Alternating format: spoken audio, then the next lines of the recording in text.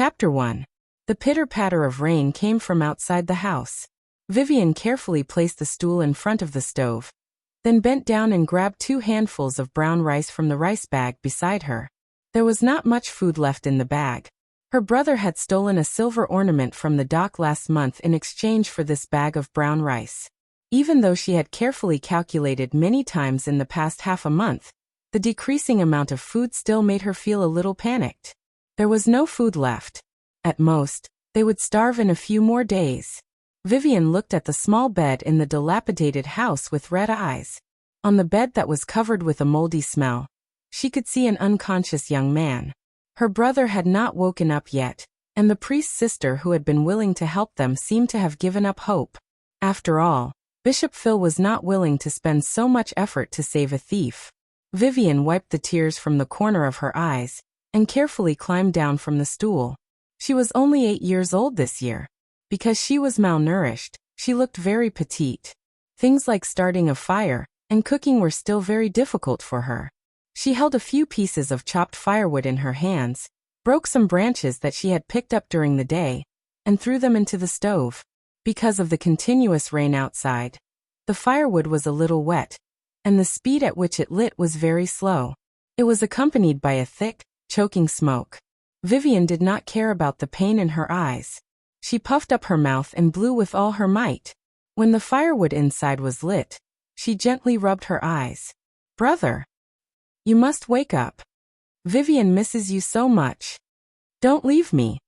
Translucent tears rolled down Vivian's cheeks as she sat beside the stove and sobbed softly. After a while, she wiped her face with her little hands, and 2 white streaks appeared on her blackened face. There was some salt in the house, but they had finished it last week. She wanted to learn from her brother and steal some, but she was almost caught by the fat shop owner. The owner picked up a broom and hit her on the back. Even now her back was still bruised, and the slightest touch would make her feel a burning pain. Woof woof. An old black and yellow dog walked over. Even though it was old and clumsy, one could still tell that it used to be an excellent hunting dog. Vivian stretched out her small hand, and the old dog silently walked to her side. It raised its head to look at the stove and let out a low whimper. "Heath." Vivian hugged the old dog in her arms as if she saw the desire in its eyes. She sobbed softly and reached out to gently stroke its back, murmuring, "There's not much food left. You have to leave it for Big Brother. Vivian is also very hungry. Wait for the rain to stop and look for food outside." "Sorry. Is Vivian useless? She can't steal anything, and she can't save her brother. She's always crying." The old dog with cloudy eyes seemed to understand her words. It silently retracted its gaze and stuck out its tongue to lick her palm. Then, it laid down at her feet and closed its eyes to sleep. The sound of footsteps came from outside the house. It seemed that the person stopped at the door and spoke faintly. The old black and yellow dog suddenly opened its eyes. In an instant, it was as fierce as a hungry wolf. It let out a fierce whimper and barked loudly toward the outside. "Damn it. Sooner or later, I'll kill this old dog and make soup." A man's exasperated voice came from outside. Then, the footsteps gradually faded away. Vivian's frightened face calmed down a little. She stretched out her small hand to touch the old dog's head and said softly, "Heath. If he dares to come in, bite him. Big Brother is unconscious now. Only you can protect me." The old dog gently arched in her arms. Although it looked old and clumsy, it still had a trace of fierceness. It was a Goroth hunting dog. In its prime, it could even kill leopards. According to the folklore of the Agate River area, it was the offspring of the 3-headed hellhound. Unfortunately, it was very old. The smell of porridge came from the stove. The old dog's nose twitched, and then it lay back down. Vivian's stomach growled, but she still carefully climbed onto the stool and scooped the porridge into a bowl that was missing a corner. She gently blew on it, and then fed the porridge to the young man on the bed with a wooden spoon bit by bit. She was really too small, and didn't have much strength. She couldn't help her brother up, so she could only feed him slowly. "Big Brother, hurry up and eat. You'll get better after you finish eating. Everything will get better." As the little girl spoke, her tears fell again. She reached out to wipe them away, put down the bowl, and climbed out of bed to close the door. This was the slum of Amber City. It was a place full of thieves, robbers, and human traffickers. It was difficult for a little girl like her to survive here. If she was not careful enough and had Heath by her side to protect her, she would have been kidnapped in broad daylight. All they needed to do was cover her mouth and nose with a wet towel soaked in knockout powder, and she would soon lose consciousness. Then she would be put into a sack and sold to the human traffickers. Many little girls in the slums had gone missing like this. Sometimes, even beautiful women would be kidnapped. Heath. Vivian fed him little by little until the man on the bed finished half of the bowl. Then she hurriedly drank a few mouthfuls, washed her little hands and cheeks with water, and curled up her petite body into the musty quilt. As she touched the wound on her back, the little girl could not help but sob in pain. Then, she hugged the young man's arm with both hands and said to the old dog at the door, "If anyone comes, bark. I know what they're thinking. They want to sell me to that woman, Sophia, because my brother is unconscious. That way, they can get a sum of money." Having grown up in the slum, she knew far more than other children her age. Sophia was the biggest human trafficker in the slum. She would select beautiful little girls, train them into prostitutes, and send them to the big brothels in Amber City. It was impossible for an 8-year-old girl to survive in the slums. Vivian's eyes showed a trace of determination. She leaned over and gently kissed the forehead of the comatose young man on the bed. She said in a low voice, "Even if I'm going to be sold, I'll do it myself. Then, I'll use the money to hire a real priest. Maybe he can save Big Brother." She knew what kind of fate she would face. Sophia would raise her for a few years and then teach her how to serve men. If she was beautiful enough, she would be sent to some of the city's nobles. Otherwise, she would only be sent to those despicable brothels. But for Big Brother, she was willing to do anything because he was her only family member. Sounds of fighting came from outside the house. Vivian could not help but shrink under the blanket. The old dog at the door also had a fierce look in its eyes. It was the slum's Colin and Sa'i fighting for territory. Ever since Big Brother was injured by a scary wizard, many thieves in the slum died. The original leaders were all killed on the streets, and the remaining people fought for territory many times. None of the guards came to this place because it was a forgotten corner of Amber City. They were fighting for territory, and they were also fighting for the children in the slum. No matter which gang it was, they needed to train their children to steal. Back then, Big Brother became a thief in order to support her. Vivian's memories of her parents were very vague. She only knew that her mother had a husband who was said to be an excellent thief. Unfortunately, he accepted a mission and died in a wizard's tower. It was from then on. Wizards became the scariest existence in her young heart. That man was Big Brother's biological father. Although she was not born at that time, she heard Big Brother mention it. Later on, her mother took Big Brother through a period of wandering. Because of the circumstances, she even worked as a waitress in a tavern, which was actually a part-time prostitute. Vivian knew that. She knew more than her peers. This kind of life lasted until her mother met a mysterious adventurer. Soon she became pregnant again. That adventurer did not marry her. Instead, he raised her as a prostitute. That man was Vivian's biological father.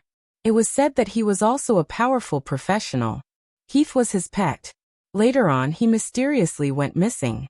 Only the old dog stayed by their side. Her mother lost 2 men in a row and began to lose her mind. She even suffered from soullessness. In the end, she died. At that time, she was only 3 years old. Big Brother was 12 years old. The 2 young children lost their parents and soon wandered the streets. At that time, the elder brother often fought with others for some meager food. Later on, Big Brother joined a gang and became a qualified thief. At that time, their lives gradually became stable, and they also had a place to stay in the chaotic slum. Shrill screams could be heard. Vivian was so scared that her whole body trembled, and she hid in the young man's arms. The old dog at the door also suddenly stood up and looked at the alley in the distance with a fierce gaze. Someone died there. It was normal for people to die in the slum. Even the priests of the Dawnlight Temple did not care about the lives of people in the slum. The people nearby slammed the door. Someone even picked up the bolt and locked the door tightly. Vivian also got up and struggled to pick up one of the bolts. Based on her many years of living in the slum, if someone died, the problem would quickly become worse. The fighting would definitely become worse, and it might affect the people nearby. Fear. The fear in her heart made the little girl hug the old dog tightly and bring it to the foot of the bed. Heath.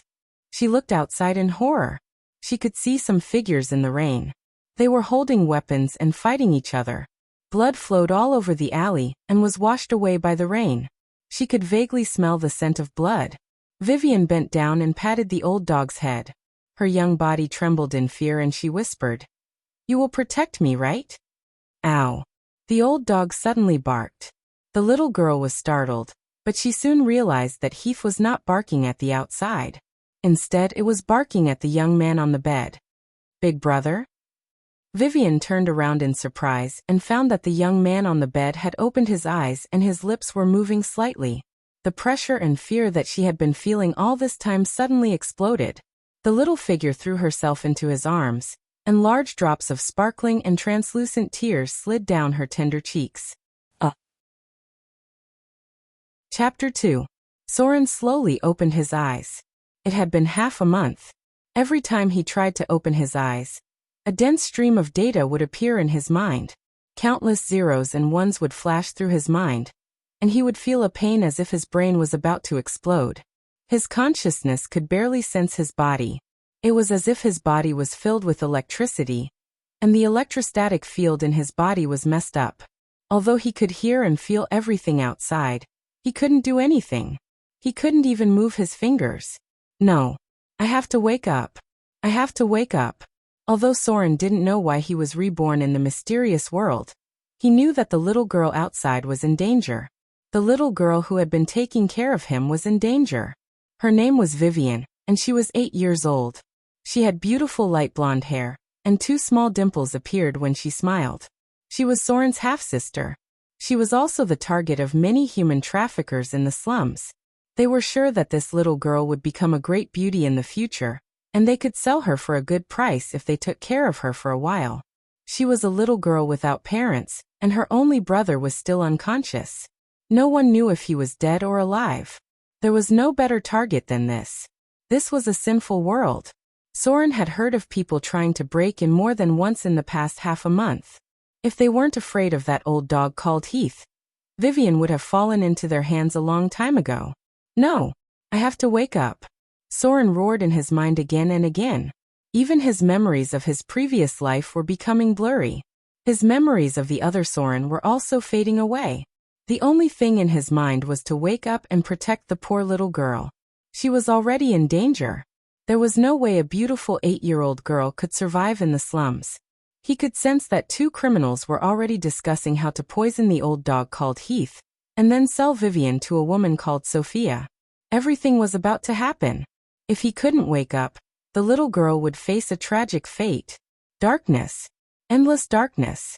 Soren's mind was still filled with countless zeros and ones. Tiny electric currents were jumping around in his body. He could vaguely remember some of the things that happened in his previous life, and then some other vague memories were mixed in. That was a very painful thing. In this soul-tearing pain, he gradually remembered the accident in the health pod. At that time, his consciousness had already entered the virtual space, and then he remembered another scene. It was a wizard covered in a black cloak. He pointed at himself, and countless lightning flashed, as if his soul was also shattered by lightning. Amidst the haze, a young man with black eyes, flaxen hair, and a youthful appearance appeared. He stretched out his hand and solemnly said, "Protect her. Don't let her get hurt." Soren's consciousness blurred again, as if he was in a dream. Many things happened in the dream, but they were all memories of another person. He had completely disappeared. Only his name was left behind, because Soren felt that he shouldn't leave his name behind. After all, Soren felt that it was because he gave up on himself that he could wake up from his slumber. His name was Soren. That was why he was also called Soren. It didn't matter what he was called before. The most important thing for him now was to wake up and protect the little girl called Vivian before those villains made their move. Countless electric currents were still in his body. However, the endless zeros and ones in his mind seemed to have gradually stopped. He vaguely felt that his soul had been enriched. It was as if there was an additional spiritual force that suppressed the rampaging electric current and the zeros in his body. Then, a muffled sound exploded in his mind like a clap of thunder. All of a sudden, Soren opened his eyes, and a familiar scene appeared in front of him. Name, Soren race, half-elf attributes, strength 12, dexterity 19 plus 1, vitality 15, intelligence 18 plus 1, wisdom 15, charm 16, alignment, lawful evil profession. Level 5 commoner / level 1 bandit health points. 12 experience points. 150 unallocated, skill points, none attribute points, none status, weakened soul resurrection, profession skills, sneak 20, steal 35, picklock 45, snare 15 legendary skills, omnipotent hands seal, soul weakening, personal abilities, nimble left hand, eidetic memory. This is. Soren's consciousness gradually woke up. Looking at the scene in front of him, he suddenly remembered that before the incident in the health pod, he was in a virtual game. No wonder there were so many zeros and ones in his mind for the past half a month. It turned out that when the health pod incident happened, the data in the game was also transmitted to his consciousness. During this time, when he opened his eyes, he saw a dense stream of data. It seemed that it was only now that the data was completely integrated into his brain. He was momentarily absent-minded. Soon, Soren pulled himself together and tried to focus. He thought to himself, could it be that the data is really integrated into my brain? Doesn't that mean my brain has become similar to a biological brain? I wonder if it's possible. Assign 150 EXP to the commoner profession. A warm current appeared. Soren was surprised to find that he could actually feel the existence of his limbs. The electric current in his body was also gradually disappearing, and a surge of vitality was circulating in his body. Commoner profession level increased to 10. Basic profession level increased to max level. Obtain 25 skill points. A row of familiar words appeared. Soren's heart was filled with joy. Everything in front of him was exactly the same as the virtual game he had entered before. Before the incident, he was in the virtual world, and his consciousness was transmitted to a game called Clash of the Titans. This was a very popular game at the time, when other virtual games were still stuck at 75% realism. This game had already announced that it had achieved a breakthrough in technology and achieved 100% realism. This caused a huge reaction in the Earth Federation. When it first started, it attracted countless people. Soren was also attracted to it at that time. He even praised the game pod for its magical style. There was even a magic circle at the bottom of the pod. In the era before his reincarnation, virtual worlds were a very important field. This was because the interstellar era required a large number of talents to master complex knowledge. All of this required a strong memory and calculation ability. At the beginning, virtual worlds were used to stimulate the right brain region with electric currents to strengthen calculation and memory. This increased the development of the human right brain by 3% to 10%. It could be said that this was a kind of human brain research. When necessary, smart chips would be implanted. This progress was relatively slow and required a large amount of resources. In the end, the cheaper virtual gaming industry was created, and it became a very important core industry. Games are conscious simulated activities that all young children, animals and people need to live and jump. Plato. Before systematic learning, games were a very important means of simulation. The boring emotions produced by normal learning would mostly stimulate the left brain. This kind of knowledge would be easily forgotten. Therefore, most of the exam-oriented knowledge would be forgotten. The right brain, on the other hand, required a more active emotional energy. It also required a large amount of high-speed memory, and a photographic memory that was 1,000,000 times better than the left brain. The potential difference between the two was more than 100,000 times. Therefore, in the interstellar era, brain development was a very important field. Many jobs required one to have a brain development of 12% and above. As long as one could reach this requirement, they would be able to grasp the relevant professional knowledge in a very short time. The use of large amounts of machinery increased the demand for high-end talents. The replacement of low-level labor by machines also caused most people to become idle. Therefore, virtual games, a cheap and important field that could alleviate social conflicts, became unprecedentedly prosperous. Research showed, in all kinds of extremely harsh and complex environments simulated by virtual worlds, the effect of the right brain could be increased by more than 300%. This had an unimaginable effect on developing the potential of the right brain region. Although in this situation, there would be a hidden psychological hint that everything is not real, the stimulation of the right brain region was still several times higher than in a normal learning environment. Therefore, the more realistic the virtual game, the more obvious the stimulation of the brain region. The increased development would also be higher. Although this higher premise was to increase from 1% to about 3%, the progress was not very obvious. However, it was already considered a major breakthrough. After all, the stimulation in the real world was only 1.5% at most. Therefore, before they had the qualifications to work, many people had to go through a process that took a lot of time to enter the virtual world. This process was relatively long. Because of the mysterious field of the brain, everything was full of unknowns. Before the accident, Soren was controlling his legendary thief character to sneak into the Shadow Palace to steal the epic item that could allow him to obtain the demigod's divinity. Because at that time, he had already realized the limitations of the thief class.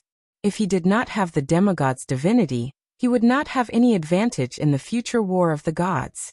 At that time, he had already advanced to level 20, and the special skill he chose for his legendary class was Omnipotent Hands. Omnipotent Hands legendary skill. Legendary thieves have incomparably nimble hands. When performing any class-related test, an additional +5 test bonus will be obtained. At the same time, when using any weapon in battle, the thief will automatically master the weapon's specialty.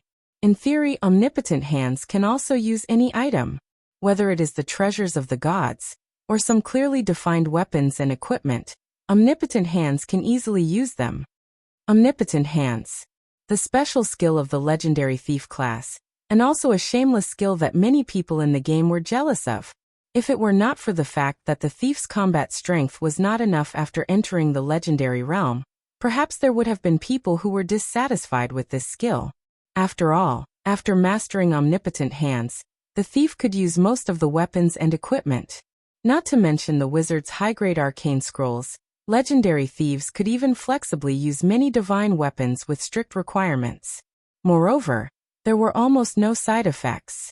The War of the Gods. This virtual reality game had extremely strict requirements for class advancement. Commoners could not obtain any attribute points by leveling up their classes, and even their basic health points could not be increased. The only thing that could be obtained was 25 skill points. Only when leveling up their class advancement would they be able to obtain 1 attribute point every 2 levels. Gradually he regained his senses. When Soren opened his eyes again, it was already the morning of the next day. Vivian's petite body was lying on the bed asleep. Since he opened his eyes yesterday, the little girl was so excited that she did not sleep at all. She laid beside him and took care of him until the wee hours of the morning before falling asleep in a daze. Ugh! A tingling pain came from his body. When Soren tried to lift a finger, he immediately felt as if his whole body was being electrocuted. The electric current in his body was still there, and there were still some streams of data floating in his brain. This made Soren even more suspicious that his brain had been accidentally modified into a biological brain. Because the scientific research in the field of science had already proven that the human brain could be used as the core component of a superintelligent brain. There were once top scientists who were willing to contribute their brains to the scientific research after their death. The smart chip was also developed on this basis. Streaks of electric current jumped around in his body. However, as the pain disappeared, he gradually regained control of his body and sat up shakily. Brother. Vivian opened her eyes in a daze, and then happily hugged his arm and sobbed. Hoo. You're finally okay. Vivian was so worried. So many bad guys. They wanted to kidnap Vivian and sell her. Thank goodness Heath was there. Otherwise, Vivian would have been taken away by them. Heath? Vivian opened her eyes and turned to look at the door. Suddenly, her whole body froze. She let go of Soren's arm and rushed to the door. She hugged the old dog's body and said in horror, "Heath, what happened to you? Don't scare me. Don't scare Vivian. Wake up. Can you bark? I'm begging you, can you please bark?" Drops of tears fell. Vivian sat in the corner and hugged the black and yellow dog's body. She silently cried. The old dog's body was already cold. It lay quietly in front of the door. It was sleeping peacefully. Its name was Heath and it was a Goroth hound. When it was in its prime, it could fight with cheetahs, but it was very old now. Ever since Soren fell into a coma, it had been following this little girl named Vivian closely. It was protecting her. It had not had a good rest for half a month, because it was the only one who could protect Vivian from harm. It was very tired and very hungry. Because there was not much food left, Vivian had been starving. It could only find time to catch some mice that it used to disdain. Unfortunately, it was too old. Most of the time, it was still hungry. It was only because of its instinct to protect its master that it could hold on for so long. Now Soren had finally woken up. Its mission was completed.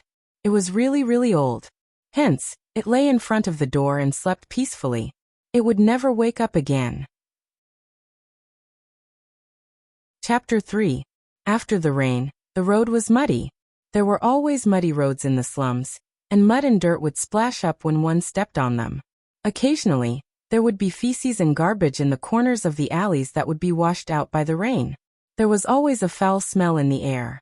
Many people with numb expressions could be seen busying themselves in the densely packed shacks.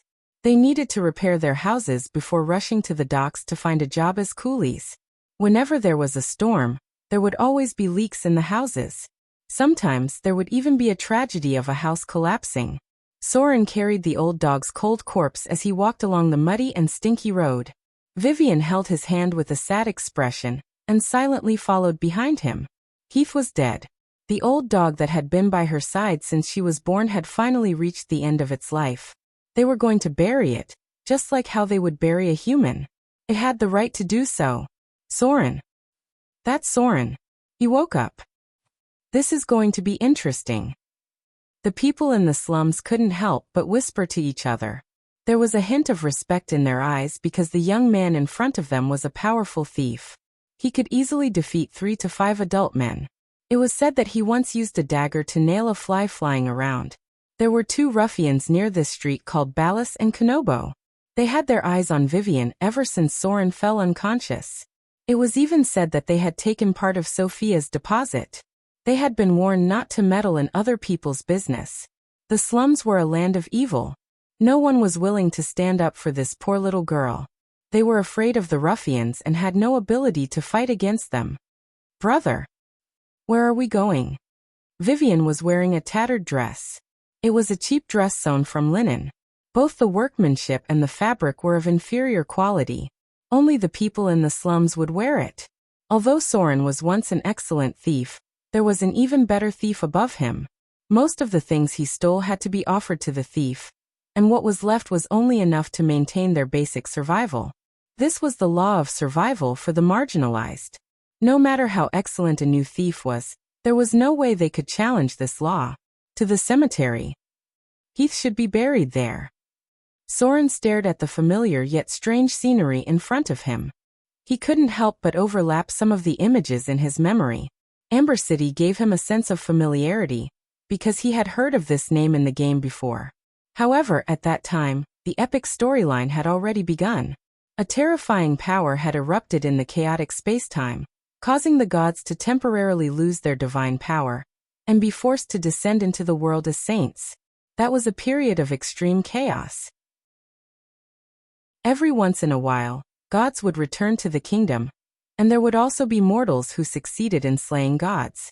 Players were only a part of it, and it could even be said that they were an inconspicuous part of it. This was because in Clash of the Titans, players only had 3 lives. Every time he died and revived, his physique would permanently decrease by 3 points. In the end, he would have no choice but to send his soul back to the underworld to be reincarnated.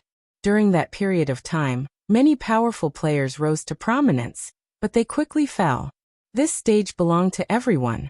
It wasn't until the end of the time of turmoil that the gods were able to return to the pantheon, that this epic calamity finally ended. 1/3 of the gods in the pantheon had fallen. Even powerful gods like the goddess of magic, the master of order, the mistress of night, the lord of shadows, and the dreadlord had fallen in this chaotic calamity. Then, an even more magnificent plot began. The thrones of the gods fell from the heavens, and the kingdoms of countless gods collapsed and fell into the mortal world, turning into special realms. These realms were the gods' kingdoms. The players had gone through a long period of hardship, and only a small number of people who had survived were qualified to explore these realms. As for the other masters who had fallen, they had to start all over again. At the very least, they had to raise their profession level to advanced before they were qualified to explore even the weakest god of kobolds, Groka's kingdom's treasury. Many chaotic memories surfaced.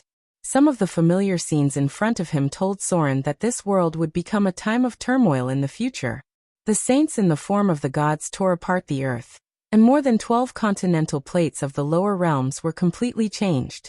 3 of the lower realms were completely reduced to seas of fire, ice, and death. The projections of hell's devils were everywhere, and they bewitched people's hearts and set off waves of slaughter. Even the players were not lacking in existences that were bewitched by them. The abyssal demons tore apart the sky and descended in an endless sea of blood. On the first day of the abyssal demons' awakening, 12 cities with more than 100,000 people were slaughtered. That was what the players called the twilight period. It was the twilight of the gods, their twilight, and everyone's twilight. In this chaos that affected the entire universe, everyone had died at least once. Even Soren had completely fallen, and his soul had to be reincarnated in the underworld. No one would be able to escape this calamity. Even the natural-born hero-class players could be obliterated as easily as an ant being crushed to death. This was the age of the saints. It was also the age of the gods. It was also the last celebration of the gods in the heavens. When the calamity ended, the age of the mortals was about to begin. The endless kingdoms of the gods were waiting for them to explore, and the treasures of the gods had everything they wanted, whether it was great power, endless wealth, or the eternal life that everyone longed for. The graveyard was not in the slums. There were only mass graves in the slums. Every once in a while corpses would be thrown there. Then, destitute scavengers would strip the corpses clean, and wait for wild dogs to appear in the middle of the night. There were also corpses that would disappear into thin air, taken away by evil spellcasters. As for what would become of them in the end, no one wanted to know. Heath could not be buried in the mass graves.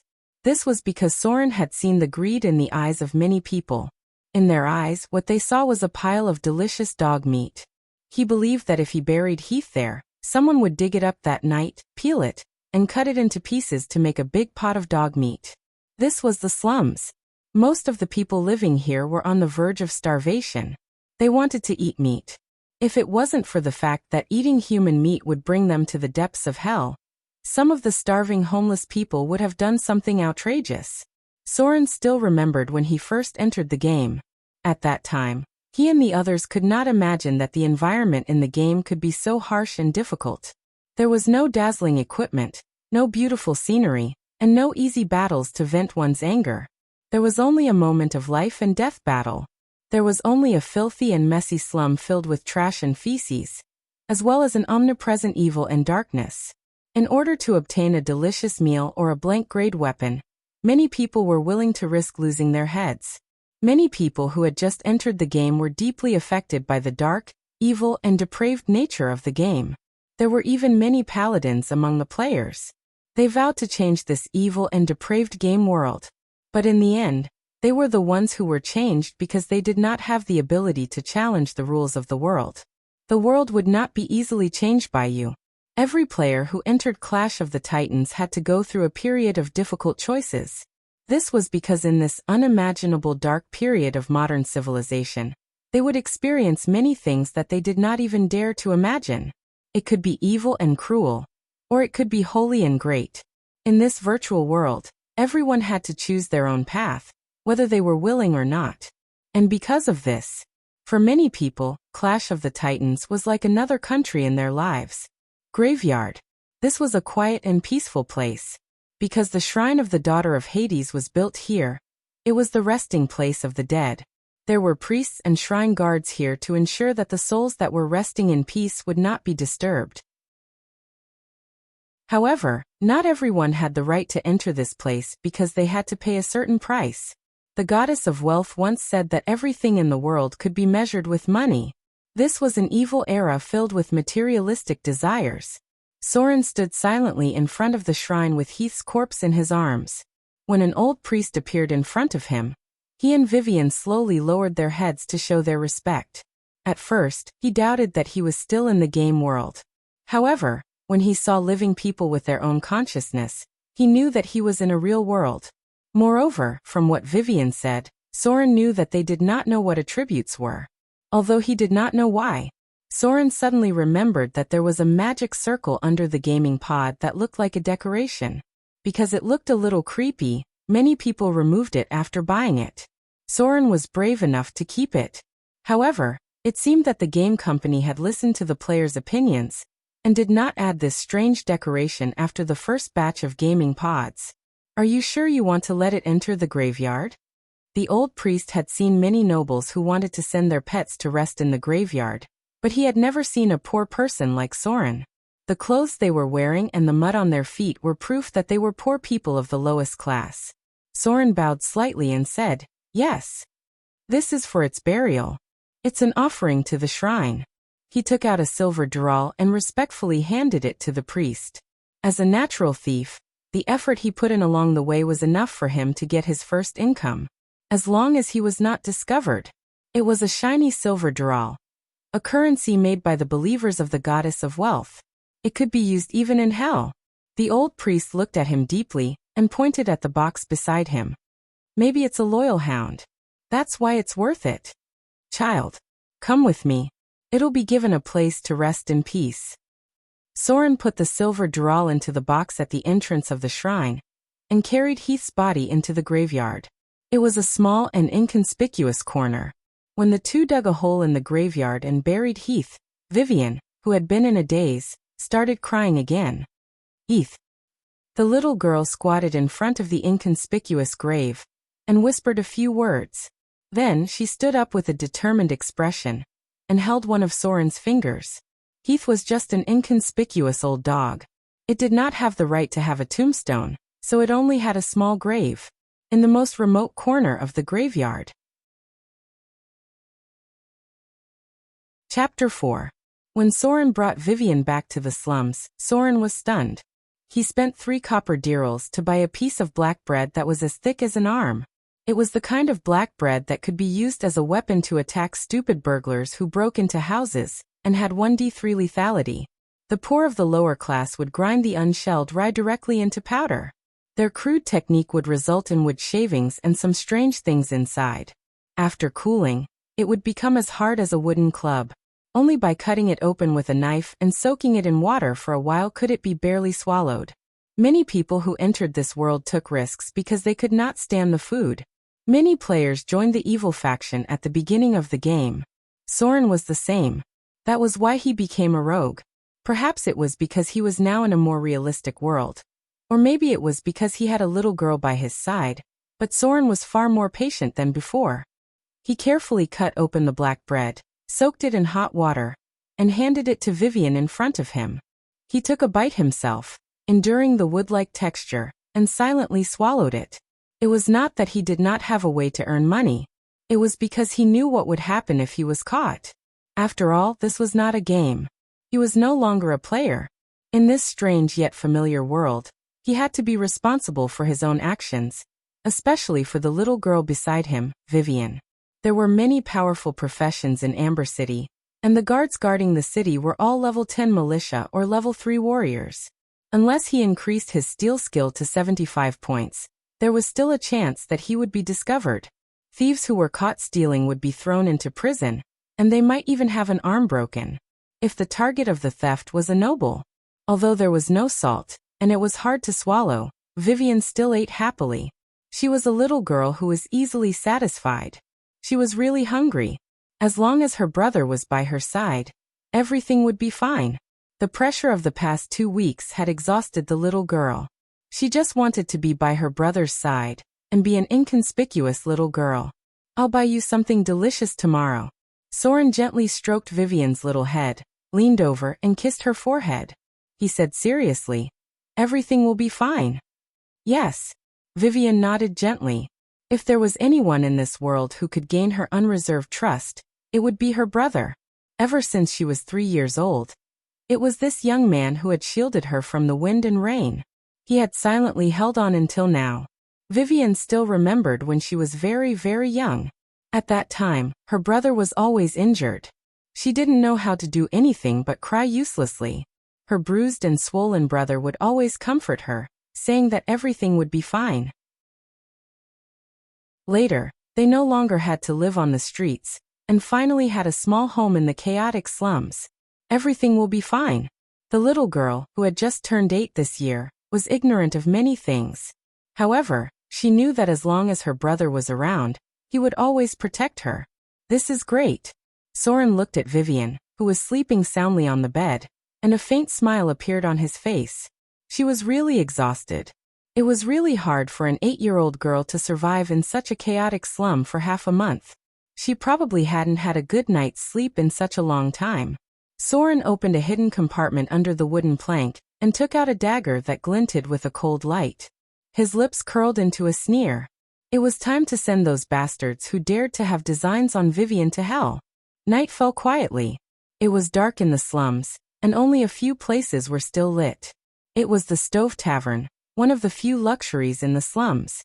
Here, one could buy a large cup of low-quality ale with 1 copper dural. Although it tasted fainter, it was still a rare indulgence for many of the lower class. There was a row of low sheds next to the tavern. For another 5 copper dirals, one could find a cheap brothel and have some fun. There was no need to expect her to be very good-looking. At most, she was a female creature with breasts and buttocks. Outside the Stove Tavern was a dark alley. Not many people dared to walk around at night, because this was an area where people on the fringe of society frequented. The entire slum was filled with dark alleys like this. Apart from a small number of people, most people rarely went out at night. The Furnace Tavern was in an uproar. There were laborers working at the docks, gang members with gloomy expressions, and people from all walks of life. They were mostly talking about the recent conflict between the 2 gangs. There were also some who gloated that someone dared to have designs on Vivian. Now that Soren had woken up, someone was going to be in trouble. After he finished speaking, the scar-faced man looked at the corner of the tavern. There were 2 men sitting there.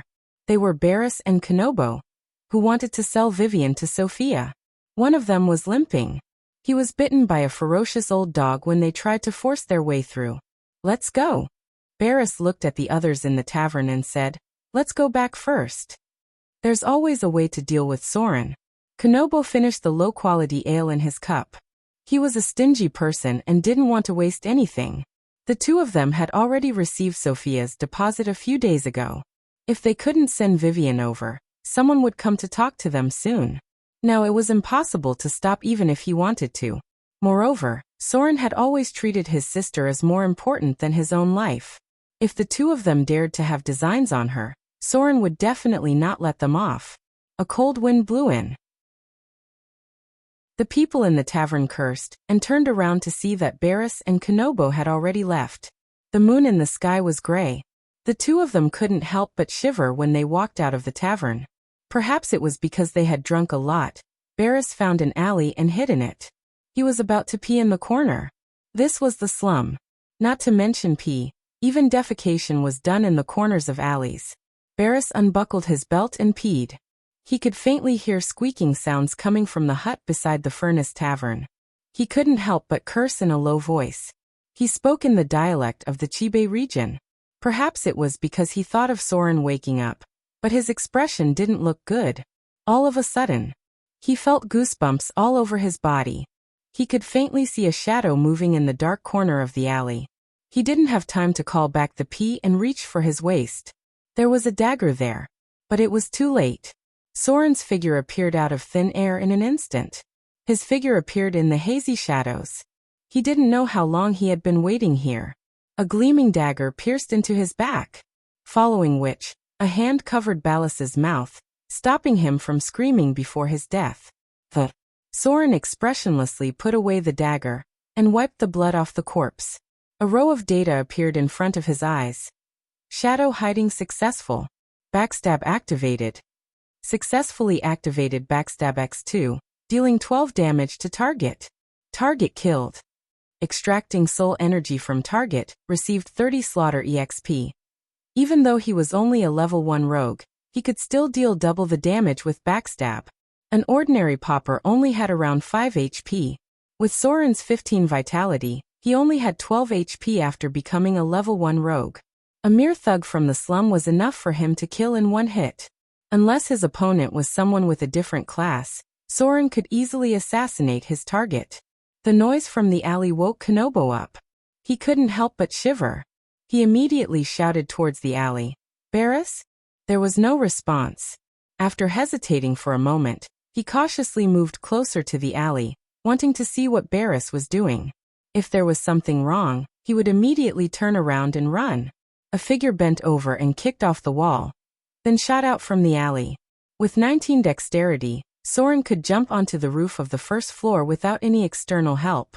His silhouette pounced out like a cheetah, instantly grabbing Kanobo by the neck, forcing him to swallow his cries. The force of the impact caused him to fall to the ground, and then a cold glint flashed past. The dagger slit open Kanobo's throat, and then pierced through his heart from the front. Soren held his target tightly until the corpse stopped twitching. Only then did he stand up. He was covered in blood. He frowned as he looked at his body, then took out the money pouch from the corpse and put away the dagger. The two thugs didn't have much money on them, only 5 silver dirhams and 20 copper dirhams in total.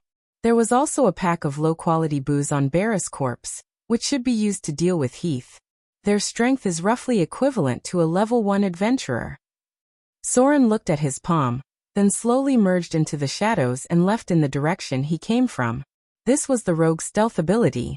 Using the power of the shadows to hide, Soren had allocated all his skill points to sneak before coming here. The 45 points of sneak allowed him to become hazy and silent in the shadows, enough to fool most ordinary people. If he could raise his stealth to 100 points, he could even hide in the shadows without leaving any traces behind. When stealth reached 150, he could achieve an effect similar to invisibility. Even if he was standing right in front of you, you wouldn't be able to detect him. When stealth reached 200, even if there were no shadows, rogues could completely disappear. The Furnace Tavern was still bustling with noise. It wasn't until a drunk man walked out that people noticed the 2 cold corpses on the side of the alley. No one cared, and no one pursued the matter. This was a chaotic slum area, and people had died many times over. Tomorrow, someone would come to clean up their corpses. P.S. If you like it, add it to your collection. The main character's faction is lawful evil. Chapter 5. Soren quietly returned home. Vivian was still sleeping peacefully on the bed with a faint smile on her face. However, she seemed to have dreamt of something bad as a look of horror appeared on her face. "Big brother," she murmured in her sleep. "Don't go. Don't leave me. Don't catch me. You're all bad people. Don't. Eth. Bite them. Bite them. Ooh. Eth, what's wrong? Don't scare me." Vivian's small hands waved wildly. Her eyes were still closed, but her thin arms seemed to be hugging something. Soren, who was about to change out of his bloodstained clothes, quickly walked over and gently patted the little girl's back. But he seemed to have touched something, and a look of pain appeared on Vivian's small face. Soren quickly lifted her clothes and immediately saw a purplish bruise on the little girl's back that was gradually turning black. It was a scar left behind by someone who had beaten her with a stick. The clotted blood was slowly turning black, because it couldn't be dissolved. In an instant, Soren's face became extremely gloomy, and a strong murderous intent burst out from his eyes. He gently caressed Vivian's cheeks and carefully put down the clothes. He murmured, "Silly girl. Why didn't you tell me you were injured?" It was such a serious injury. She was able to resist telling him all this time because she didn't want him to worry. The clotted blood on her back had already turned black, and it seemed like she had been injured for quite some time. The little girl was able to endure her injuries and take care of him for such a long time. Soren couldn't help but tear up when he thought of this. It was a warm feeling that he had never felt before. The benefits of the galactic era were so good that he didn't need parents or children to support him. Things like family were very familiar yet strange to him. But from this little girl in front of him, he could feel a warm current in his heart. He was a person who went with the flow. Everything that had happened in the past half a month had already made him deeply attached to the little girl in front of him. He didn't miss the lonely life he had in the past. It's okay. It will be better tomorrow. Soren gently stroked Vivian's little head, comforting her as she was having a nightmare. He whispered, "I'll get you a healing potion tomorrow. This kind of injury won't be a problem. There won't be any scars left." Vivian gradually calmed down. Soren stood up and took off his clothes, revealing his lean and muscular body. He threw the blood-stained clothes onto the stove and looked at the scars on his body in silence. Come to think of it, Soren must have had a hard time in the past. It was almost impossible for a young boy to raise a 3-year-old sister through normal means. He had fought before, and he had killed before. A young man who was only 18 years old had dozens of scars on his body. It was unknown how many times he had escaped death. These scars were all from street fights, and there were also whip scars from being caught stealing. Although he was just an ordinary young man, everything he had experienced was probably more vicissitudes than many professional adventurers. A weak firelight appeared. Soren changed into a clean set of clothes. Vivian was a very diligent girl. Although she was only 8 years old, she would always do something within her ability. The house was always clean and tidy, and the clothes were always neatly folded. Soren reached out and touched his cheek. He could feel the handsome outline of his face, and his ears were sharper than the average person's. Since Soren's father was a half-elf with 1/4 blood, he should also have 1/8 elven blood in him.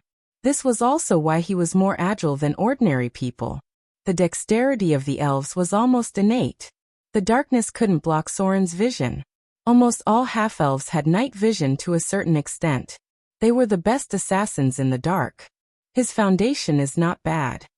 Soren stretched his wrist, and the dagger danced at his fingertips, drawing a cold light. Although he doesn't have a professional hero template, and there's no way to redistribute his attributes, his overall quality is better than most. His only weakness is his strength. An ordinary person's strength is around 10 points, and 12 points of strength is about the same as the workers at the docks. He probably didn't deliberately train, and has always been facing everything with his skills. His dexterity is very high. But if he hasn't received proper combat training, dexterity is not as useful as strength. At least his strength can defeat his opponents directly. Soren switched the dagger to his other hand, and the dagger danced so fast that it almost turned into a blur. His left hand was very agile, and even stronger than his right hand. This was an innate talent. If he could train a little, he could master the ability to use 2 weapons. It was a very good combat ability. I need experience to improve my strength. Soren's figure gradually became hazy in the darkness. He whispered, "It seems like there are no quests, so there are fewer ways to gain experience. But I'm sure we can still gain experience from killing. I don't know. Can the thief profession's lockpicking and disarming skills give experience?" Killing experience.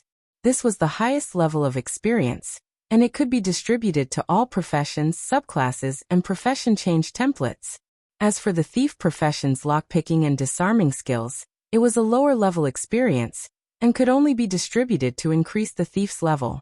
The same applied to the wizard profession's experience points for copying arcane scrolls. It wasn't easy to gain EXP in Clash of the Titans. Killing monsters alone wouldn't yield much EXP. Sometimes, a legendary adventurer's target might be an adult dragon or a lich, but the EXP gained would only amount to a few tens of thousands.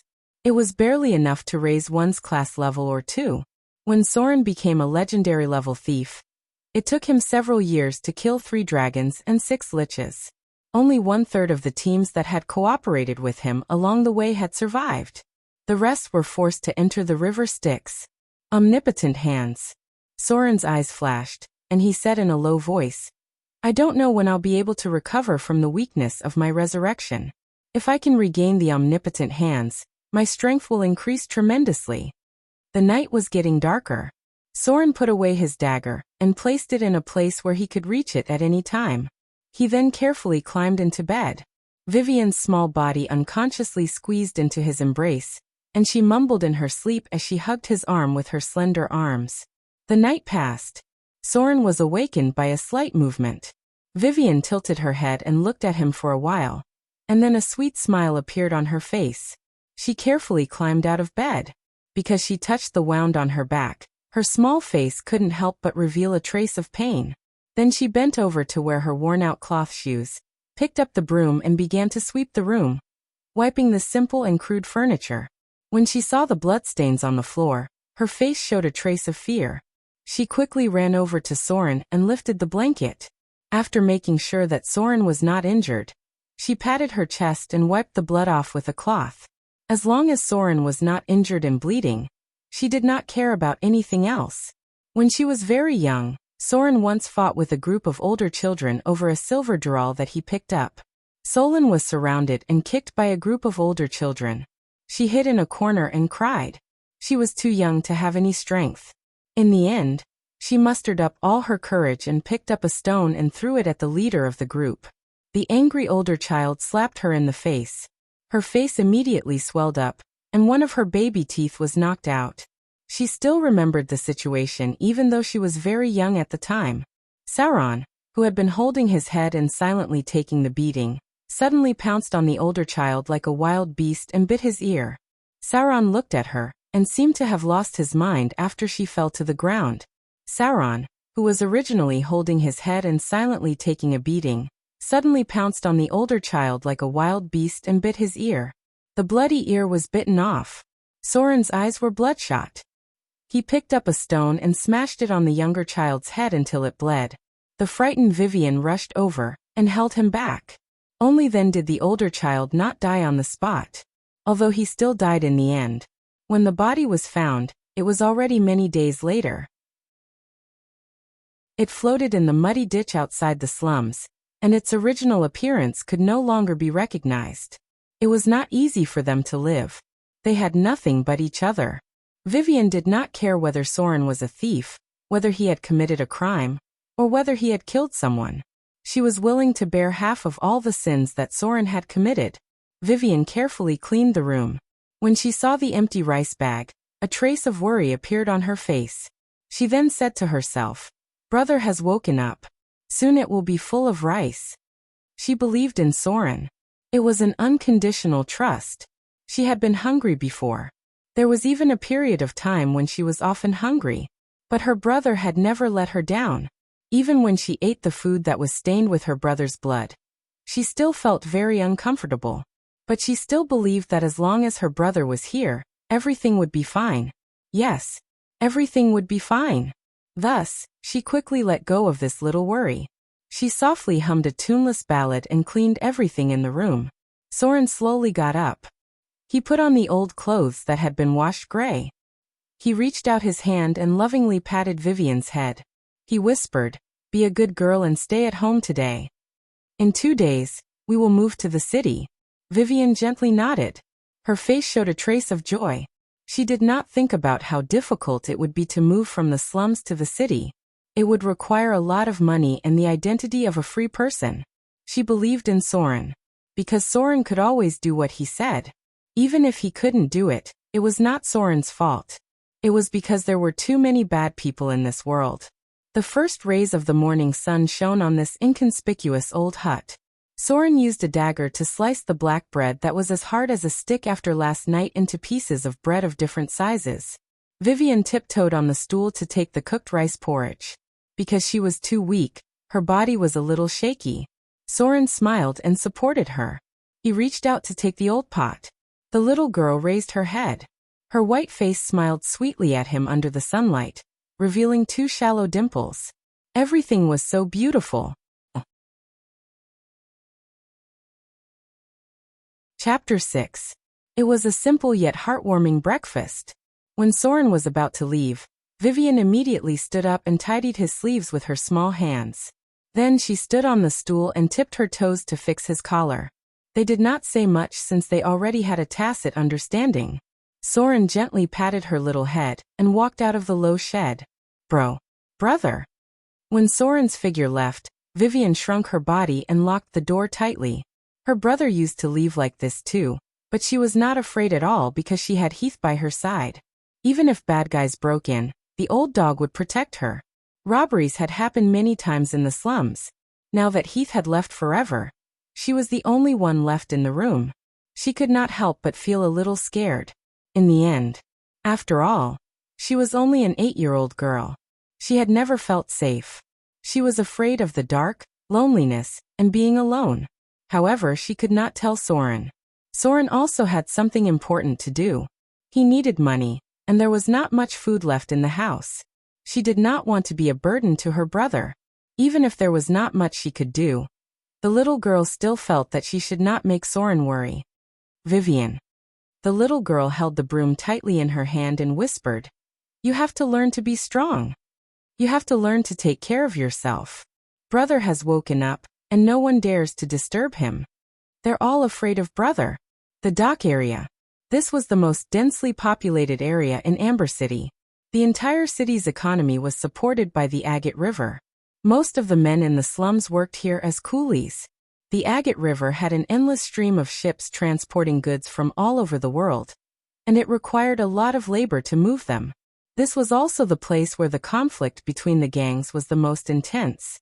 There were more than 10 gangs of various sizes that made a living here. Whether it was stealing, withholding goods, or extorting protection fees, many gangs could always find a way to make money here. "Is that Soren?" A tall and skinny man glanced at Soren, who was walking over from afar, and immediately whispered something to the person beside him. Then he walked over and said, "Soren, the boss wants to see you." Soren raised his head and looked at the man in front of him. He immediately remembered who he was, a guy named Garrus. He was a warrior with decent skills. He had been an adventurer for a while, but he had never expected to encounter a group of goblins and gnolls not long after leaving Amber City. Gnolls were dangerous creatures. They moved in groups and often ambushed adventurers in the middle of the night. Most of the adventurers were killed. He was lucky enough to escape, but one of his arms was severely injured. Later on, he joined a local gang and gave up on the idea of becoming a powerful adventurer and winning amazing wealth and reputation. According to the class template, he should be a level 10 commoner or level 3 warrior. Slightly weaker than the guards of Agate City. "Boss." Soren looked at him and shook his head. "The boss is dead. He was killed by that wizard." It was a quest that should not have been accepted. Not only did it kill Soren, but it also killed most of the core members of the gang.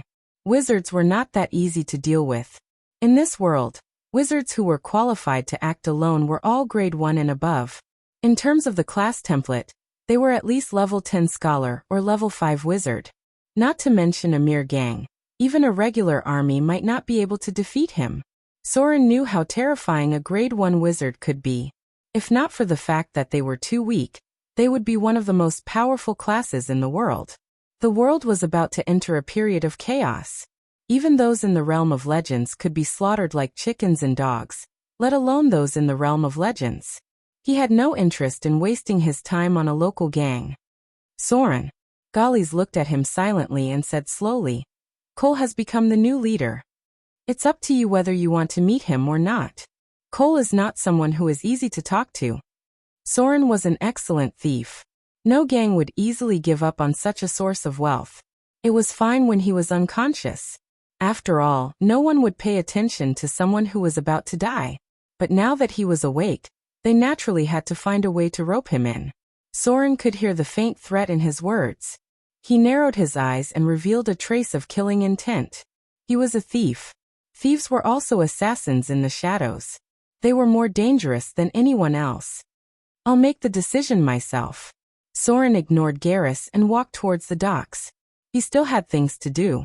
In the past, Soren was a bit cowardly in the gang because he cared about Vivian. Every time he stole something, a large part of it would be taken away. The remaining was barely enough for the two of them to survive.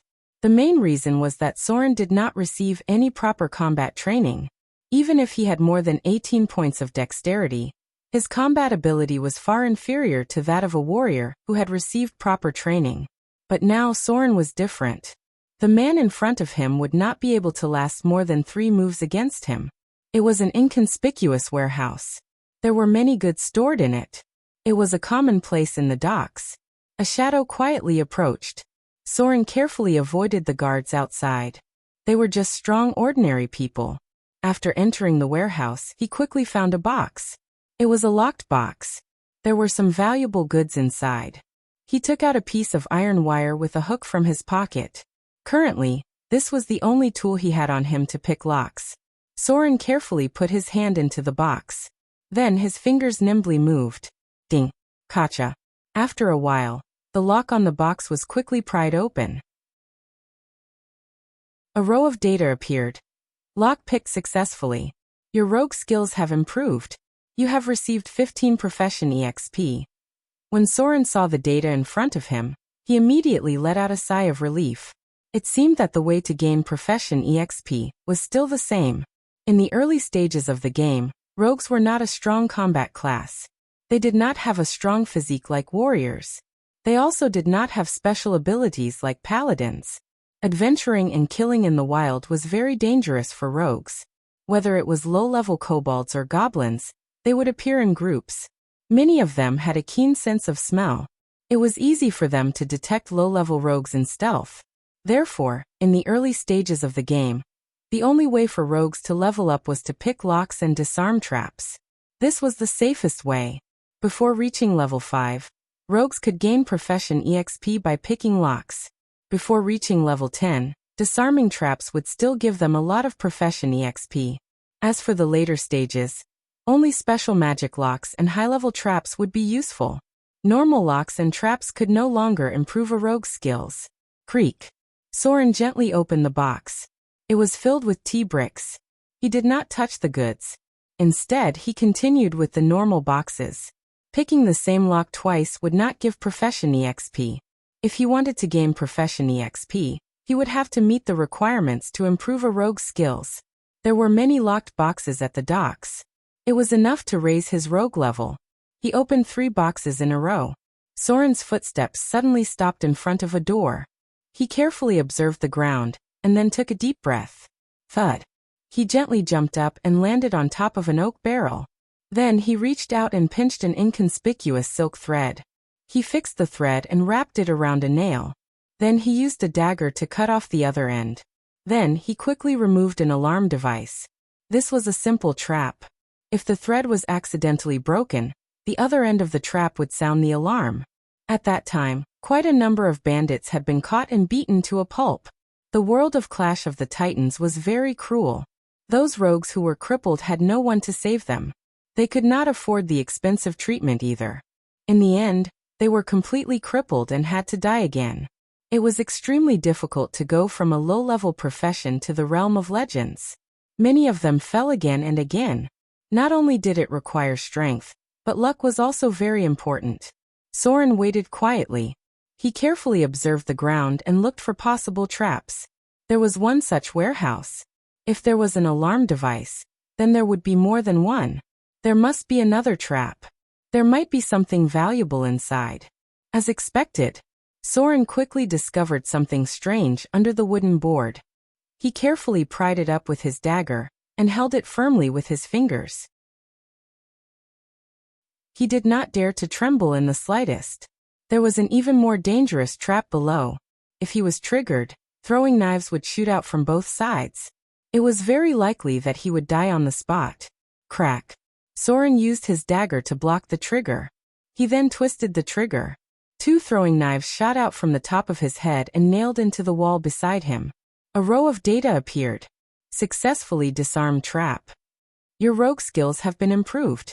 You have received 50 profession EXP. Successfully disarmed trap. Your rogue skills have been improved. You have received 120 profession EXP. Phew. Soren let out a sigh of relief. He relaxed a little and muttered, "Sure enough, disarming traps gives more EXP. But this thing is also very dangerous.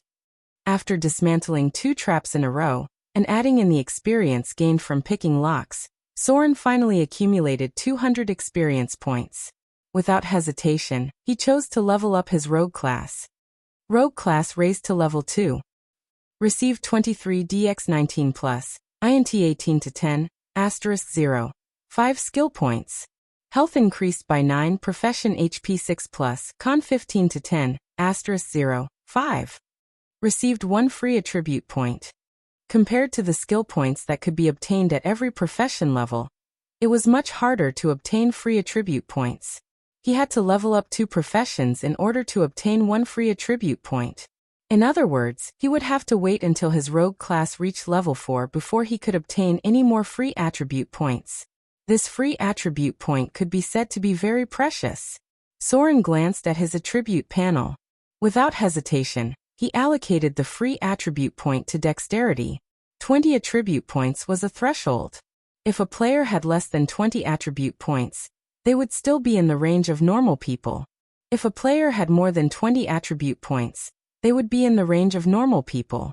The sound of footsteps came from outside the warehouse. Soren agilely jumped up. His arm grabbed onto the roof beam, and then he quietly snuck out. It was only a 1 dexterity point increase. It was enough for him to do many difficult moves that he couldn't do before. Whether it was his body's reflexes or his agility, they were all beyond the range of normal people. A man quickly came in. He glanced at the warehouse. His expression changed slightly. He shouted loudly. Soon, a group of armed guards rushed in from outside. It seemed like he couldn't come back to this warehouse in the future. Since they found out that a thief had entered, they would definitely strengthen the security.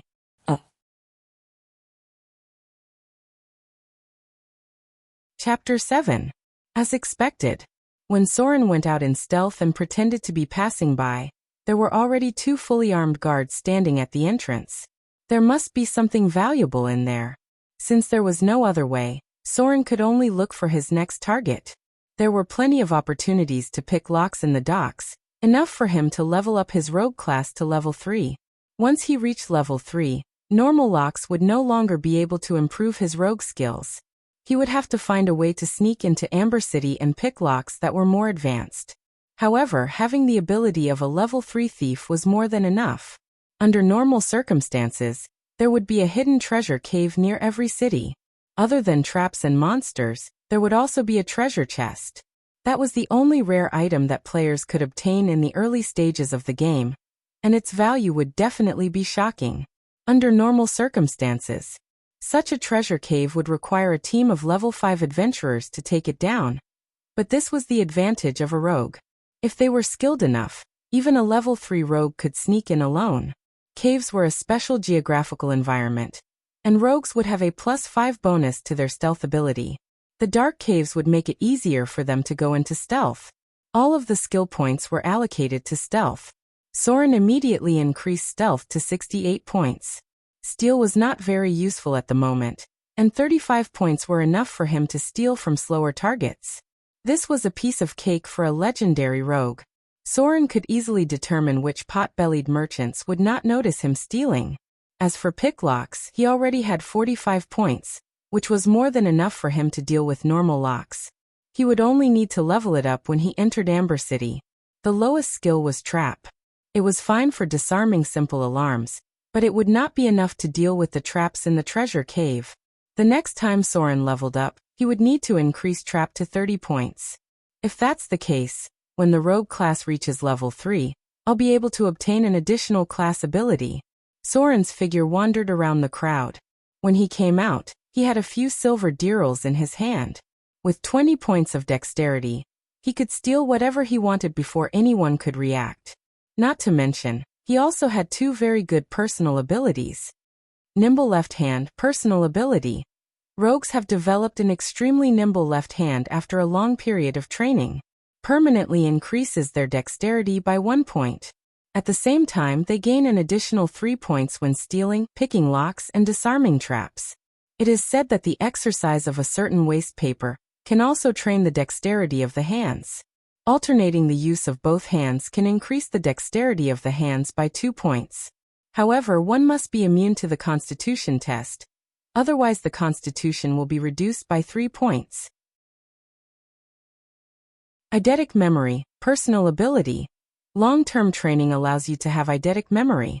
You can easily remember the targets you've seen. Permanently increases intelligence by 1 point and gains an additional 3 points during memory judgment.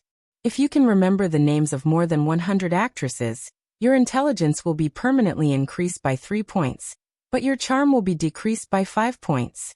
There is a chance to learn the obscene aura. Please ignore the contents in brackets. Stupa. The former was a very rare personal specialty.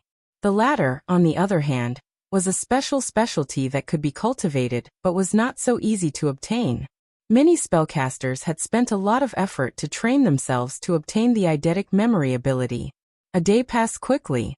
Soren broke more than a dozen locks in the dock area and stole some valuables at the same time. If it was in the past, there would be people coming over to collect the tributes. There were 1 or 2 level 5 warriors in the guild, and Soren was no match for them at all. A qualified warrior would have at least 15 points of strength, and they would also have a very good weapon specialty as well as the corresponding combat skills. Warriors with level 5 and above had special combat talents, and their strength could reach more than 18 points. Soren in the past had not undergone any professional combat training, so he was no match for them at all. There were no guilds to exploit him, and all these things belonged to him alone. It was a relatively good income. Soren stole a total of 12 silver dirhams, which was enough for him and Vivian to spend for more than a month. He also accumulated more than 200 profession EXP. The rogue class needed 500 EXP to reach level 3. Based on his current progress, it would take him at most a day to level up his rogue class. Level 10 commoner, level 5 rogue. At this level, Soren would be able to master a special ability called Shadow Strike. Among the Tier 2 professions, rogues who specialized in stealth and mastered Shadow Strike were the most dangerous. They had the ability to kill others in one hit. The slums. When Soren returned to his small hut, he immediately heard voices coming from inside. He pushed open the door and walked in. He saw a beautiful young priestess sitting on a stool. When she saw Soren, her expression immediately turned cold. She humphed softly as a greeting, then smiled at Vivian. "Since he's back," she said, "then I'll take my leave. You're alone here, so be careful. If you need anything, you can find me at the Dawnlight Shrine." Vivian nodded obediently, then thanked her. "Thank you, Sister Annalyn." The young girl was a trainee priestess of the Dawnlight Shrine. She believed in the god of the light of dawn, Karl Soros, a god that fell soon after the Chaos Era. Karl Soros was a god under the god of light. During the Chaos Era, he was the first to be attacked by the abyssal demons. More than half of the gods under the god of light had fallen. It would not be long before this young girl lost part of her divine ability. Her name was Annalyn. After meeting Vivian by chance, she had taken a liking to her. She helped Soren because of this young girl. Unfortunately, her divine ability was too low to heal Soren's injuries. As a priestess who believed in the light of dawn, Annalyn actually hated Soren, who was a rogue. That was why she did not treat him well most of the time. Perhaps in her opinion, it was because of these thieves and bandits that Amber City's security had always been so bad. What happened? Soren waited until the young priestess left before crouching down and gently stroking Vivian's head. Why did she come? Vivian glanced at him and whispered, "Someone was sneaking around here today. I think it was Cole's men." Luckily, Sister Annalyn came and scared them away. She also healed the wound on my back. Vivian raised her small hand and lifted her shirt. The dark purple bruise on her back had already dissipated, making the light healing potion that Soren had bought through a special channel useless. There were no blacksmiths or potion shops in the slums. If one wanted to buy these items, they would have to buy them from the black market. This was how many weapons were sold. Cole? Soren's eyes flashed with murderous intent. He did not expect Cole to be so bold as to send someone after him right after he had refused to meet him. Did he really think that he was a pushover? "I'll take you to the city tomorrow. Let's find an inn to stay in first." Soren passed a piece of candy he had stolen to Vivian and whispered, "There are guards patrolling the city. The security there is much better than here. You'll be safer there. Vivian nodded her small head and reached out her small hand to take the candy. She opened the packaging and put it into her mouth. She immediately smiled happily and said, "Big brother. It's so sweet and delicious. You should have a piece too." She put a piece of candy into Soren's mouth with her small hand. She was always so easily satisfied. Even the cheap candy in the slums could make her happy. Soren's face showed a trace of a smile, and he opened his mouth and ate a piece as well. It was astringent, but sweet. This was a low-quality malt candy that many nobles in the city would not even spare a glance at. This was the only one in the slums. Vivian stood up from the bench and patted the dust on Soren's clothes with her small hand. She whispered, "Sister Annalyn is a good person. No one was willing to help us when you were unconscious. Only she was willing to help." Soren smiled and scratched her small nose. He whispered, "I know. She's a good person. If there's a chance, we'll repay her." Even though the priestess hated him, he could not deny that he owed her a favor. Soren was a person who could clearly distinguish between kindness and hatred. The sky was dark. The two of them began to prepare dinner. Soren brought back some smoked meat and some oil, salt and seasoning. The corpse in the furnace tavern had already been found. The people nearby looked at him with a trace of respect. Occasionally, when they smelled the fragrance of the meat, they could not help but swallow their saliva. Vivian ate a lot. Her small belly was bulging. When she saw Soren's mischievous gaze, she could not help but blush. She waved her small fists in embarrassment. It had been a long time since she had eaten meat. Today was very satisfying. Soren just lovingly stroked her small head. The two of them chatted casually. When the sky gradually darkened, they climbed into bed. Night fell. Soren, who had been lying down with his eyes closed, opened his eyes. He then carefully pulled out the arm that was hugged by Vivian. He tiptoed out of bed, put on his clothes, and put the dagger behind his back. There was a problem. It was better to solve it as soon as possible. Soren glanced at Vivian, who was sleeping soundly on the bed. He then carefully closed the door and left. Night was the time to kill. Soren did not have the energy to worry about these trivial matters. He also did not want these people to threaten Vivian's safety. Since they dared to set their sights on Vivian, then they can all go to hell. In the shadows of the darkness, Soren's face was expressionless.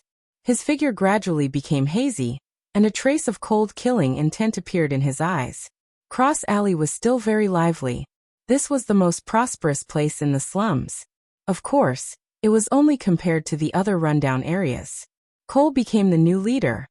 He gathered a group of scoundrels from the slums and fought for this piece of fat meat in the slums. There were dozens of prostitutes here, and many of them were quite beautiful. Occasionally, people from the dock area would come to have fun. Therefore, controlling this place was an important source of income in the slums. Because they had just fought with another group of scoundrels a few days ago, many people in Cross Alley were armed. There were also fewer customers who came to have fun. The prostitutes stood on the sideboard. Occasionally, Cole's men would pull one of them into a low shed. In the darkness, a figure appeared silently and approached them through the shadows in the corner of the wall. The slaughter had just begun. Chapter 8. Asterisk Creek. Asterisk A hook-nosed thug walked out and cursed. "UF asterisk cur. I told you to use your mouth. If it wasn't for the fact that you can still make some money, I would have taught you a lesson." He turned around the railing and entered an alley. He then took out his weapon and was about to pee. There were almost no toilets in the slums. It was even more smelly and filthy than London in the 19th century. If you were to walk in an alley, you might accidentally step on other people's excrement. Therefore, no nobles or rich people would come here. Even the guards were too lazy to patrol the area. They were simply left to fend for themselves in the slums. F***CK. I'll teach you a lesson sooner or later. As soon as the hook-nosed thug finished speaking, he suddenly felt a chill on the back of his neck. Before he could take out his weapon, an arm covered his mouth. Then, a dagger flashed in the dark and slit his throat. Blood spurted out far away, gurgling out. The figure behind him grabbed his neck and didn't let go until the body stopped convulsing. At this time, Soren's figure appeared from the shadows. His face was expressionless like the Grim Reaper. Once he entered battle mode, he would not have the slightest bit of mercy. Otherwise, he wouldn't have been able to enter the realm of legends alive. He dragged the body into the alley. Blood covered the ground. Fortunately, the darkness covered everything. "Where's Cabot?" Another scoundrel cursed as he walked out and said in dissatisfaction. "Taking so long to pee. The boss is looking for him." The thug looked around and clearly felt that something was wrong because he had just fought with another gang the day before yesterday. He vigilantly took out his dagger and approached the side of the alley. The smell of blood filled the air. The thug's expression changed. He opened his mouth and wanted to call for help, but the shadows suddenly twisted. A dagger pierced his heart from the back, and a strong arm strangled his neck, forcing him to swallow back the scream that had already reached his throat. Shadow hiding successful. Backstab activated. Successfully activated Backstab X2. Dealing 16 damage to target. Target killed. Extracting soul energy from target. Received 30 EXP. Soren dragged the second corpse into the alley. After killing 2 people in a row, the smell of blood inside was very strong.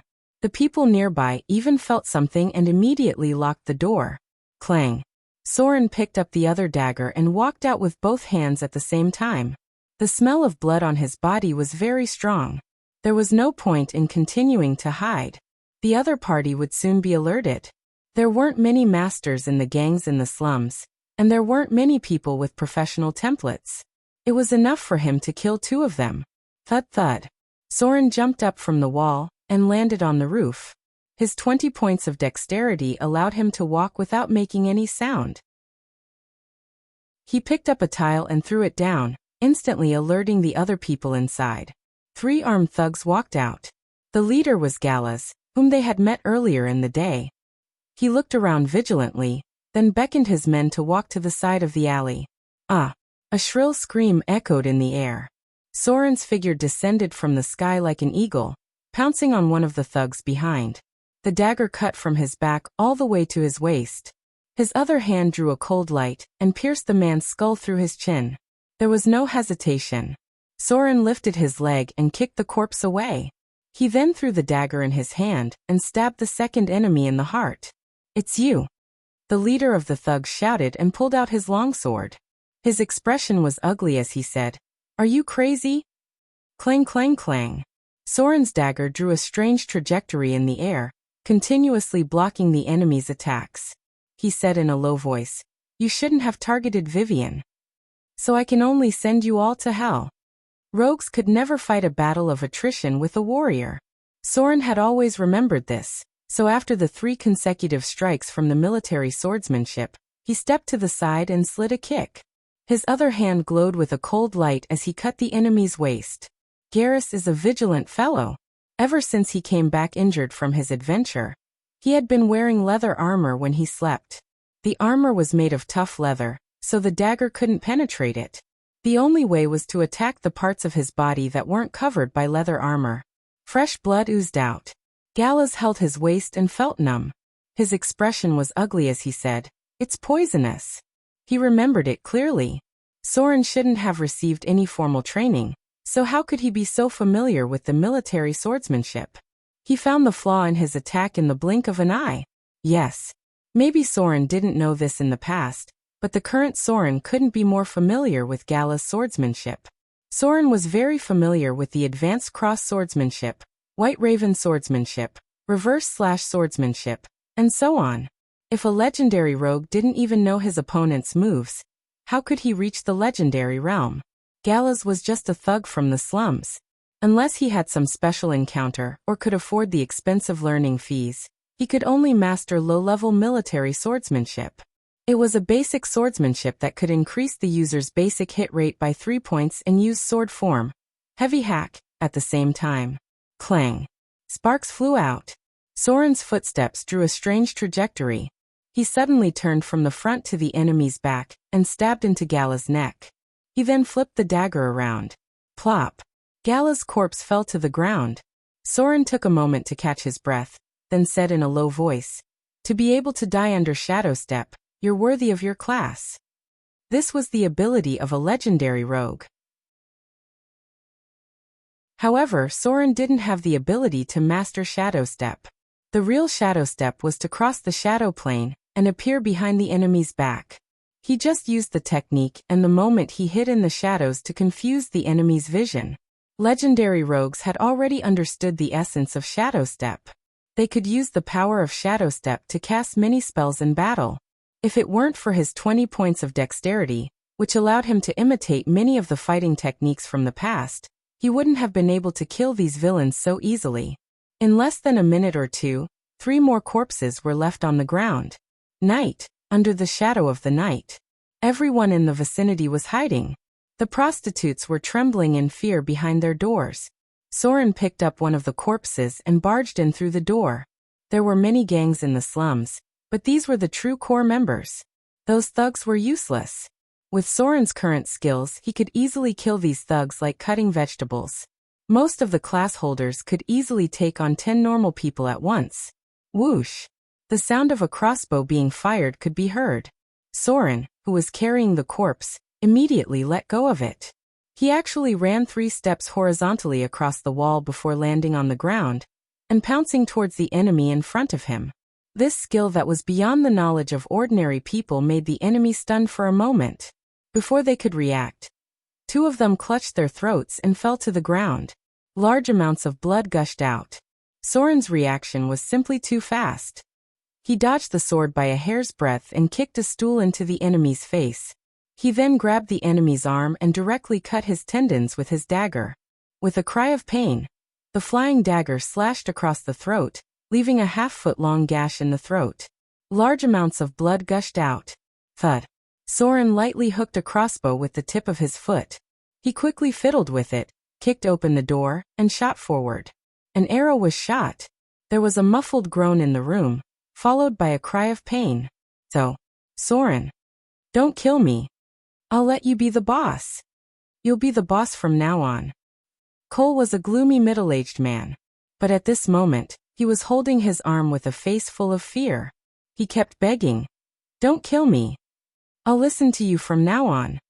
A cold light flashed. Soren expressionlessly slit his throat. He then frowned as he looked at the bloodstains on his body. He then began to search the room for valuables. There were a total of 11 people. Almost all the core members of the gang. 3 of them had advanced to class holders. Unfortunately, they were all level 1. Except for Galas, who could block a few of his attacks at the beginning, the rest were basically no match for him. After all, there were no experts in the slums. The people here lacked food, money, and energy to train. The only reason they could advance to class holders was because they had experienced too many street fights. A level 1 warrior with proper training could fight 2 or 3 people head-on. Soren pulled up a piece of bedsheet and rolled all the valuable items into it. Finally, he tied it into a big package and carried it directly to the front. Some people were secretly looking around, but no one dared to come out. This was not something they could interfere with. They waited until Soren's figure left. Immediately, several men stealthily approached and fiercely glared at Lei Feng, who was not far away. Then, they rummaged through the wealth on the corpse and ran into the house to take away the valuable things. This gang was already destroyed. Tomorrow, there would be other gangs coming to replace them. If they did not take advantage of this opportunity, they would not have another chance in the future. This was the slums. It was normal for something like this to happen.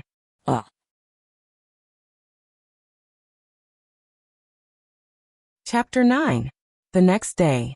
When Vivian opened her eyes, she rubbed the corners of her eyes in a daze and was about to get up to make breakfast. There was already a bowl of fragrant oatmeal in front of her. Then she saw Soren's smiling face. He was holding an iron pot in his hand and wearing an apron, looking a little funny. He was seriously frying a poached egg. "Brother, isn't it too wasteful?" Vivian took a deep breath of the fragrant oil and reached out her small hands to hug Soren's neck. She stood on her tiptoes and kissed his cheek. She also quietly sniffed his body and smelled a faint scent of blood. She didn't know why, but since she was very young, she was very sensitive to the smell of blood. If Soren's body was stained with blood, it would be very difficult to hide it from her. The smart little girl didn't ask too much. She only said with some pity, "Brother, you put too much oil. You only need a little oil to fry the egg. Next time, let me do it. You see, so much oil is wasted." After saying that, she sniffled. It was as if she was satisfied just by smelling the oil rising from the pot. "It's done, little housekeeper." Soren put the badly fried egg into the bowl and rubbed Vivian's little head. He said helplessly, "I'll let you do it next time, okay?" It was a very sumptuous breakfast. The fragrant oatmeal was very delicious. When the fried egg was put into the bowl, a layer of oil immediately floated on top of it. There were also a few pieces of bacon that were cut into thin slices. Just looking at it made one want to eat. This was a breakfast that only the nobles and rich merchants in the city could afford. Vivian hadn't eaten such good food in a long time. After enjoying this sumptuous breakfast, the little girl cleaned up the house. The little girl started to clean up the room. Sauron's clothes also needed to be washed. There were faint sounds of people outside. It seemed that some people had deliberately passed by this street many times. Soren was sitting at the door, carving something. He looked very serious as he held a dagger. "Sir Soren." Finally, a guy who didn't look like a good guy walked over and said with fear, "Save thanks you for helping him solve a problem. That's why I'm here to give you a gift." He waved his hand behind him, and two fierce-looking fellows came over timidly with a gift box in their hands. Soren raised his head and looked at them. He then gestured for Vivian to accept the gift and said slowly, "I'll take it. I'm not interested in the slums anymore. It's Savi's business whether those streets can take it or not, as long as they don't disturb my life. Can I?" His voice gradually turned cold, and the dagger in Soren's hand turned into a blur. The leader of the villains wiped his cold sweat and felt a chill on his neck. He stammered, No problem. That's what Savi thinks too." In one night, the core members of the enemy's gang had been completely wiped out. When Save heard the news, he was almost ecstatic. He thought that those idiots had provoked some terrifying enemy. But when he found out that the person who did it was Soren, his face immediately turned ugly. "Boss." A smart thug ran in and said while panting, "I've found out. It seems that Cole threatened Soren and sent people to take his sister hostage. Everyone in Dongo Street knows that Soren values his sister more than his own life. Cole targeted his sister, and that's why Soren killed them all. I've never seen him do anything before. I didn't expect Soren to be so strong. Right now, everyone in Cross Alley is calling him Throat Cutter. Even the people at the docks have heard of his name. 11 elites from different sects had their throats slit, and their blood covered the floor of the room. Boss, should we take care of him?" A one-eyed thug looked at the others and said hesitantly, "Although he's strong, he's still just one person. If we let him grow, I'm afraid we won't be able to take over Crossroads Alley." Clang! Save threw something at the thug. The thug's face was covered in blood. He said with a pale face, "Take care of him? Is there shit in your head? He killed so many of Cole's men in a direct confrontation. If he ambushes us, we'll all be killed. Don't act rashly. Send Chong over with a gift. Let's see what he's up to. If Soren is so strong, he'll leave the slums sooner or later. Why would someone like him stay in this godforsaken place? Also, send someone to keep an eye on Crossroads Alley. See if Soren has any intention of taking over the place. If not, don't let anyone else take it." The thugs began to get busy. Only Save hesitated for a moment, then called out to one of them, "Tell Chong to come over first. I'll prepare the gift myself." If Soren could kill Cole and his men in the middle of the night, he could probably kill him as well. This kind of person was too dangerous. It was better to think of a way to get on his good side. The reason Save was able to become a gang leader from a street thug was because he knew when to yield and when not to push himself. He didn't leave anyone alive. Even a ruthless gang leader like him was a bit scared. After all, the number of casualties in street fights wasn't high. They would try their best to prevent their men from dying. If everyone died, who would still work for them? Although the thugs in the slums were brainless, they wouldn't be stupid enough to join a gang leader if their men kept dying. It was a quiet morning. Of course, that was only relative to Soren.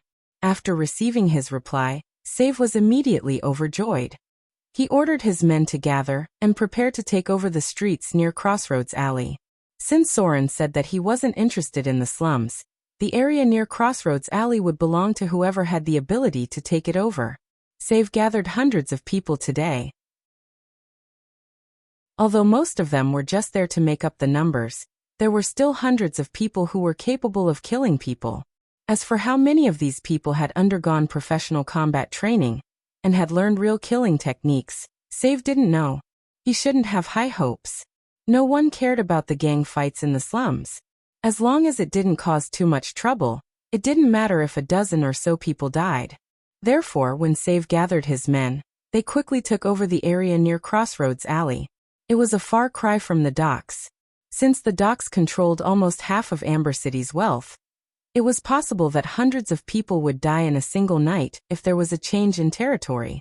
This was something that would shock the entire Amber City. The slums? It was as broken as a bird's nest. What was there to pay attention to? Yes, those who were truly powerful had no interest in the slums. However, recently, they had heard that a very powerful person had appeared there. Apparently, his name was Throat Cutter Soren. It was said that all the enemies he killed had their throats slit. He had a very high reputation in the slums. Although he didn't belong to any faction, all the gang leaders in the slums respected him. 2 days had passed. Even Vivian was sensitive enough to notice that something was wrong.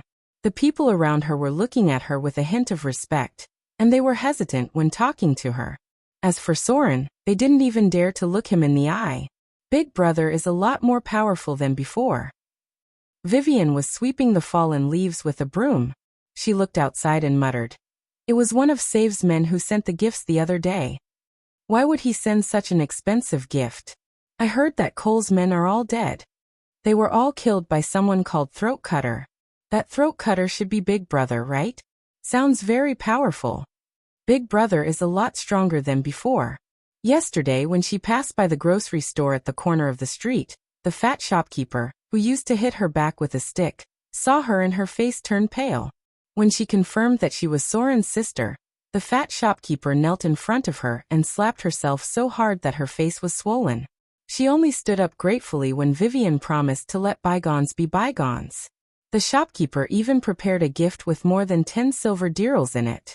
He respectfully said that it was to help Vivian get over the shock. They were afraid. Although they were afraid of Soren the Throat Cutter, Vivian still enjoyed the feeling of fear. La la la. The little girl hummed a tuneless ballad and happily cleaned the room. We are bad guys. We are villains. They are afraid of us. No one will dare to bully us anymore. Chapter 10. 2 days had passed. The massacre in Cross Alley had already settled down. Soren thought that it would at least alert the guards of Amber City, and that he would be prepared to escape. However, he did not expect that they did not even care about the life and death of the slums. It was not until Soren wandered around the docks for 2 days, and leveled up his rogue class to level 3, that he realized why the guards of Amber City did not care about the escalating conflict between the gangs in the slums. The reason was simple. Something more serious had happened in Amber City. Although the guards had tried their best to suppress the news of this incident, it was still leaked out one after another. Someone was skinned. The gray area of the docks had been quietly spreading the news. The person who was skinned was a poor night watchman. When the guards found him, all that was left was a bloody corpse. This was not a simple skinning incident, because the human skin that was peeled off could be said to be perfect, without a trace of damage. Furthermore, it was placed in the most conspicuous corner, as if mocking the guards' incompetence. There were only 2 kinds of people in the world who could do such a skillful skinning. One was the fallen followers of the evil gods of hell, and the other was the followers of the demons from the abyss. Those who knew the news were panicking, especially the nobles who tried their best to put pressure on the guards, because the night watchman was skinned when he reported the time in the nobles' district. Followers of evil gods or demons had sneaked into Amber City and were active near the nobles' district. The guards were now in a mess. They were desperately trying to find any clues, and were not in the mood to care about the life and death of the slums. After the news was spread, many forces, both inside and outside the city, had restrained themselves, especially those who wandered in the gray area of the docks. Recently, they had started to limit the number of times they acted. Since the skinning incident had happened, it would not end just like that. According to the gray area's understanding of the realm of darkness, those lunatics would not stop just like that. There would probably be more bloody incidents in the future. When Sauron heard the news, his heart was shaken, and then he realized something. This was a sign that the chaotic era was coming. Before the outbreak of the Twilight of the Gods, the first to act were the demons of hell. Their followers started bloody massacres, and the most common one was skinning. This was an evil and ancient ritual. It meant that a new soul had fallen into the chaotic evil faction. It also meant that an evil sacrificial ritual that would affect the entire southern dukedom had begun. Has the serial skinning incident already started? Soren was standing at a corner of the dock. His expression was solemn as he muttered, "Ember City. This should be the territory of the Southern Duchy. Although the name sounds unfamiliar, I think I've heard of this name before. Something big must have happened in Amber City before the upheaval. Otherwise, I wouldn't have been able to leave such a clear impression in so many cities." What happened? Soren frowned as he tried his best to recall. Unfortunately, he didn't have enough clues. There were too many things that happened at that time. Even an ancient red dragon had appeared. Many people wanted to slay the dragon, as if they were crazy. No one cared about what happened in a city in the Southern Duchy. Soren was also busy in the northern plains at that time, trying to find a way to kill the hill giant. Slaying the dragon? He wasn't that naive back then. However, as a level 5 rogue who didn't have any class advancement skills, trying to slay a hill giant by himself was already a crazy and risky move. A hill giant had a challenge rating of 10, which meant that a team of adventurers with a profession rating of 10 or higher would have a 50% chance of defeating it. The skinning incident has begun. Soren looked at the goods coming and going in the dock, as if he could foresee the coming chaos. He muttered, "Looks like I'll have to take a trip to the hidden treasure cave." Power. This was the most important thing in the chaotic era. Power was the only thing that could ensure one's survival, and only power could protect everything that one cherished. The gods were coming. The era of the saints was about to begin. Mortals were not qualified to interfere with the trajectory of history, and no one could stop the arrival of this catastrophe. Soren did not think that he could do it alone, even if tens of millions of players could not do it. The only thing he could do was to accumulate more power before the chaotic era arrived. At least he could protect himself in the face of danger. 2 days. It was enough for Soren to find out the approximate location of the hidden treasure cave. Almost every city had a hidden treasure cave like this. It was said that it was the work of a powerful lich. It seemed that the lich was planning some kind of conspiracy, but unfortunately, it fell before it could complete its plan. Many people had explored these hidden treasure caves, and found a lot of random things, including parts that could be used to make a lich's body. However, what really attracted Soren was the rare equipment in the hidden treasure cave. In this world, rare equipment was very rare, and the difficulty of obtaining them was much higher than expected. The hidden treasure cave was the only place where one could obtain rare equipment in the early stages of the game, and there was a certain chance of obtaining a legendary item. Since it was a place set up by a lich, then it must have something to do with the undead. As long as he inquired about the haunted places in the city, he would be able to find the location of the hidden treasure cave. In his previous life, these hidden treasure caves were already explored by others.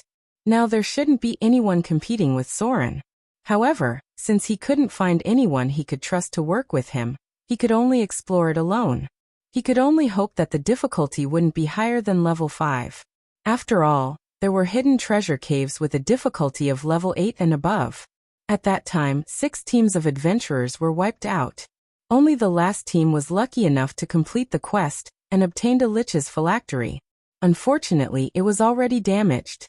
After working at the dock for 2 to 3 days, Soren's class had reached level 3, and his attributes had also increased. Name: Soren. Race: half-elf. Attributes: Strength 12, Dexterity 20 +1, Vitality 15, Intelligence 18 +1, Wisdom 15, Charm 16. Alignment: Lawful Evil class. Level 10 Commoner Max, / Level 3 Rogue 125750. Grade 1 HP. 3030 EXP. 360 Slaughter EXP. 120 Profession EXP. Unassigned. Skill points, none attribute points, none status, normal profession skills. Sneak 78, Steal 35, Picklock 45, Snare 30 Legendary skills. Omnipotent Hands Sealed. Weakened, Personal abilities, Nimble Left Hand, Eidetic Memory Profession abilities. Grasp of Shadows. Starting from level 3, the amount of EXP a rogue could gain from picking locks would greatly decrease. Only some complicated locks could give rogue EXP, and even the simplest alarm traps couldn't increase a rogue's skills. Locks that could give dozens of EXP in the beginning would only give a few EXP now. Therefore, Soren didn't need to waste any more time on them. After all, starting from level 5, rogues couldn't gain EXP from picking locks anymore. Every adventurer class would gain a significant increase when they reached level 3. For example, wizards could learn a spellcasting ability when they reached level 3. At the same time, they could learn grade 2 arcane magic. Paladins could learn Judgment of Evil when they reached level 3. Droll could learn Animal Perception when he reached level 3. The warrior class with the biggest increase should be the warrior class. They could learn a Tough Awakening which permanently increased their HP by 10 points and gained 5% physical damage immunity. These were the prerequisites for legendary warriors to learn absolute tenacity and unyielding resolve. Compared to other professions, the first profession ability a rogue could learn was very ordinary. It was the most basic Grasp of Shadows. In this special world, a person's strength included many aspects. Some of them were abilities that came with their profession, while others were abilities that they learned through training. For example, a personal ability was an ability that was learned through training, while a profession ability was an ability that most people of the same profession had. For example, rogues. Almost all rogues above level 3 had the Grasp of Shadows. Unless their attribute talent was too low, they couldn't even learn the most basic Grasp of Shadows. Therefore, most rogues had the profession specialty Grasp of Shadows, but they might not have the personal specialty Nimble Left Hand, or Eidetic Memory. Grasp of Shadows Profession ability. Rogues gradually feel the power of shadows through long-term training and battles. This power has gradually seeped into their blood, allowing them to hide better in the shadows.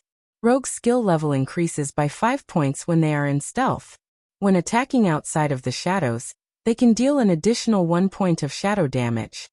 When a profession reached level 5, they could become a grade 2 adventurer. At that time, rogues could learn a combat skill, Shadow Strike. The current Grasp of Shadows was the prerequisite for learning Shadow Strike. At this stage, many professions would have an obvious increase, but Soren liked to call it Extraordinary Awakening, because the other professions were similar. Toughness Awakening Profession ability. After a warrior's long period of training and battle, the bloodline power in his body has gradually surpassed the range of a normal person. Normal injuries are no longer a threat to him. Warriors permanently increase their HP by 10 points and gain 5% physical damage immunity.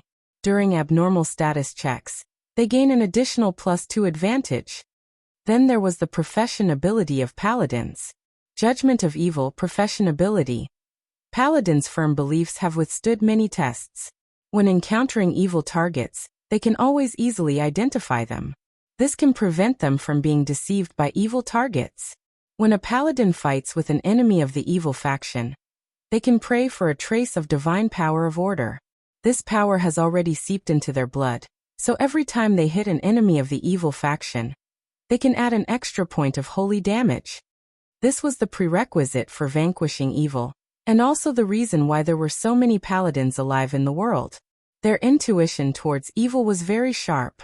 Otherwise, this group of stubborn people would have been played to death by others. There wasn't much difference between profession abilities. Most of them were awakened due to the increase in profession level. This kind of ability would gradually strengthen as the profession level increased. Many profession abilities were the key to mastering top-level abilities in the legendary realm. For example, if a rogue wanted to learn the combat skill Shadow Step, they had to master a profession ability above Shadow Dominator.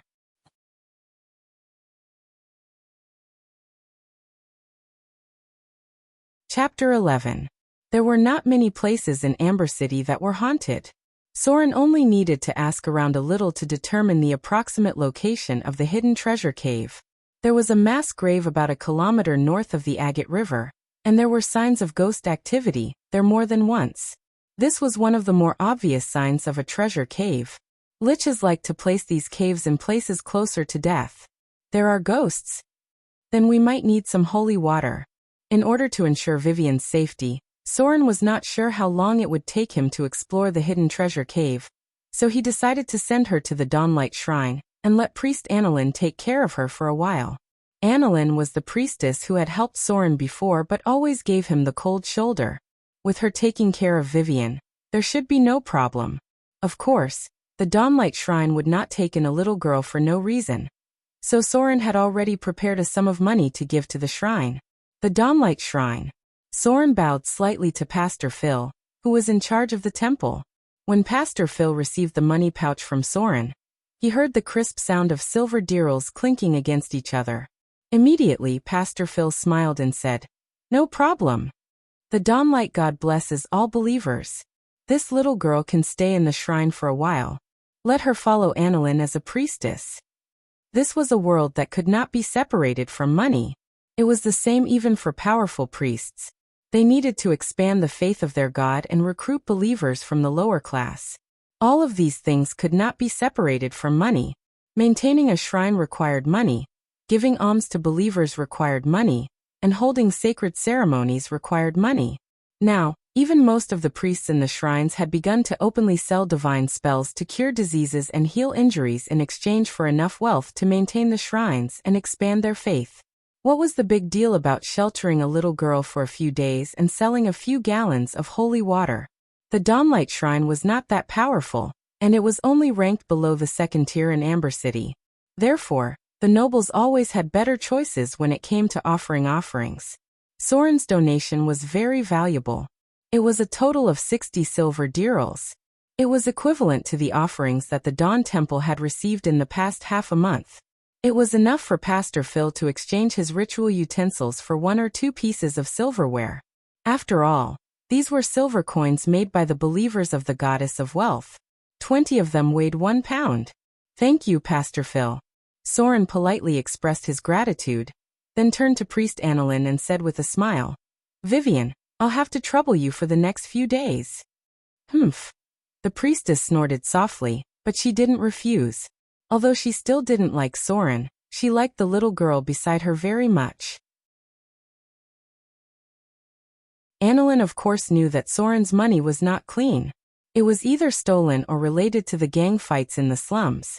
However, Pastor Phil had been preparing for the holy ceremony for her promotion for a long time. It wasn't easy to get Soren to donate such a large sum of money to her. Of course, she had to use it to prepare for the sacred ceremony. If they had 2 official priests, the Dawnlight Shrine would be able to quickly become a second-rate shrine in Amber City. "Vivian, stay with Sister Annalyn for now."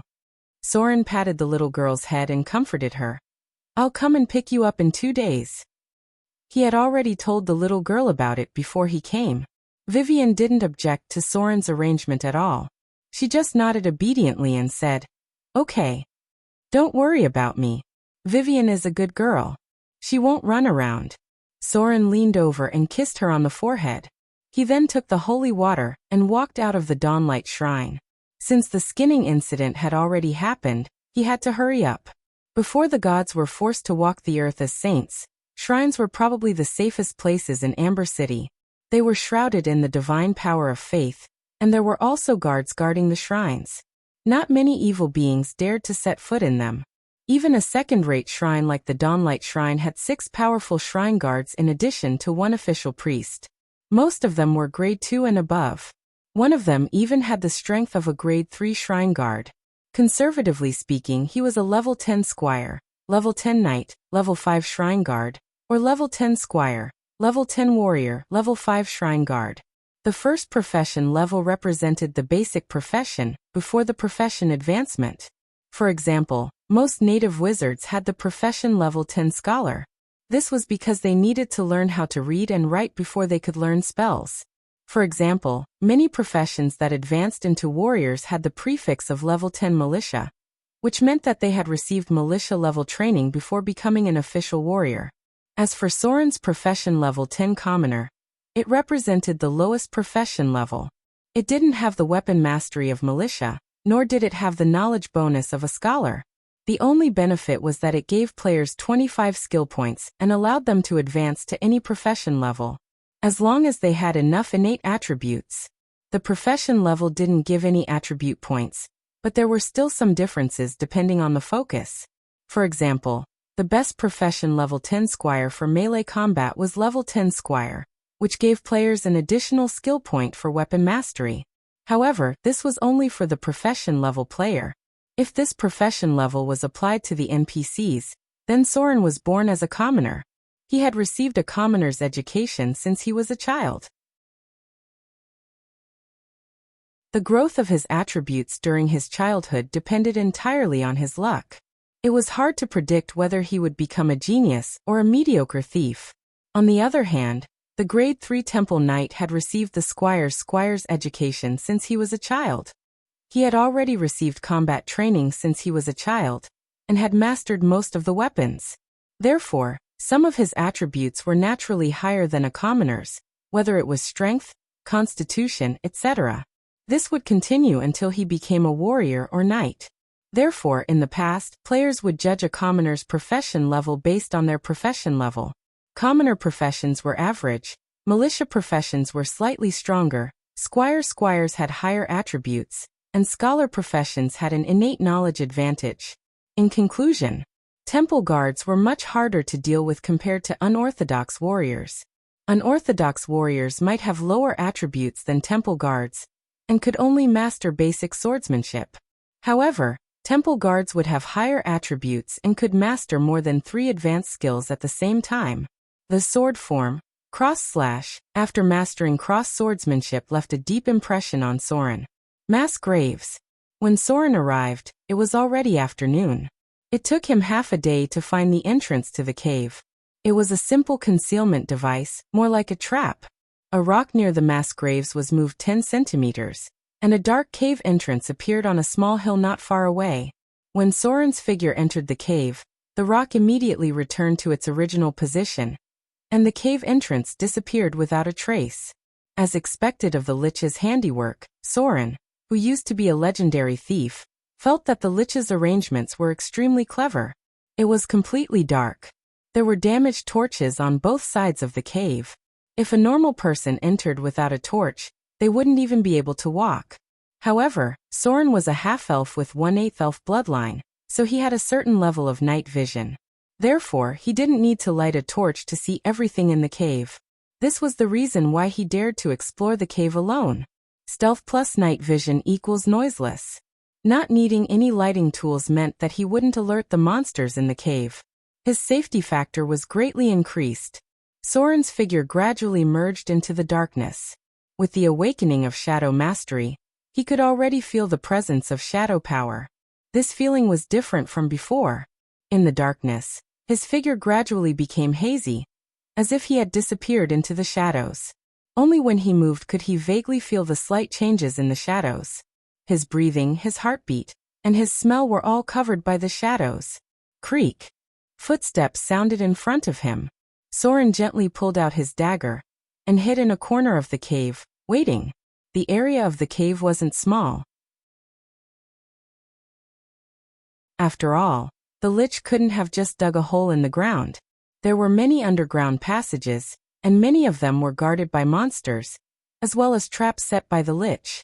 A skeleton appeared in front of Soren. There was no soul fire in its eyes, which meant that it was only a skeleton of the lowest level. Perhaps it was unconsciously guarding the cave, because of the dense death energy. This kind of skeleton was relatively easy to deal with. Most players could deal with 1 or 2 of them, but it was impossible to kill a large group of them. This was because their strength was roughly equivalent to a trained militia, and they didn't have any fatal weaknesses. After all, skeletons were considered supernatural creatures, even if it was the lowest level undead creature. Soren's figure quietly approached. The skeleton didn't notice him at all. It was holding a rusty iron sword in its hand, and it seemed to be an adventurer who had died while exploring the cave. The number of NPCs in the storyline wasn't any less than the players. There were even quite a few from the evil faction that cooperated with the players, or even ambushed them from behind. Anyone who underestimated the world of Clash of the Titans would have to pay the price. A ray of cold light suddenly appeared in the darkness. Soren's figure emerged from the shadows, and he instantly stabbed the skeleton's spine with his dagger. Shadow hiding successful. Backstab activated. Successfully activated Backstab X2, dealing 18 + 1 points of damage to the target. The target is severely injured. This was the first time Soren's successful backstab didn't kill an enemy instantly. However, he wasn't surprised because the dagger in his hand was just a normal dagger. It didn't have any enchantments or supernatural abilities. It was very difficult to kill an undead creature in one hit. After all, undead creatures had the bonus of being a supernatural creature. Although the difficulty of the skeleton was only level 1, it had more than 30 HP. Without flesh, it was more durable than a normal person. Clang, clang, clang. The skeleton's battle instincts were still there, and its first reaction after being attacked was to slash down with its sword. Soren blocked the attack with his dagger, and he couldn't help but feel his body sink a little. It has more than 16 points of strength. Soren dodged the second attack and moved his slightly numb arm. He thought to himself, it must have been an advanced warrior when it was alive. Otherwise, it wouldn't have such high strength after becoming an undead. 10 points of strength was the standard for a normal person. 12 points of strength was equivalent to a laborer at the docks. 14 points of strength was considered to be quite strong for a normal person. 16 points of strength was equivalent to a weightlifter in his previous life. 18 points of strength was more exaggerated. It was the kind of person who could single-handedly slash a person with a weapon that weighed more than 50 kilograms without panting. Normally, those who could reach 16 points of strength were close combat professions that were specially trained. Attribute points were the most difficult thing to increase. It took 2 levels to gain 1 attribute point. Even if you reached level 20 and entered the realm of legends, you would only gain 10 points of attribute points. Soren's weakness was that he only had 12 points of strength. Because he didn't deliberately train his strength when he was young, and because he didn't have the bloodline of a god, his strength was similar to a laborer at the docks. As for his 20 points of strength, he could use a simple example. A hill giant. A giant that was about 5 meters tall and weighed close to half a ton. It usually wielded a mace that was as thick as an adult's waist as its weapon. That's right. This guy had the standard of 20 points of extraordinary strength. If it wasn't for his innate strength, many warriors wouldn't have 20 points of strength even after reaching level 2. Chapter 12. This is tomorrow's update. I have to go to Nanchang tomorrow.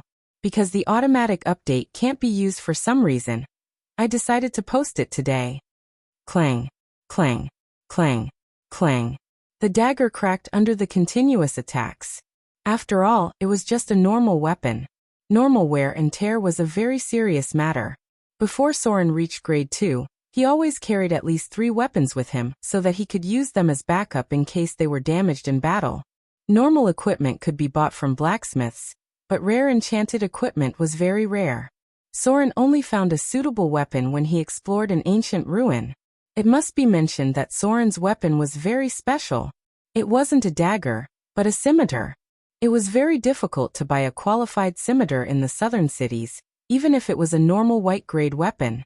This was because a white-grade weapon made of slightly better steel would cost around 5 Kindler coins. Therefore, for a long time, players who had just entered the Clash of the Titans were fighting to get a good white-grade weapon. As for the dagger in Soren's hand, it should be a gray-grade weapon. A real white-grade dagger should be a weapon made of folded steel. It's better to get a scimitar first. Soren leaned to the side and twisted his waist 180 degrees. The dagger struck the back of the skeleton's neck, instantly shattering the last trace of death energy. The skeleton's entire body scattered into broken bones. He looked at the 45 slaughter EXP he received, and threw away the broken dagger in his hand. He muttered, "There aren't any scimitars in the southern cities. If I want to buy a suitable one, I'll have to go to a place near the grasslands." Soren naturally didn't use a normal scimitar. According to his strictest requirements, the scimitars he needed couldn't be found in the northern grasslands. Only the best blacksmiths in the Underdark could forge the scimitars he needed. The full moon scimitar in the Sage Desert was too light, and the eviscerating scimitar in the northern grassland was too brittle. The only weapon that Soren felt comfortable with was the heavy scimitar that had some of the characteristics of the Tang saber and the Damascus saber. This kind of scimitar was very heavy. Just the back of the scimitar was enough to kill an ogre, and its destructive power could be maximized. Soren had once cut through a 3-foot-thick marble with a single slash. One chi was about 30 centimeters, and 3 chi was close to 1 meter thick. Even an adult dragon wouldn't be able to withstand the power of his saber. Otherwise, there wouldn't be a legend in the Underdark about a violent dual-wielding bandit. Some even said that if he hadn't become a lurker, but a berserker, sword saint, or weapon master, he might have been able to solo an ancient red dragon. Using a heavy scimitar in battle requires a minimum of 14 strength.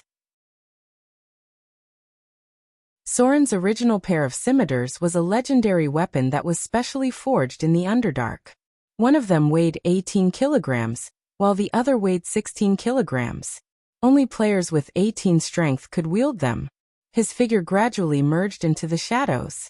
Soren didn't expect to be able to get a rare weapon right from the start. As long as he could get his hands on a high-quality military weapon, he would be satisfied.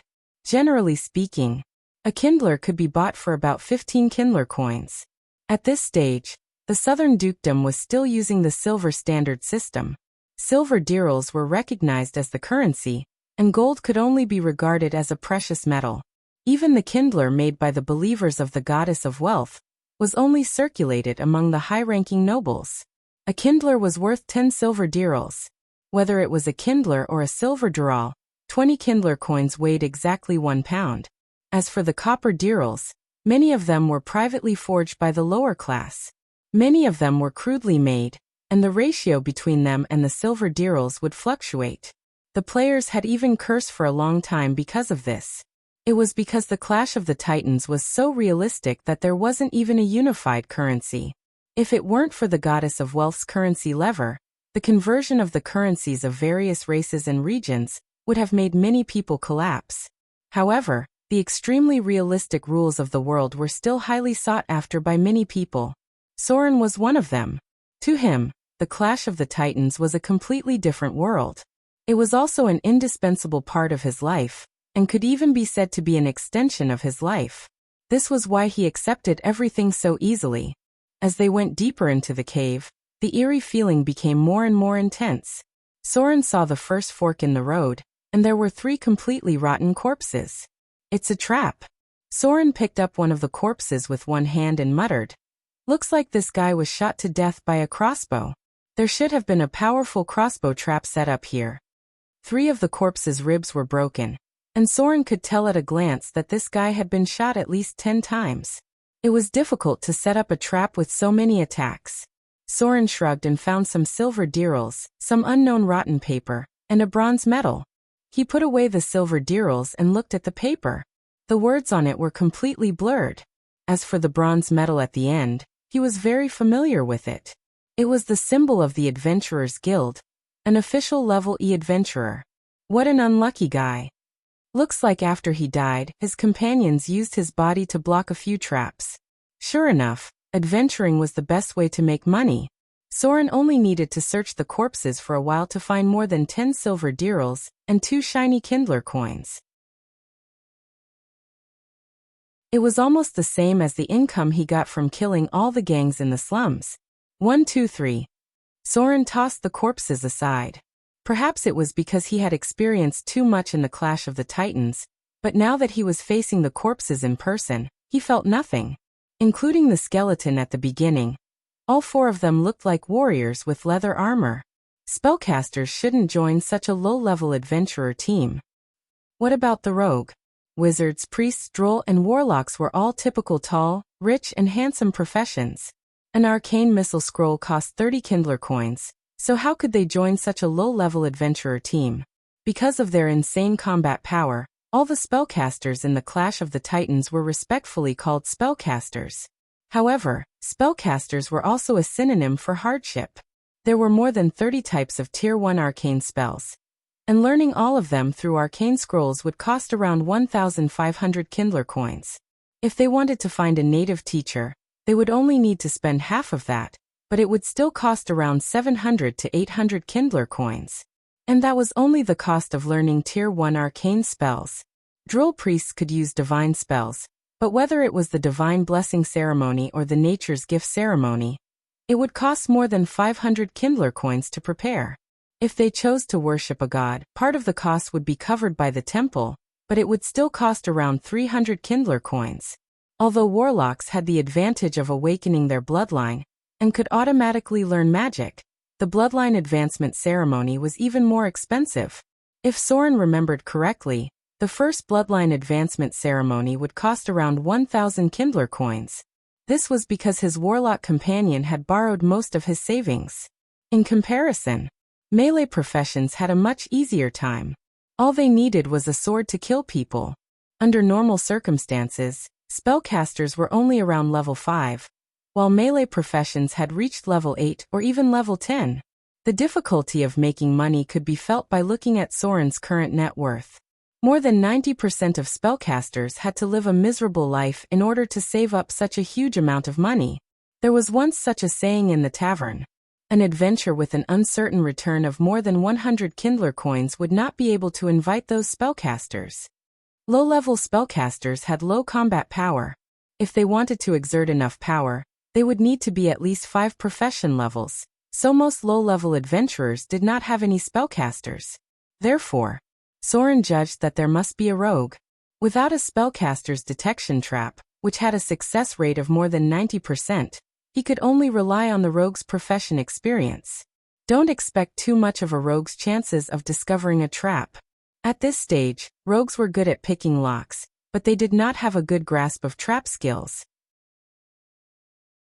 There were many cases where they failed to dismantle a trap and died in it. Since there were high returns, there were also high risks.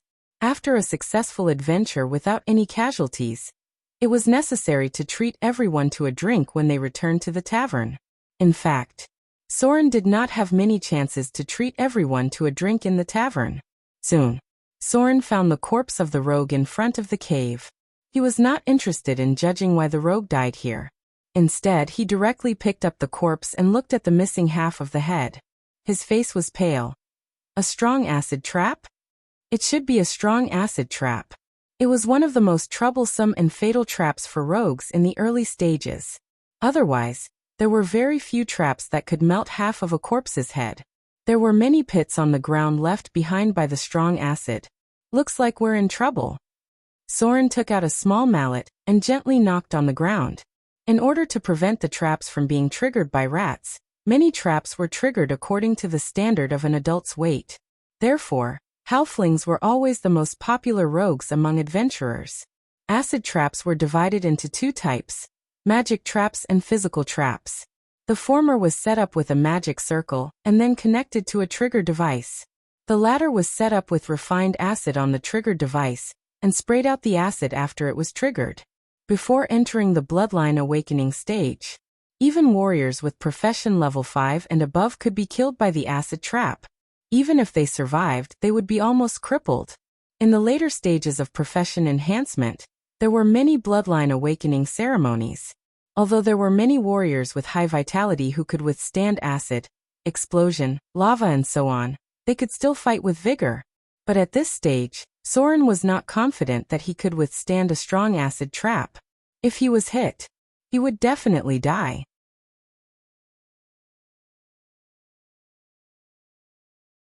Chapter 13. I have to make a trip to Nanchang later. Yesterday was the 4th watch, today is the 1st watch. I'll be back tomorrow. It was only a short distance of a dozen meters. Soren spent more than half an hour. The most troublesome part about traps wasn't how to disarm them, but rather the fact that you couldn't determine where they were hidden. This was especially true for traps that could kill in one shot. Many times, You were risking your life when you were in danger. Even the slightest carelessness could cost you your life. This was also why many professionists would rather find a stable job than explore underground ruins. Found it. With his 15 points of wisdom, Soren was very sensitive to danger. Relying on his previous experience, he carefully pried open an irregular rock from the corner of the wall with his dagger. Sure enough, he found a complicated firing mechanism. There should be a trigger buried underground. If an adult's weight stepped on it, the trigger would activate the firing mechanism in front of him. Immediately, more than 3 crossbow bolts would shoot out from the wall. 1, 2, 3, 4, 5, 6. Soren couldn't help but wipe off his cold sweat. He was secretly glad that he was careful enough. This was actually a multiple crossbow trap. If he wasn't careful enough, he would have been shot into a sieve. Unless he was wearing heavy armor, he wouldn't be able to block these powerful crossbow bolts. If he didn't remember wrongly, this crossbow trap's single target damage was around 12 points. If it didn't hit a vital point, 6 bolts would be enough to kill him in an instant. Gotcha. Soren used his finger to hold the trigger. He then laid on the ground and used his dagger to knock on the iron bar. This kind of trap was made of special steel. After a simple enchantment, it wouldn't rust for decades. Some of the traps in underground ruins were completely enchanted. Even after hundreds of years, it was still enough to kill. Pa pa pa 6 bolts shot out and sank into the wall on the other side of the wall. Soren didn't care about the dust on his face. He dug out the firing mechanism and found the location of the trap. A trigger, a firing mechanism, and a crossbow trap. Good stuff. A smile appeared on Soren's face as he dismantled them and put them into his bag. Thieves couldn't just close their eyes when setting up traps. Even a legendary thief wouldn't be able to set up a trap without the right materials. If he were to purchase these materials from the Mask of Shadows, he wouldn't even be able to buy them for at least 30 to 50 Kindler coins. After all, this was a trap that could instantly kill a warrior below profession level 5. A row of data appeared. Successfully disarmed trap. Your thief skills have been improved. You have received 210 experience points. Professional traps required a lot of experience, but it also required a high level of skill from a thief. Soren put away the other items, but he still assembled the crossbow launcher. They weren't ordinary crossbow bolts, but rather a box used to shoot crossbow bolts. Soren dug out the 6 bolts and put them back into the box. All he needed to do was to pull the trigger in the box, and all 6 bolts would be shot out at once. This device couldn't be fired in one shot. It had to be fully loaded before it could be fired. 6 bolts had to be fired at once. After all, this wasn't a regular crossbow. Soren removed one of the traps and continued to move forward. It seemed like there was only a strong acid trap here, but it had already been triggered by the unlucky thief. The price of a strong acid trap was even higher. It would cost around 100 Kindler coins to set it up. This was because there was a possibility of using a magic trigger device. The cave behind him became more and more crooked. At the same time, Soren relaxed a little. It was very difficult to set up a trap in this kind of environment, and it could easily be triggered by rats and the like. Therefore, there shouldn't be any traps here. However, he didn't dare to let his guard down. He still carefully moved forward until a hidden stone door appeared in front of him. Creak. After confirming that there were no traps on the stone door, Soren gently pushed it open. Woo! A cold wind blew past. Soren suddenly felt a chill on his back. Without hesitation, he swung his weapon behind him. He only saw a hazy shadow appear. A ferocious ghost face revealed a miserable smile, and with a strange cry, it disappeared. A ghost. Soren carefully leaned against the wall and quickly took out a bottle of holy water. Ghosts were spiritual beings. Normal non-enchanted weapons couldn't hurt them. Even if they just stood there and let Soren hit them 100 times, they wouldn't be hurt at all. He could only use other methods to deal with them. Kiki. A strange laughter sounded, and the ghost's shadow appeared again. It let out a sharp howl. This was one of its innate abilities, the low-level, undead howl effect. It had the power of a fierce spell. A timid person would have been scared stiff in an instant. Soren's eardrums hurt, but he wasn't afraid at all. He threw the holy water at the ghost. Clang! The holy water splashed all over the ghost's body. Suddenly, a shrill cry sounded. The ghost's shadow quickly dissolved and disappeared. Luckily, I was prepared. Soren wiped off the cold sweat on his forehead and picked up a small black stone on the ground. This was the ghost's soul fragment.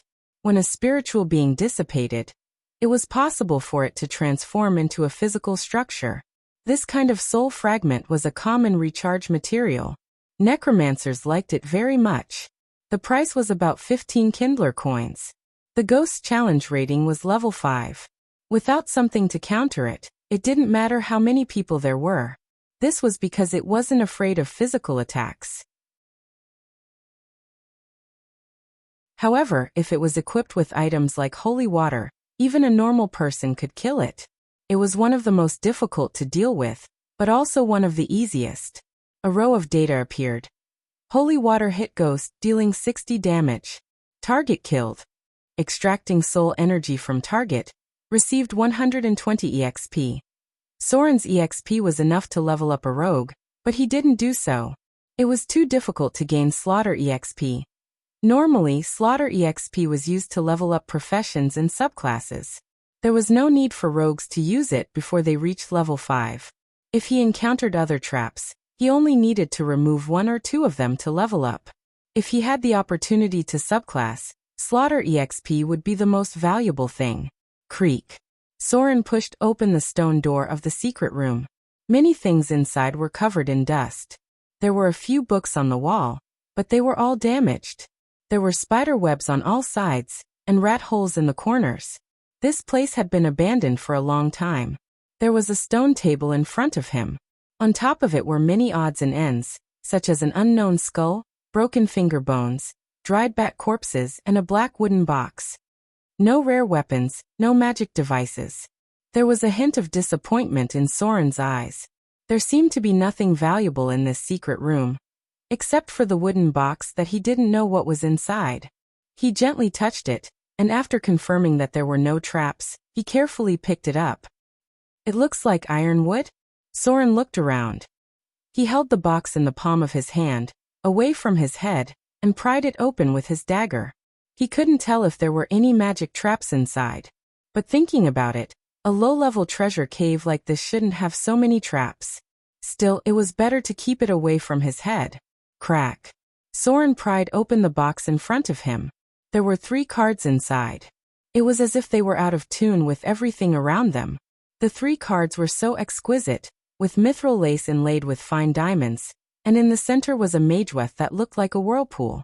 At first glance, everyone's gaze was drawn into it. It was as if this was something that could be created by the current civilization. Even the divine badge of the Holy Church wasn't as exquisite as this.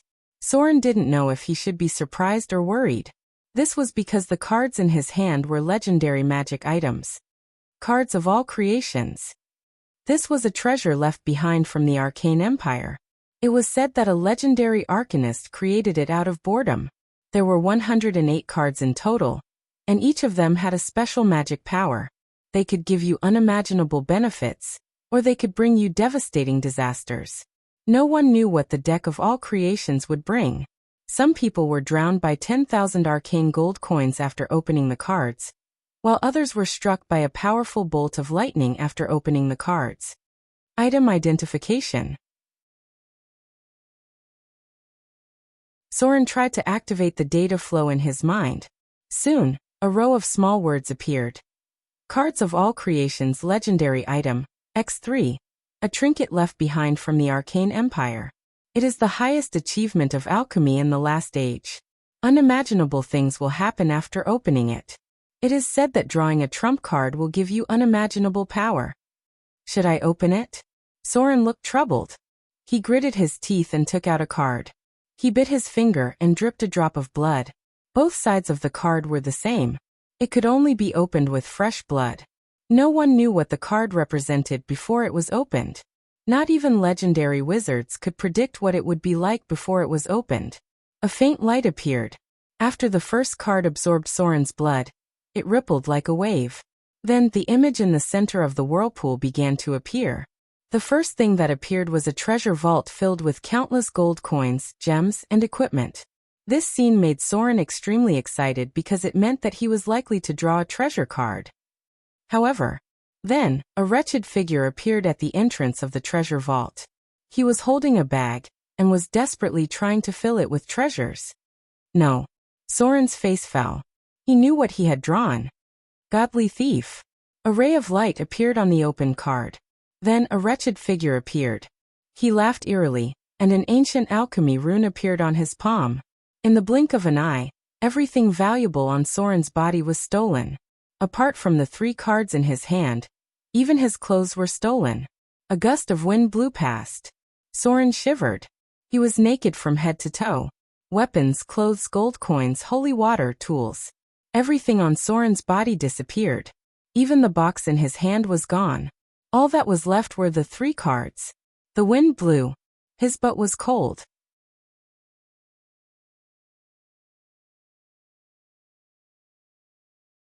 Chapter 14. F***CK. Soren couldn't help but curse. He hurriedly picked up the bag and put it on himself. Luckily, he couldn't fit the items after the trap was removed. Soren made a bag out of the clothes of the dead and put the parts of the crossbow trap inside. After all, this was a real world. Soren didn't have a storage space, nor did he have a multidimensional bag. There weren't many things that he could carry with him. He didn't think that he would be able to escape from the trap. At least he still had the box for the crossbow and the clothes of the dead. As for the loot he obtained at the beginning, it was all gone. Damn it. I can't believe I got a godly thieving card. Soren was no stranger to this card. Someone had drawn it before and opened it in front of everyone. The result was obvious. Soren put on the badly damaged and moldy clothes and opened the second card. After the card was opened, it would turn into an ordinary piece of art. The magic attached to it would disappear. There were people who liked to collect these cards, but no one had ever collected a complete set. At that time, there were 3 sets of cards that were popular among the players. They were all left behind from the Arcane Empire. The deck of many things, the arcane cards, and the deck of fate. The first set had 108 cards, the second set had 72 cards, and the last set had 36 cards. The easiest to get was the deck of many things. The arcane cards could only be found in rare underground ruins. As for the deck of fate, there were only 3 until the fall of the gods. A faint light appeared. After the second deck of many things absorbed Soren's blood, it spun like a whirlpool. The first thing that appeared was a barren land. There were almost no living things in sight. In the distance, there was a boundless desert. In the middle of the desert, a hunched figure appeared. He walked forward with firm steps. His body was as firm as a rock, and his eyes were fixed in the distance. The ascetic. A powerful force poured into Soren's body. After the tearing pain all over his body, endless fatigue surged in his heart. It felt as if he had traveled a long distance of over 10,000 kilometers. His body was already exhausted, and he was only relying on his tenacious willpower to hold on until now. A row of data appeared. Deck of many things, the ascetic, activated. Personal ability, perseverance, awakened. Physique increased to 18. Magic modification completed. Soren felt an indescribable fatigue, but at the same time, he felt a strong vitality. It was as if he had really traveled tens of thousands of miles and experienced countless wind, frost, and snow. His body had also become stronger and stronger during the long journey. After the endless fatigue, he had a strength. It was as if as long as he did not fall, he would continue to move forward, and he would not stop until the moment of his death. Perseverance, personal ability. Your will has withstood the test of difficulty, and it has almost formed a kind of spiritual power that is almost tangible. When you face any charm-type control spells, you will gain an additional 5 points of immunity. I've earned it. Soren's face showed a hint of joy. It was as if he was grateful for his good luck. There were very few cards that could increase attributes in the deck of many things. Out of the 108 cards, only a dozen could increase attributes. Other than the 2 mysterious trump cards, the best card that had appeared was the Champion Knight. This card increased the user's strength to 20 points and physique to 18 points. Even though the person who opened the card was a wizard, he still became known as a violent melee wizard. This guy used to have a very high reputation in the Northern Plains. Unfortunately, he fell during the Blizzard War. It was because there were not many attribute points gained from leveling up that many people were looking for other ways to increase their attributes. Regular training was no longer effective for players who had solidified their hero template. Many people had to make a decision when they first allocated 90 attribute points. The reason why Soren was known as a violent dual-wielding rogue was because he gave up on charm and increased all his other attributes to 15 points. In other words, other than his unattractive appearance, his other abilities were at the peak of the average person's level. Items that could increase attributes were very rare. Most of them were legendary items. It was very difficult to obtain them, and they could only be increased by 20 points at most. After entering the realm of extraordinary, it was almost impossible to use items to increase attributes. My physique increased by 3 points. That's equivalent to 6 profession levels. Soren punched his chest. Even though he used 70% of his strength, his internal organs did not feel any discomfort. This meant that his physique was close to the realm of extraordinary. A normal person with 10 points of strength would not be able to hurt him. If his physique could reach 20 points, he would be able to awaken the extraordinary talent Rebirth. It was the easiest extraordinary talent to awaken. The other talents could only be awakened after reaching 25 points of physique. Those who could reach 25 points of physique were already at the realm of legendary professions.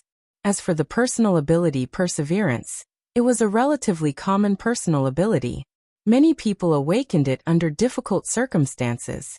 Soren had awakened it in the fire elemental plane. At that time, he was almost roasted to death. He was lucky enough to survive after falling into the lava. At the same time, he also awakened the talent Weak Fire Resistance. At that time, Soren's body was almost unrecognizable. In the end, he had to spend a lot of money to hire a legendary priest to cast Greater Restoration, to save his life. During that time, his strength, physique, and dexterity all decreased by 10 points. He was almost a cripple. There's one more. Soren's eyes were filled with excitement as he looked at the last card, which was the deck of many things, after receiving such a shocking reward. If he could draw another card that increased his attributes, then his current attributes would be much better than when he was a hero.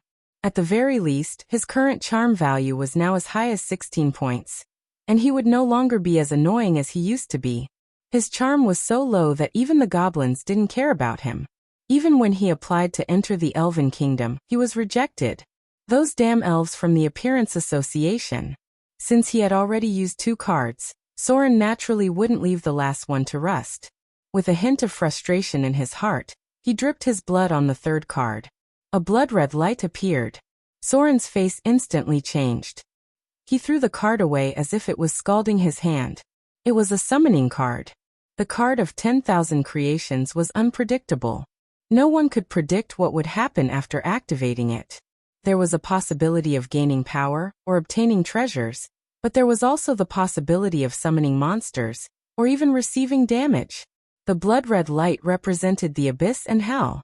The holy light represented the gods of heaven. The 5-colored light represented the elemental plane.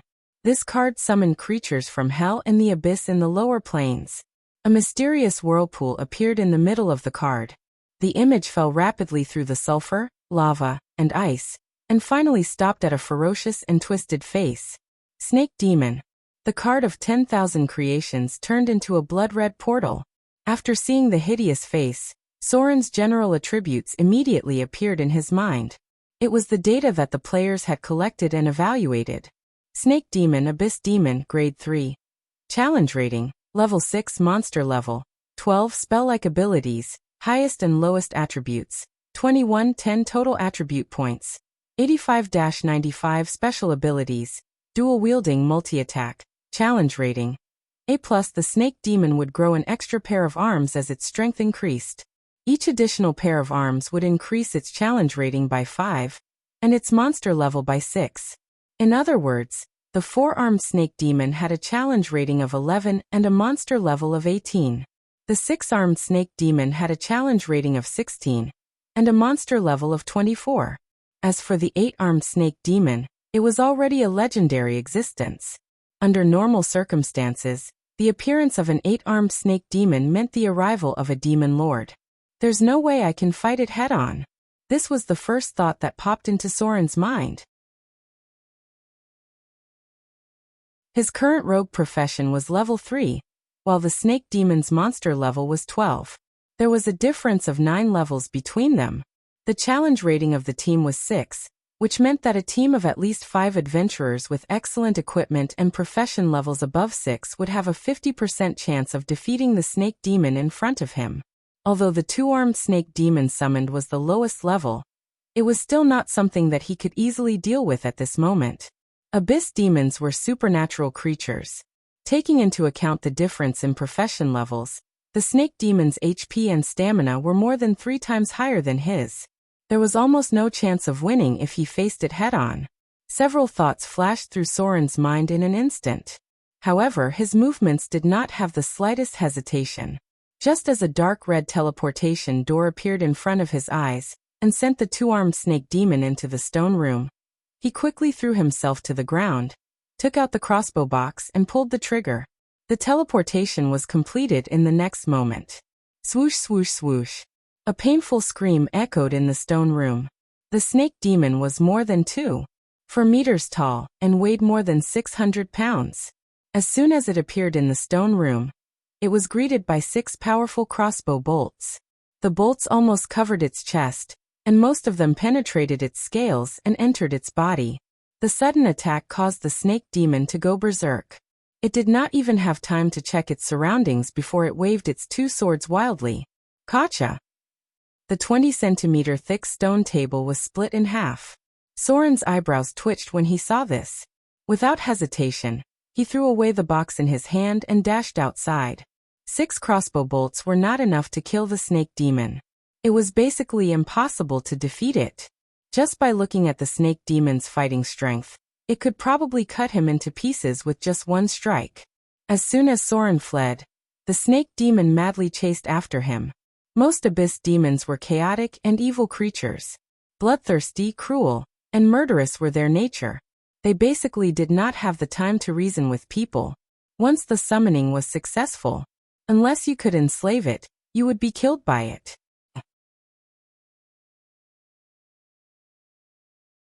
Chapter 15. Difficulty rating. A+. This meant that the Naga demon was the most powerful and the most difficult to deal with among all the monsters, with a challenge rating of 6.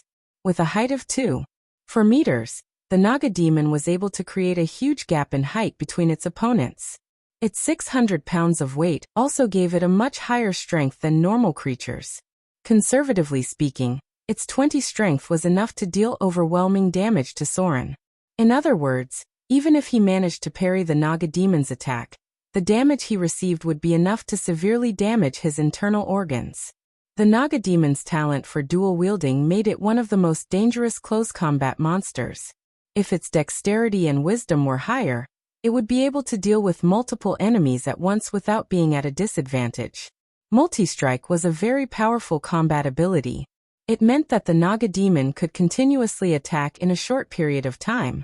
If it had a high enough strength, it would be impossible to parry its attacks. The Naga demon was a demonic creature from the endless abyss.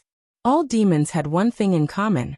They had a layer of demonic skin, which was equivalent to a natural enchanted leather armor. If they were covered in scales, their defense was equivalent to that of a normal chainmail. For Soren, if he slashed the Naga demon 10 times, the damage he would deal would be equivalent to 3 slashes. However, Soren, who was only wearing a piece of cloth, would be sliced open by the Naga demon's attack. It's almost impossible to defeat. With 20 dexterity, Soren had an unprecedented ability to launch attacks. He twisted his body and ran along the wall, dashing into the tunnel outside. The 18 vitality brought by the ascetic card gave him more stamina than before. Although he was still mentally exhausted, it was enough to keep him running for his life. The Naga demon roared and chased after him. Its upper body was that of a humanoid creature. Its arms were unusually thick, and its face was similar to that of a lizard or a snake. There were obvious scales on both sides of its body, and its lower body was a snake tail that was about 5 meters long. This meant that it was a male Naga demon, a powerful warrior among the Naga demons. This was the best news for Soren. The Naga demon was a matriarchal society. Females had a higher status and stronger combat ability. At the same time, they also had a certain amount of spell-like abilities. The Naga demon moved very quickly, especially when it was in its berserk state. It could dive down like a snake. This was also the main reason why the snake demon was rated as A+. It could rely on its huge body to easily break through the line of defense and approach the magic professions in the adventurer team. Then in an instant, it would use its dual-wielding combat ability and multi-attack combat ability to cut the magic professions below profession level 8 into mincemeat on the ground. Its snake-like body made it immune to most low-level control spells. Grease had no effect on it. Spider web could not bind its 20 points of strength, and the demon's chaotic evil will made it immune to most low-level mind control spells. This was a monster that needed to be slashed to death. We can't escape. Soren was running as fast as he could. Using the complicated tunnels, he easily widened the distance between them. But soon he realized something important. If he wanted to escape, he had to reopen the secret door outside, which would take at least 3 minutes. 3 minutes was more than enough time for the snake demon to catch up to him. Then it would cut him into at least 30 pieces of minced meat and pick out the most delicious ones to fill its stomach. I have to fight. When Soren passed by the place where he first found the corpse, he quickly picked up a long sword. Because too much time had passed, the body of the sword was slightly rusty, which meant that it was not sharp enough and could not withstand strong attacks. But now was not the time to think about that. It was almost impossible to defeat the snake demon in a direct battle. If he wanted to defeat it, Soren could only bet on his luck. Without hesitation, Soren ran towards another tunnel that he had not explored before. He had to take a gamble. Demons had more stamina than mortals. Their high HP meant that even if they were in a heavily injured state, they would still be a threat. The only way Soren could think of was to use the traps here to kill it. Of course, there was also the possibility that he would be the one killed by the traps. 20 points of agility. This was the domain of extraordinary humans. It meant that Soren's footsteps were lighter than a halfling's.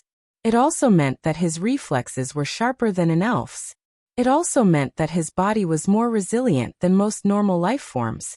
He had to take a gamble. He had to gamble that there were powerful and deadly traps in this unexplored tunnel, and that they would not be triggered when he passed through it. Soren was a human. The area of his feet was very small, and 20 points of agility meant that he had a high chance of avoiding the traps. However, the snake demon was a snake-type demon. Its lower body was in contact with the ground, and its weight was more than 600 pounds. This meant that it would trigger most of the traps when it moved. Any traps that were set according to human standards and triggered by their weight would hit its body. Due to its size, there was no way for it to dodge. A wide tunnel appeared in front of his eyes. Soren did not even have time to observe whether there were traces of man-made traps nearby. Instead, he directly leaped, and then relied on his strong physical toughness and sense of balance to run 3 steps on the wall in a horizontal manner. Then he turned around and grabbed an inverted stalactite, forcing his body to move forward 5 meters against the wall. This was the most likely place to set up a trap based on his experience. Traps needed enough space to be set up, and the more hidden the trap, the more necessary it was. He did not stop at all. Soren began to slow down, but he still moved forward cautiously. The snake demon's figure appeared behind him. This demon from the abyss was completely enraged by the crossbow bolts. When it saw Soren, it did not hesitate to charge at him. Its huge body did not affect its movement speed at all. Most snake-type life forms had twice the speed of a normal human being when running at full speed. However, when it was about to reach Soren, the ground suddenly shook. Its long and narrow tail triggered the traps buried in the ground, and then a wave of crossbow bolts flew out from both sides. Roar! A painful howl sounded. 6 bolts were stuck in the snake demon's ribs, and blood kept dripping. Its blood-red eyes were filled with killing intent and anger. When it saw Soren close by, it roared angrily. 12 crossbows. They could deal more than 120 points of damage to a human. It was enough to instantly kill most warriors below level 10, but it was not enough to seriously injure the snake demon. This meant that the snake demon's body was almost as tough as a lesser dragon, and its HP was probably more than 150 points, which was 5 or 6 times more than Soren's HP. There should be another trap. Soren's pupils shrank. He did not hesitate to increase his pace, even if it meant that he might trigger a trap. The layout of the tunnel felt familiar to him. This was because the place where he first found the corpse had a similar layout. This meant that there was a certain possibility that there was another acid trap ahead. This was fatal for Soren. Similarly, it was enough to threaten the snake demon's life. A winding passageway appeared. Soren's expression changed. He took a deep breath and began to run. The layout in front of him was similar to the place where he found the corpse of the thief. Acid traps were mostly buried near the walls, which meant that he could not use his dexterity to run through them. He could only try to jump through them. This was a distance of more than 10 meters. He did not have any spell-like abilities, and only his dexterity had reached the transcendent level. This was a challenge for Soren. I can do it. This won't be a problem for me. Soren took another deep breath. In his previous life, the human record for jumping was 10.6 meters. With his current physical fitness, he was not too far off from the best athletes. Even if he did not have enough strength, his dexterity allowed him to perfectly unleash his explosive power. It was not impossible for him to jump the distance in front of him. Bang! Soren's figure leapt out. He crossed the distance of more than 10 meters in an instant. He almost jumped out of this area in a rather embarrassing manner. Soren did not dare to hesitate. He was not sure if there was an acid trap here, so he took a deep breath and continued to run forward. Whoosh! Soren's figure suddenly froze. Just as he turned a corner, an iron spear suddenly came out from the ground. It pierced through his leg and instantly pierced through his thigh.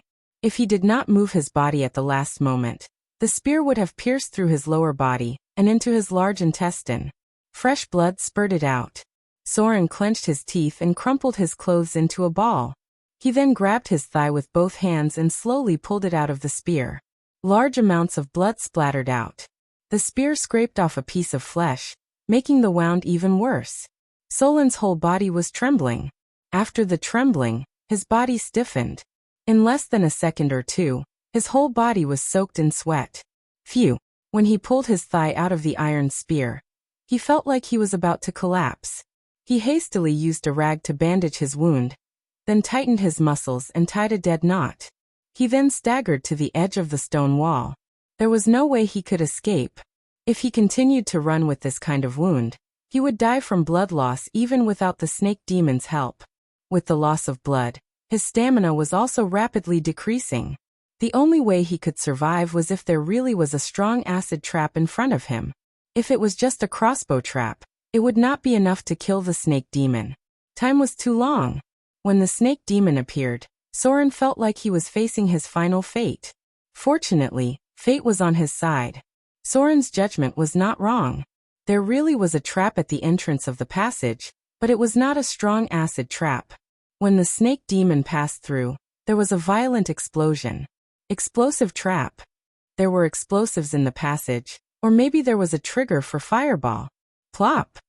There was a slight noise. Soren's face, which had just revealed a smile of relief, suddenly froze. He was almost flustered and exasperated. I can't believe you're still alive. He clenched his longsword tightly, and his expression gradually became more ruthless. He was going to give it his all.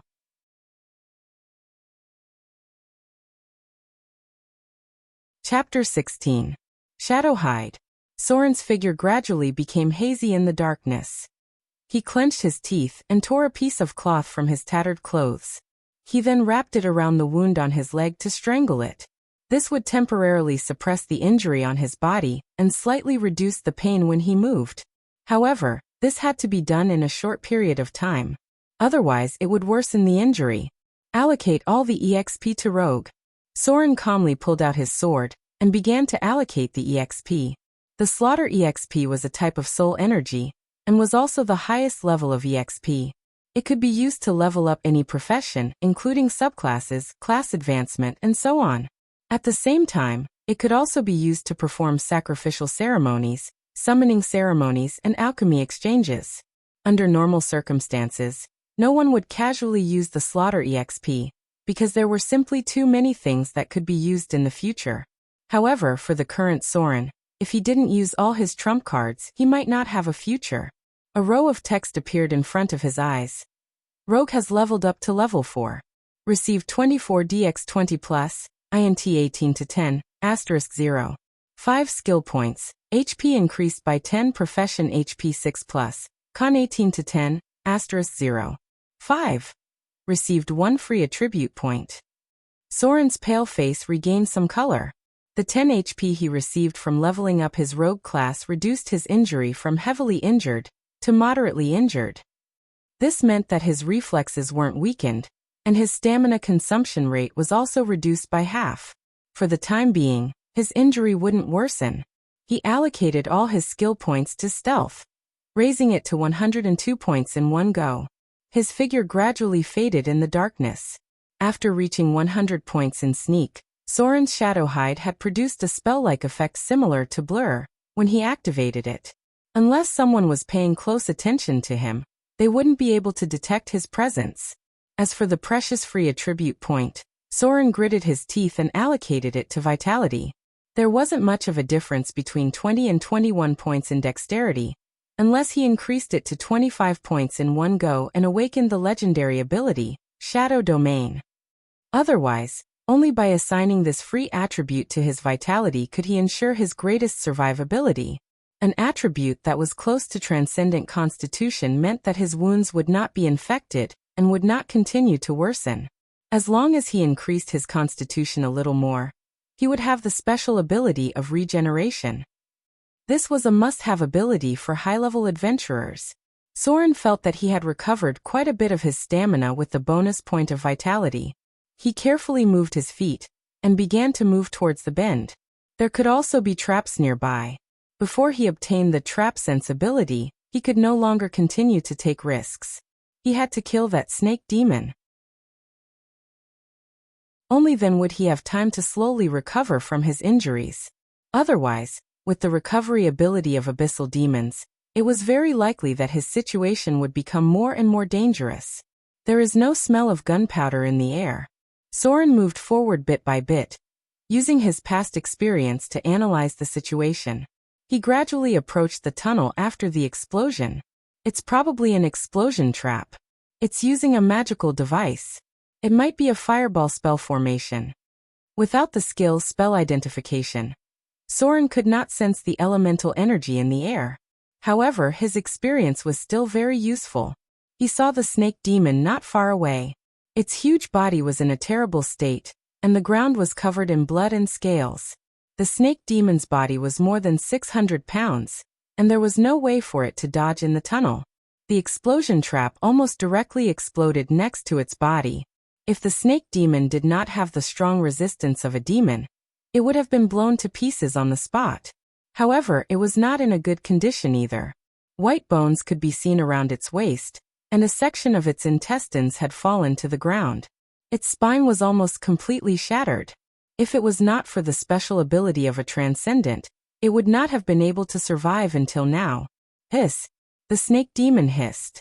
It instantly noticed Soren and looked at him with hatred. Low-level snake demons did not have much ability to speak.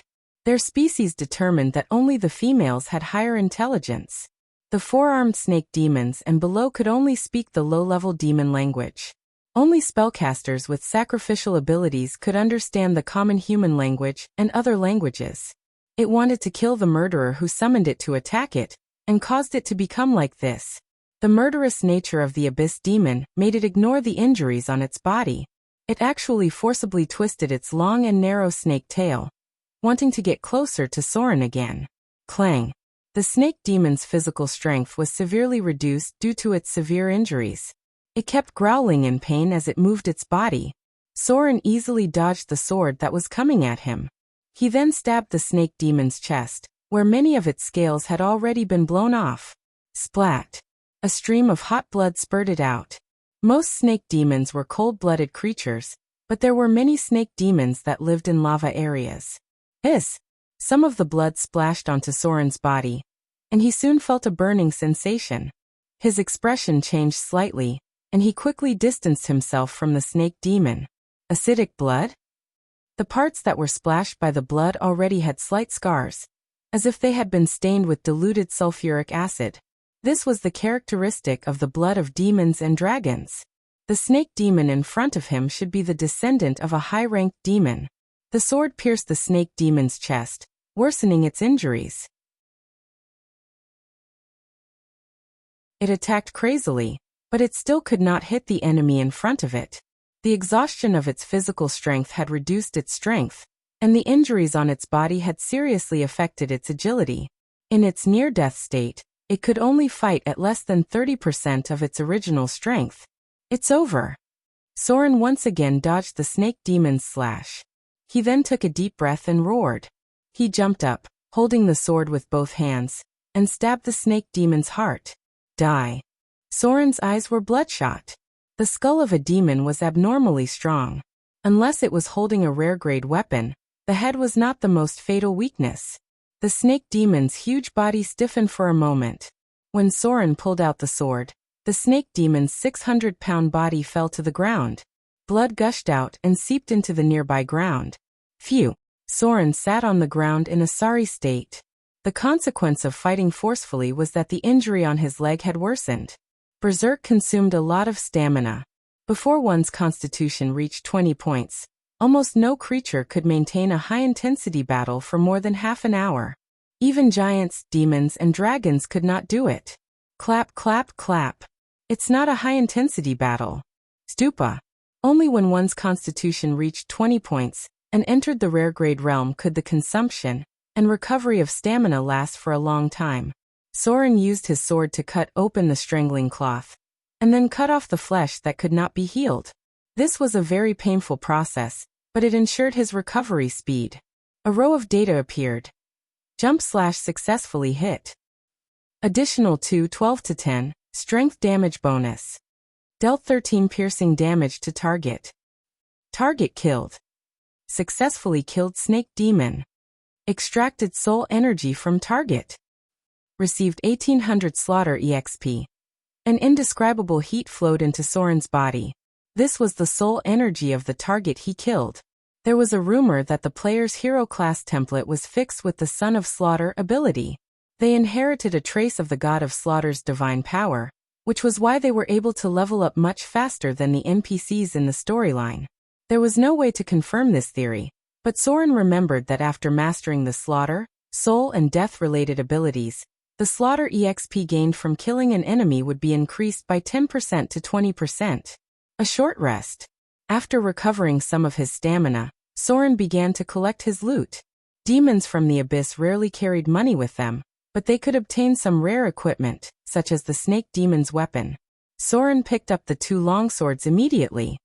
Item identification. Soren looked at the long sword in his hand.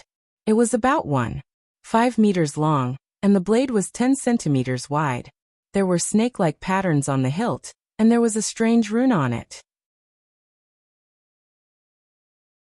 The body of the sword was faintly red, and when he touched it with his fingers, there seemed to be a trace of burning breath. The blade was very sharp, and its steel was better than normal military weapons. However, it was also much heavier than other weapons. It felt heavy in his hand. A row of data appeared. Item type: Snake Demon Longsword +1 item grade. Rare grade 1. Item description: a longsword forged with abyssal fire rock. It has a strong slashing and piercing effect, and an additional 1 point of fire damage. Equipment requirement: 14 strength or above. Special effect: small to medium-sized creatures are considered as greatsword type. Strength requirement +2. Not enough strength. This was Soren's first thought when he picked up the longsword. Since the longsword was made for snake demons, its size and weight were far beyond what a normal person could use. Soren could pick up the longsword, but when he swung it around, he felt that its weight was a little too heavy, and it affected his combat effectiveness. It was like a normal person could lift an object weighing 50 kilograms, but they couldn't use a weapon that weighed 50 kilograms in battle. By the time they managed to lift it up, they would have been slashed countless times. If one's strength didn't meet the weapon's requirements, it would consume a lot of stamina in battle, and the speed and lethality of the weapon would decrease significantly. The dagger left afterimages in Soren's hand. However, when he swung the longsword, Soren's slashing speed was less than half of his usual speed. Damn it! There's a strength penalty. Soren swung the longsword a dozen times, and his arms felt sore and numb. His stamina was also greatly depleted. Clash of the Titans was very demanding in certain aspects. A normal person could walk for 20 kilometers, jog for 10 kilometers, and sprint for less than 1 or 2 kilometers. These things were perfectly simulated in Clash of the Titans, and for a period of time many players cursed. Therefore, when Soren felt the numbness in his arms, he immediately knew that there would be a strength penalty when he wielded the longsword. Although there was no data to show it, Soren could calculate the strength penalty in his mind. Accuracy -4, damage -4, attack speed -4, stamina consumption plus 200%. Originally, he could last for 10 minutes, but now he estimated that he wouldn't even last 2 minutes. He smiled bitterly. Soren put down the snake demon longsword with a bitter smile. After all, it was a weapon used by an enemy that weighed more than 600 pounds. It was almost as heavy as a greatsword used by humans. His current physique and stamina were good enough, but if he didn't have enough strength, he might as well use a normal dagger. A normal longsword weighed around 2 to 3 kilograms, but this longsword was at least 15 kilograms. 2 swords would weigh 30 kilograms. If he added some refined iron, it would weigh as much as a young woman. Without the template of a previous hero class, Soren couldn't allocate more than 18 points of strength. His current 12 points of strength was only enough for him to wield normal weapons. After all, under the strength penalty, he couldn't even use half of his strength. Looks like I'll have to think of a way to sell them. Soren carried the snake demon longswords on his back. The weight of 30 kilograms made him feel heavy, and he felt that his 12 points of strength wasn't enough. However, he had to bring the longswords out. The market price of a Grade 1 rare grade weapon was more than 100 Kindler coins. The snake demon longsword was a great sword, and its value would increase by 20 to 50%. In other words, these 2 Grade 1 rare grade longswords were worth about 300 Kindler coins. If he sold them, he would be able to live comfortably.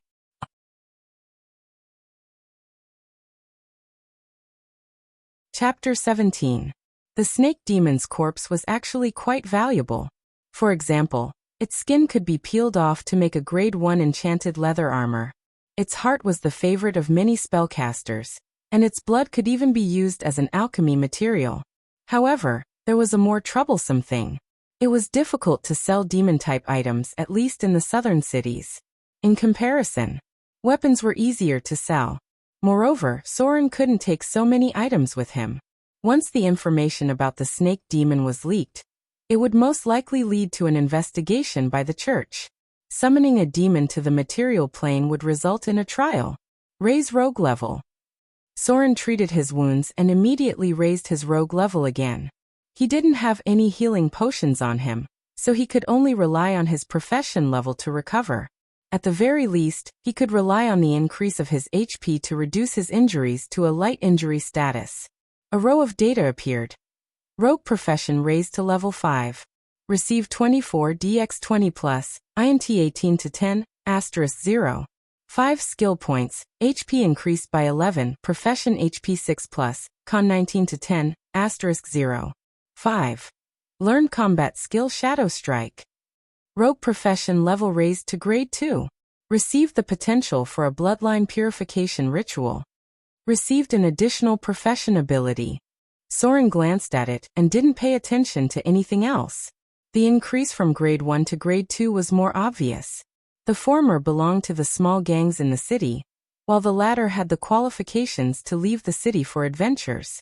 Grade 2 professions could receive an additional profession ability point, but it was limited to the profession ability. For example, Soren was a rogue, so he could receive an additional rogue profession ability. He couldn't receive any other profession ability or individual ability. All the skill points were allocated to traps. This treasure cave hadn't been fully explored yet, so Soren wanted to strengthen his trap detection ability. A Grade 2 rogue had 3 profession abilities to choose from. They were Blind Battle Proficiency.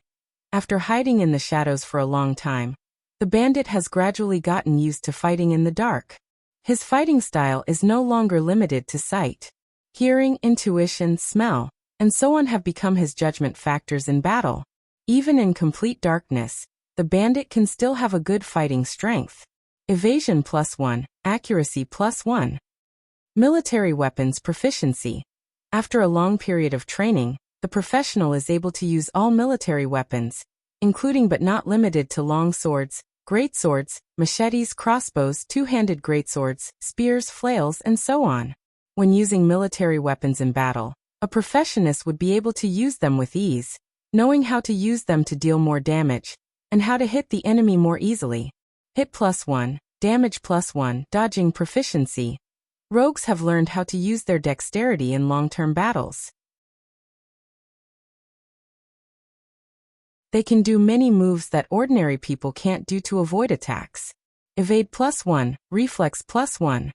Without a doubt, he chose the military weapon mastery, which was the first talent he had obtained. This was a very important class specialty. Most melee professions had to master it, because it meant that they could use most weapons skillfully to deal with unexpected situations during adventures. Moreover, it was the prerequisite for learning many basic combat skills. For example, the combat skill, Sword Form, Heavy Hack, after mastering the basic swordsmanship, required the prerequisite of mastery of military weapons. This was the specialty of a warrior. Basically, it could be obtained after the advancement. Soren didn't have the time to train for a long time, so he could only obtain it through talent points. If it was normal training, it would take 1 or 2 years to obtain this specialty to fully familiarize himself with all military weapons. This time was enough for him to do many things. As for the last bloodline purification potential, it was something that only the rich could afford. In short, it was to purify one's bloodline potential. According to the current constitution, one would gain a new HP calculation and cleanse the impurities in one's body. For example, Soren's current HP was 52 points. If he held a bloodline purification ceremony, then his HP would be Profession HP 6 plus 19 to 10, *5, *5 plus 19 Constitution plus 10 base HP equals 84 HP. It was equivalent to 3 more profession levels of HP. It was a very strong bloodline enhancement. But it was also very expensive. The advancement ceremony would cost more than 1,000 Kindler coins. This ceremony could be held once for each advancement. The biggest increase should be after the advancement into a legendary profession. This was because after the bloodline purification ceremony, one would obtain the special talent of legendary life. This was the key to many melee professions being able to face an adult giant dragon head-on. The bloodline purification ceremony. Soren didn't think about it for the time being because this ceremony was the same whenever it was held. It just increased one's HP according to their constitution and profession level. This kind of ceremony required a lot of rare materials. At the same time, it also required the basic skills of spell identification and knowledge. It was very difficult to meet its requirements in the early stages. After all, there was once a warlock teammate who wanted to advance into a dragon disciple, but Soren's entire team emptied their personal savings. 1,000 Kindler coins was a conservative expenditure. This money was enough for Soren to equip himself and double his combat strength. At this moment, after Soren became a Grade 2 rogue, his stats changed. Name Soren race, half-elf attributes, Strength 12, Dexterity 20 plus 1. Constitution 19, Intelligence 18 plus 1, Wisdom 15, Charm 16 Alignment, Lawful Evil Profession, Level 10 Commoner Max, / Level 5 Rogue, 03000. Grade 2 HP, 5252 EXP, 950 Slaughter EXP, 0 Profession EXP. Unassigned skill points. None attribute points. None status. Normal profession skills. Sneak 102, Steal 35, Picklock 45, Snare 54 Legendary skills. Omnipotent hands sealed. Weakened. Personal abilities. Nimble left hand eidetic. Memory, perseverance profession abilities. Grasp of shadows, military weapon proficiency combat skills. Shadow strike. After advancing into grade 2, the amount of EXP needed to increase one's strength had increased tremendously. However, at the same time, he had also mastered a powerful combat skill, which was the Shadow Strike, ability that Soren had been looking forward to. Shadow Strike combat skill. Advanced rogues have gradually touched upon the power of the Shadow Domain. When attacking an enemy, they can rely on their mastery of the Shadow Domain to launch a spell-like attack. Shadow Strike can be activated at the same time as Backstab, dealing an additional 5 shadow damage that ignores physical defense. This ability can increase damage by 1 for every rogue level, increasing the number of times it can be used. Requires the rogue's prerequisite ability, Grasp of Shadows. This was a very powerful ability. With Soren's current level as a rogue, he could use Shadow Strike 5 times a day. As long as the enemy did not have shadow resistance, it would deal 5 shadow damage that ignores physical defense. This was a fatal threat to the relatively weak HP of low-level professions in the early stages. Grade 2 was a watershed. Wizards began to master level 3 arcane spells, and finally broke away from their low combat strength. Warriors began to master Aura Slash in preparation for advancing into Knights, Sword Saints, and Weapon Masters. Monks had more or less mastered Chi, and whether they wanted to advance into Ascetics or Fist Masters in the future, they needed to lay a good foundation. Basically, all professions would have a huge improvement after reaching grade 2. Rogues also began to specialize from this point, whether it was the Godly Thief, the Lurker, or the Assassin, who was proficient in assassination techniques. All of them had to decide their future now. However, Soren had no plans to advance into a profession at the moment. Not to mention the harsh conditions required to advance into a profession. Just the 5,000 slaughter EXP required to advance into a profession was enough to make him flinch. The NPCs in the storyline needed a long time to train to advance into a profession. Although Soren had skipped this step, he needed to use slaughter EXP, soul energy, to make up for it. Advancing into a profession was not necessarily a good thing. The Godly Thief's combat strength was low, the Lurker's explosive power was not enough, and the Assassin's killing power was high, but their overall abilities were not good. In terms of survivability, rogues were still the strongest. At the very least, before he had more than 10 personal abilities, any other profession would not be as useful as a basic profession. Of course, if you had dozens of personal abilities, including but not limited to personal abilities, profession abilities, innate abilities, and so on, you would be very powerful no matter what profession you advanced into. For example, Unarmed Combat Grandmaster, 1-Inch Punch, Legendary, Blind Battle, Legendary, Super Sixth Sense, Instinctive Evasion, Legendary, Conditioned Reflex, Legendary, and so on. As long as you wanted to, you could even take down an army by yourself while running naked with your eyes closed. After all, profession level was only a part of one's strength. In a life and death battle, it depended on your overall strength. It was not just profession level, but also the strength of your attributes, the ability of your abilities, and the lowest wooden board in the bucket. The lowest wooden board in the bucket determined how much water it could hold. That was the key to whether you could reach the realm of legends.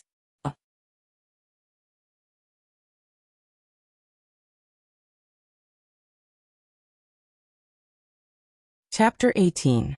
Time passed bit by bit. Soren's stamina was slowly recovering. The wound on his thigh was starting to feel numb and itchy. This meant that his 19 points of vitality was starting to take effect. The wound was slowly healing, but it still wasn't as effective as rebirth. If he were to rest, the wound would be completely healed in a day or two. However, Soren couldn't afford to wait that long. He didn't care about the wound tearing open again, and continued to explore the cave. The snake demon's sword was placed at the entrance. The weight of the two swords was so heavy that Soren felt like he was wearing a full body armor. It greatly affected his speed. He also took back the card of manifestation. It was a special item, and it might be useful if he kept it with him. He pulled out the bolts from the snake demon's body one by one and reloaded them. If there was a battle later, the crossbow would save him a lot of trouble. There were 2 forked passages in the cave. He had only explored one of them, and there should be another passage that led to a secret room. The traps in the passage were almost all triggered. However, Soren didn't dare to be careless. He explored the passage inch by inch, and found another trap behind a stone wall. It was a spike trap. If triggered, a row of sharp blades would come out from the ground, smeared with poison. A gust of cold wind blew past. This side of the passage should be connected to the surface. There was still a faint light coming from it. The air was filled with the smell of antiseptic. It smelled a little like formalin, but it was much stronger. There was also a faint smell of blood. Soren's expression became serious. He put his hand on the hilt of his sword and walked along the passage. Some corpses appeared in his sight, and their bodies were wrapped in bandages. Mummies. The scene in front of him triggered his memory. It was a record of hundreds of adventures. Mummy Undead, Grade 2. Challenge rating, Level 3 Monster Level, 6 Spell-like abilities, highest and lowest attributes, 18 and 5 total attribute points, 65-75 Specialty, Undead Constitution, Negative Energy Corrosion, Difficulty, D+. There was a slight noise. As expected, when Soren got closer, 2 or 3 of the corpses started moving. Their movements were very stiff and slow. Their movement speed was even slower than that of a child's. These were ordinary mummies without any superpowers. They only had the basic talents of undead creatures. Mummies had very low agility, but their strength was above that of an adult. Because of the extraordinary characteristics of the undead, their constitution was conservatively estimated to be above 15 points. Therefore, they were the meat shields of the low-level undead, second only to zombies. Swish. A row of crossbow bolts flew out. The mummy at the front was hit in an instant. 6 crossbow bolts penetrated its body, and it swayed for a moment before falling to the ground. Undead creatures had undead energy in their bodies. By dispersing this energy, they could be killed. However, one thing to note was that many undead creatures had negative energy corrosive effects. If one was scratched by them, it was very likely that they would be infected with diseases or suffer additional corrosive damage from undead energy. If only there was a priest. A thought flashed through Soren's mind, and he immediately drew his sword and charged forward. The mummy's movements were slow, so it was the easiest enemy for him to deal with. Clang, clang, clang. Soren's figure moved around the remaining 2 mummies. Even if his legs were slightly injured, these mummies could not attack him at all. The agility of the low-level mummies was basically below 10 points. As long as he moved around them, he could slowly dismantle them. Of course, if you encountered an ancient mummy, it would be a tragedy. The ancient mummy's challenge rating was 12, and its level was 18. Its agility was conservatively estimated to be above 21 points. In many ancient ruins, the ancient mummy was an adventurer's nightmare. After a short battle, Soren quickly dismantled the mummy in front of him using his agility, and received 300 slaughter EXP. He originally wanted to retrieve the crossbow bolts, but after seeing the rotten flesh on the mummy's body, he gave up on the idea. This was not only because it was disgusting, but more importantly, undead creatures were really disgusting. Behind the mummy was a door. After Soren pushed it open, he immediately saw many corpses, and some human-like organs soaked in an unknown liquid. The smell of blood became stronger. On the workbench, there was a jar of dark red liquid, and a fist-sized eyeball was soaked in it. An unknown eye stalk. Soren could not tell what it was, so he did not plan to take it with him. The secret room was filled with undead energy. Because the Lich had once cast a spell here, negative energy would gather here to a certain extent, and it was not a good thing for any living creature. If one stayed here for too long, they would be exposed to undead energy radiation. The negative energy field here could only be dispelled after a priest purified it. After checking for traps, Soren began to rummage through the cabinets in search of valuable items. He found a few books, some records of strange symbols, more than 10 gold dirhams, and a strange bracer. The books were all information. Soren glanced at them and put them away. He had an eidetic memory, and if he brought them back, they should be able to increase his knowledge skill points. Because Soren did not receive any education, he did not awaken any knowledge skill points. At the very least, he needed to be able to understand most of the common languages in order to obtain the corresponding knowledge skill. This was a good thing for someone with the scholar class, as they were born with 25 knowledge skill points. The strange symbols were the experiment records. They were probably recorded in a special secret language. Soren's knowledge skill points were not enough, and he did not know how to identify spells, so he could not read these records. And it seemed like they were all research on the creation of undead creatures. These things were not useful to him, and he would not be able to get rid of them, so he just left them where they were. Finally, there was the strange bracer. He was familiar with this item, and after trying to identify it, its information was displayed. Item type: Ogre Bracer of Strength. Item grade: Rare, grade 1. Item description: a special item made from the skin of an ogre. After wearing it, it can increase the user's strength to the level of an ogre. Equipment requirements: none. Equipment effect: Strength +2. Strength can be increased to a maximum of 18 points. It's actually this item? Soren's face showed a hint of surprise, and he immediately wore it on his wrist. The Ogre Bracer of Strength was the most popular item in the early stages of the game. There were a total of 3 pieces in this set: the Ogre Bracer of Strength, the Ogre Gloves of Strength, and the Ogre Belt of Strength. Each piece of equipment could increase strength by 2 points, but the maximum was 18 points. In other words, it was useless if the user's strength exceeded 18 points. In the past, this item was completely useless to him. Because the players inherited the hero class template, their initial stats were as high as 90 points, and most melee players had 18 points of strength. This kind of equipment was meant for mages and magician class players. But for the current Soren, this Ogre Bracer of Strength was very useful, because after wearing it, he could just barely use the Snake Demon Longsword. Even if there was still a penalty of 2 points of strength. If it was a necromancer, there should be a lot of valuable things here.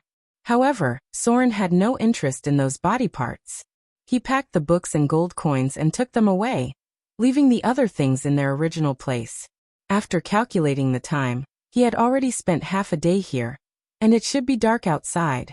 Soren's rations were all gone because of the Thieving God card, and he was quite hungry after a long battle.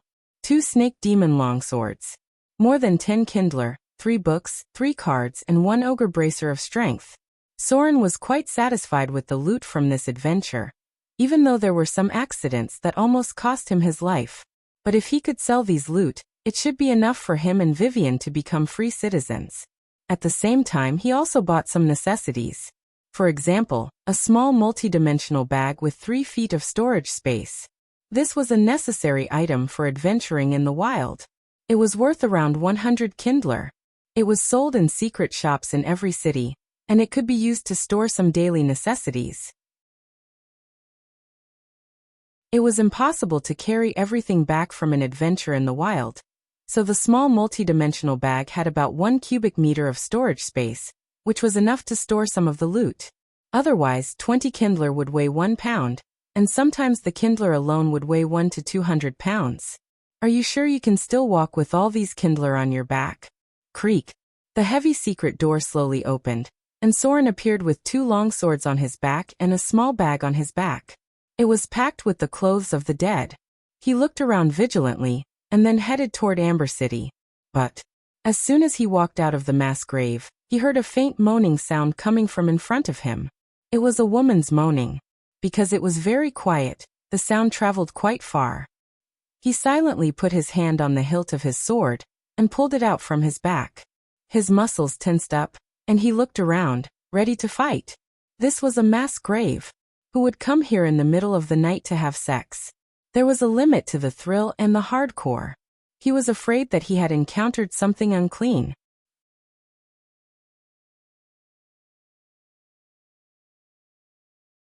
Chapter 19.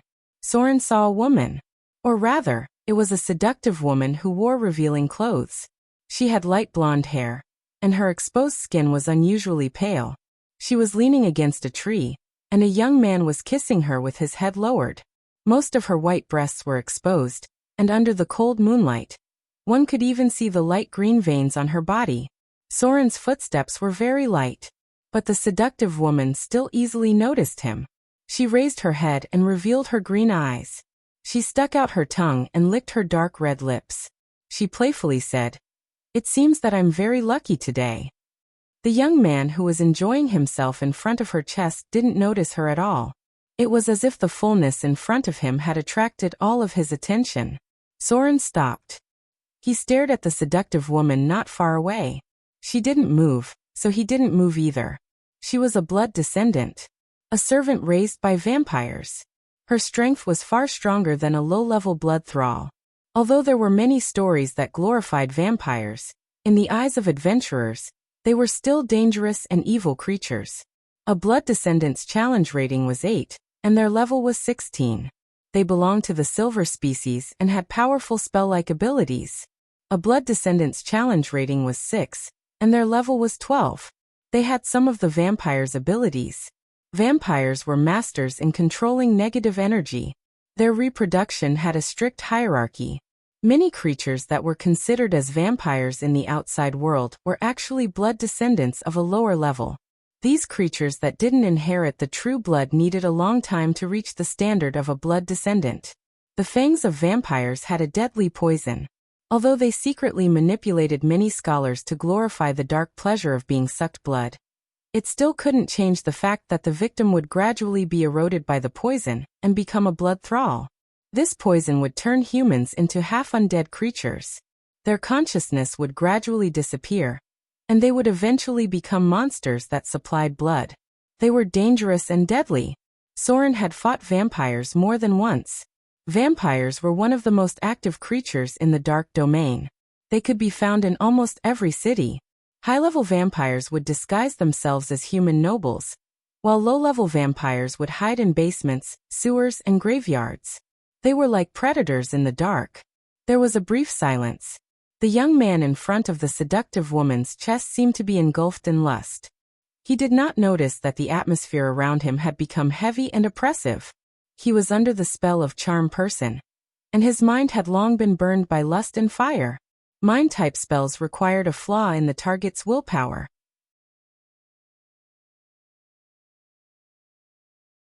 Vampires were best at using their appearance to confuse their prey, using teasing to arouse their desires, and finally lowering their target's willpower. Then, in an instant, they could cast a charm spell to control their target's mind. Willpower was a force.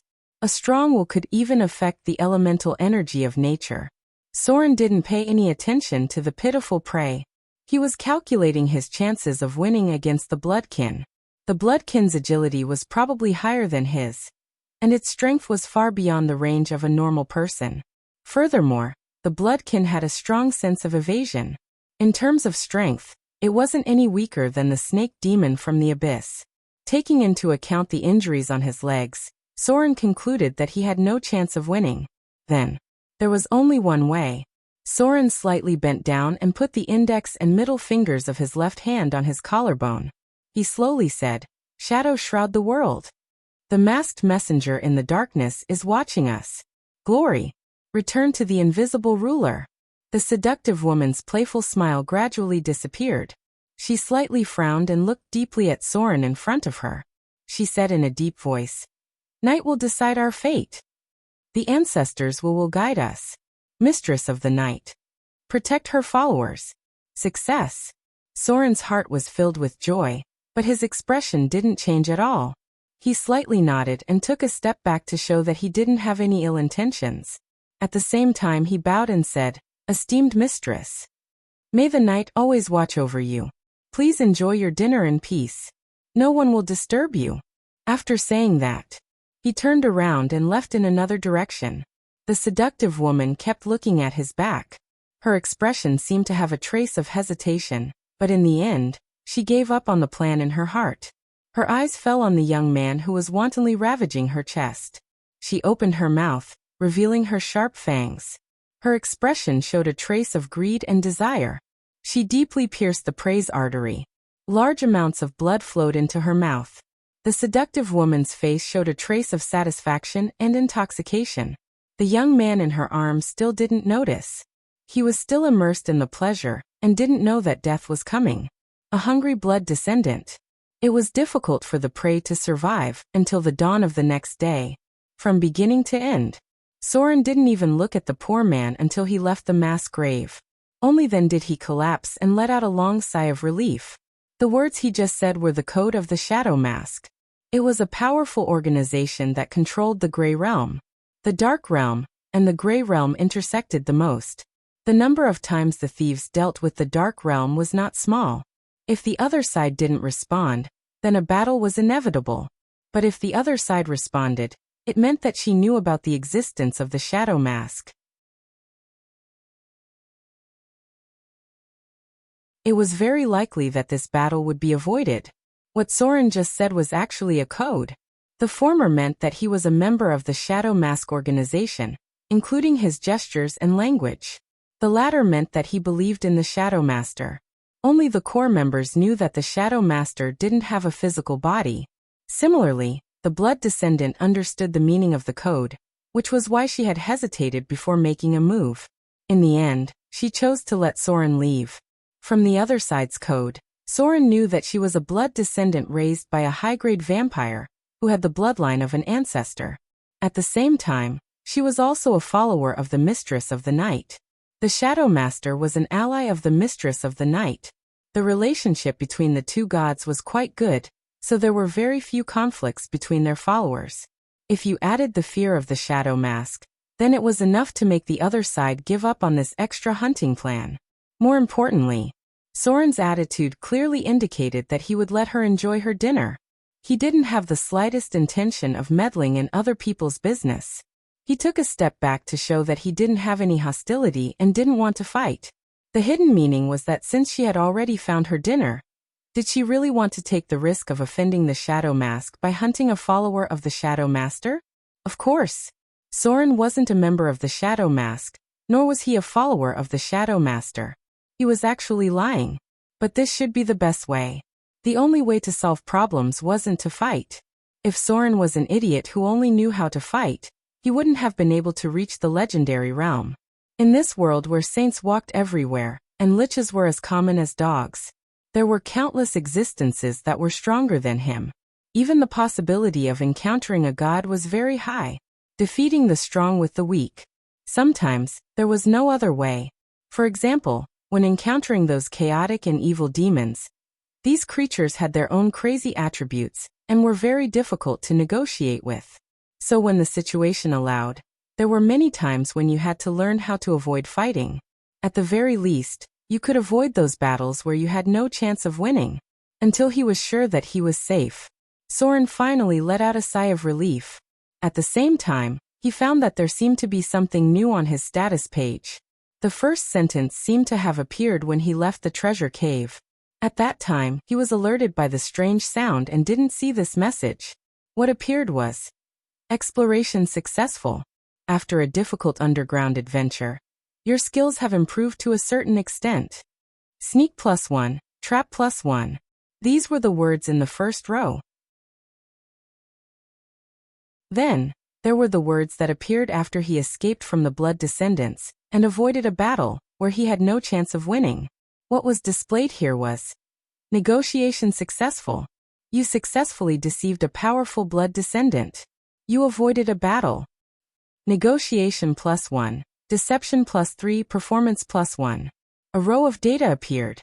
Then Soren found that on his status page, other than the original thief skills, there were some additional skills.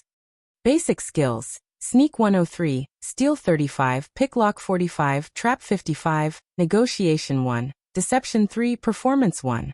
This works too? Soren's face showed a hint of surprise.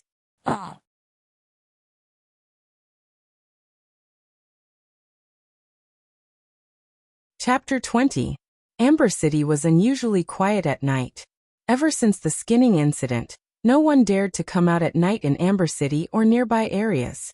Even those who were active in the Grey Realm were now on tenterhooks in their own territories. The Dark Realm was made up of pure evil and chaotic lunatics.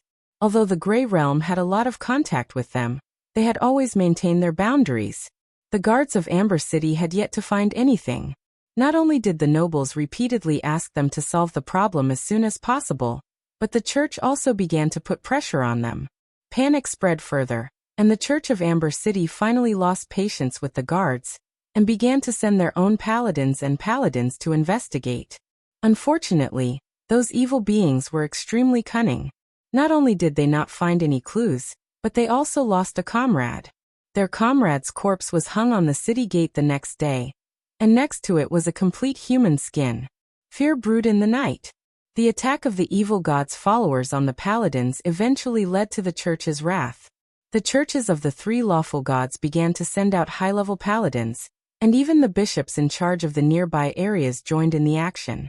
At the same time, in a secret underground chamber, there were many strange carvings on the four walls. There were bones, lava, demons, altars, and the shadow of a demon shrouded in darkness. Dark phosphorescent flames flickered, casting an eerie light on the surroundings. A group of believers in black robes knelt under the altar, their hands crossed as they prayed on the ground.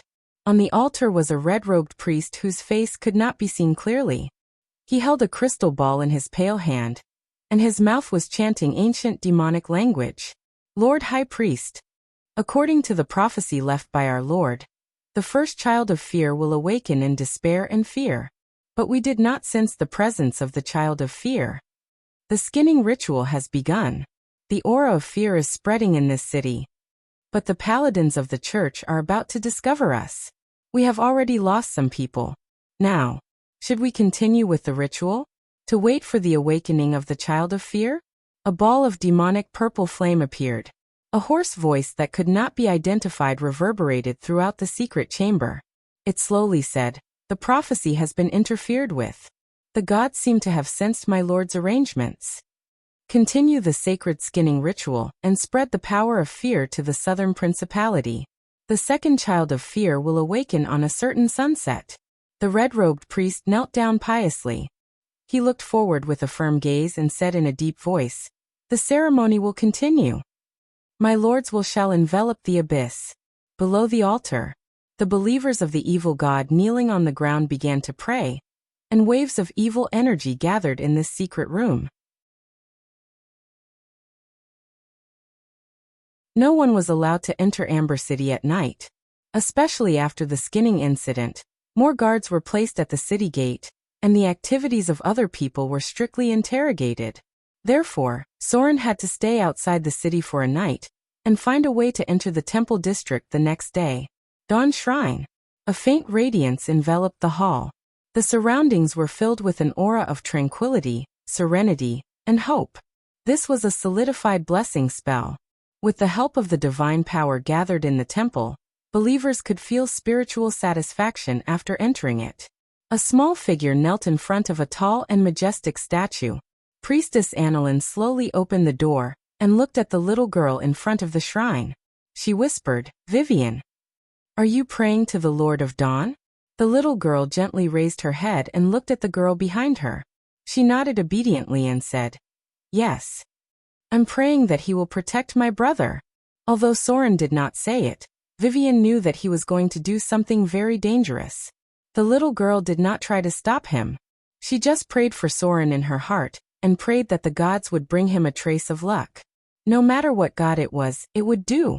The priestess walked to her side and reached out to stroke her little head. She said slowly, "Then you should pray at dawn.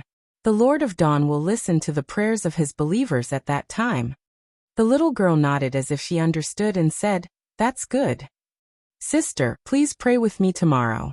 Annalyn looked at the cute little girl in front of her and nodded with a smile. She then said, "Vivian, are you willing to believe in the Lord of Dawn? I can feel that you have a unique talent. Perhaps you have the potential to become a priestess. If you are willing to serve the Lord of Dawn, your family can also be accommodated by the shrine. Perhaps Soren can find a better job in the future. After all, he is quite skilled." The little girl fell into deep thought after hearing this. She seemed to be a little tempted, but she quickly replied, "I want to ask my brother before I make a decision. If my brother agrees, I would like to give it a try." She did not know why. When Vivian said, "Give it a try," she felt an inexplicable sense of rejection in her heart. She had been very perceptive since she was young. However, she did not know why, but she did not like the gods. That was why she and Soren were both non-believers. They did not even believe in a god on the surface. The little girl did not know why, but she felt that if she was asked to believe in them, she would feel uncomfortable. For example, the light in the temple was very comfortable when it shone on people, but she still didn't like it.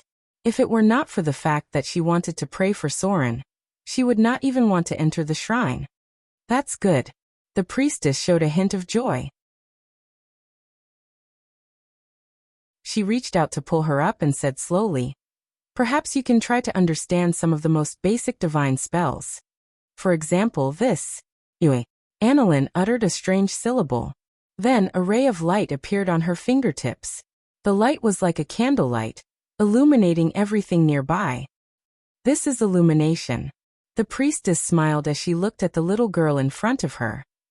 "It's a very simple divine spell. If you have the talent to become a priestess, you should be able to master it quickly. However, you have to undergo baptism first. The holy ceremony will allow you to feel the power of the gods." The baptism ceremony was the key to becoming a priestess. It was a process of strengthening and magnifying one's senses. During this process, those who had the talent to become a priestess would be able to feel the power of the divine spell. This included paladins, rangers, and other professions. They would be able to gradually master some low-level divine spells after this ceremony. However, this was only the beginning of the ceremony. There would be more important holy ceremonies for the priestess to advance. Clang. A loud noise outside the hall interrupted the priestess' words. Then a fully armored paladin walked in. The armor on his body was unusually heavy. When he walked in, it made clanging sounds. There was a trace of blood on his resolute face. After entering the hall, he said to Annalyn in a deep voice, "Matos is injured. We found the nest of the fallen. Matos was stabbed in the heart during the battle." Sophia's expression changed slightly. She looked at Vivian and said, "Go back to your room later. Lasco, bring me there." The two quickly left. Recently, the followers of the evil god had been very rampant. The evil skinning ceremony had alarmed many paladins. The Dawnlight Shrine's paladins had also participated in the operation. Matos was a Tier 3 paladin. His profession level was above level 10. Even he was heavily injured in the battle. It seemed that the followers of the evil god were very powerful this time. Vivian silently watched the two leave. After they left, she raised her white and tender fingertips and muttered to herself, "Yue. Can I use divine spells just by saying this syllable?" A strong light appeared. The little girl opened her mouth wide in shock. She looked at the light that erupted from her fingertips. She seemed to be in disbelief. She seemed to be a little scared. He quickly flicked his finger, as if trying to extinguish the light. However, she quickly adapted to it. She curiously looked at her fingertips and muttered, "Is it really that simple?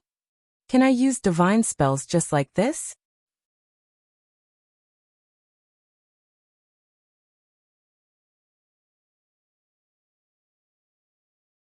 Chapter 21. Soren's wounds healed quite well. By the second day, there were basically no traces of his wounds when he walked. Only when he exercised vigorously would he feel a little inconvenience. If the wounds didn't open up, it would take at most 2 days for him to fully recover.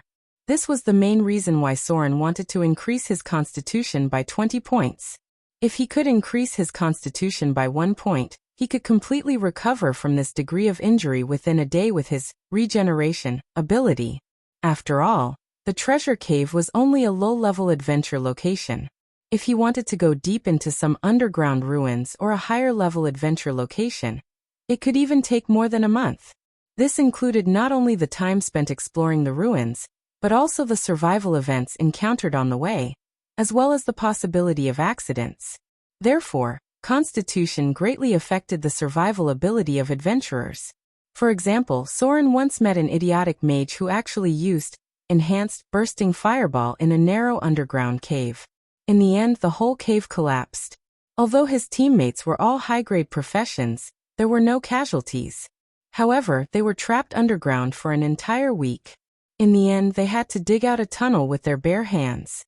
So, please remember to stay away from those mages with low IQ. Sometimes they were more dangerous than monsters. Of course, this wasn't the worst thing. Even worse was the work of a priest. He actually used an earthquake spell in the underground ruins. In the end, a large area of the underground ruins collapsed. Most of the loot was destroyed by the earthquake, and all of his teammates were buried hundreds of meters underground. In the end, only a special dwarf warrior with more than 25 constitution crawled out alive. This priest was finally known as the worst creature, and it could be said that he was the nightmare of all adventurers. However, basically, this kind of behavior was done by the players. The original inhabitants of the story were all experts. Sometimes, they could even use a low-level spell to turn the situation around. Unfortunately, the original inhabitants of the story were the most difficult to become teammates. Before Soren went to pick up Vivian, he first went to the secret shop. The city gate was heavily guarded, and they took the traveling expenses of outsiders very seriously. After the skinning incident started to ferment, there were already signs of it becoming more and more serious. However, Soren knew that all this was just the beginning. In his memory, the skinning incident was an evil chain of sacrificial rituals. The final scope of the incident covered the entire southern region. There were a total of 6 kingdoms, 18 duchies, 31 city-states, and more than 300 cities. At that time, there were at least 200,000 players involved in the plot, and more than 20 legendary professions were directly drawn out. It could be said that this period of time was when the players were at their weakest. Soren carefully recalled everything in his memory, trying to deduce the current time. The skinning incident had just begun, and the ancient red dragon had yet to appear. In other words, there was still about a year before the gods lost their divine powers, and were forced to descend as saints. In addition to some special events, he should have about 2 years to accumulate strength. 2 years later, something very serious was about to happen. The goddess of magic had fallen, and the magic net had completely collapsed. All wizards had temporarily lost their ability to cast spells. The goddess of magic was a powerful deity, and she was also the first to be hit during the Age of Chaos. She was in charge of the magic net in countless planes, and she helped wizards cast spells. This was the spell slot ability that the adepts were using now. There were many wizards at this stage, so basically every city had a secret shop. It was only after the goddess of magic had fallen that the number of wizards began to decrease. With the fall of the goddess of magic, the magic net had lost its maintainer, and the magic net began to collapse on a large scale, causing wizards to completely lose their spell slots. All adepts with intelligence below 18 will lose the ability to cast spells. All wizards with intelligence below 20 would only be able to cast the lowest level of level 0 cantrips. Only wizards with intelligence above 20 would be able to use their own ability to observe and analyze the laws of the world, and then gradually recover their ability to cast spells. However, at that time, they would no longer use the spell slots on the magic net, but their own mana and understanding of the laws. The magic net was a convenience, but it was also a restriction on the power of spells. It could allow wizards with insufficient talent, intelligence below 18, to cast spells more easily, but at the same time, it also restricted powerful wizards, intelligence above 18, from becoming terrifying great arcanists. Ever since then, wizards began to walk towards 2 extremes, either extremely useless or extremely abnormal. However, these were all things for the future. At this stage, the magic net was still operating normally. All wizards gave their mana to the magic net, borrowing the power of the goddess of magic in exchange for spell slots. Although this required them to frequently memorize spells, Soren sorted out his memories in his mind, because the fall of the goddess of magic was a very important event. The resulting turbulence affected countless planes. During that time, the value of rare items soared several times. Now the value of a low-level multidimensional bag that costs 100 Kindler coins could skyrocket to more than 500 Kindler coins. Because with the fall of the goddess of magic, many gods also fell in the mortal world. Many priests and droll also lost their ability to cast spells. Only those who had broken through 20 points in related attributes and entered the realm of transcendence could rely on their own strength to gain insight into the world's rules, gradually recover their ability to cast spells. This period was not far away. If Soren remembered correctly, the goddess of magic was the first to fall, and wizards would soon lose their ability to cast spells.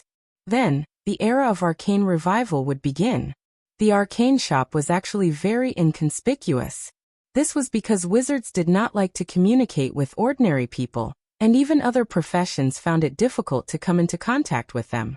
Among all the spellcasting professions, only priests were more down to earth. Soren gently pushed open a wooden door. The inside of the arcane shop was very spacious, and there were only a few counters with some enchanted equipment. There were actually very few customers here. This was because the items here were very expensive, and ordinary people could not afford them. For sale or for purchase? An old man lazily glanced at Soren. He wore a pair of glasses and held a book as thick as a brick in his hand. After looking up at Soren, he said indifferently, "If you're selling enchanted equipment, let me evaluate its value. If you're buying enchanted equipment, feel free to look around." The arcane shop was established by the Wizard Alliance, and it was basically located in most cities. There were wizards above grade 2 who would rotate every once in a while.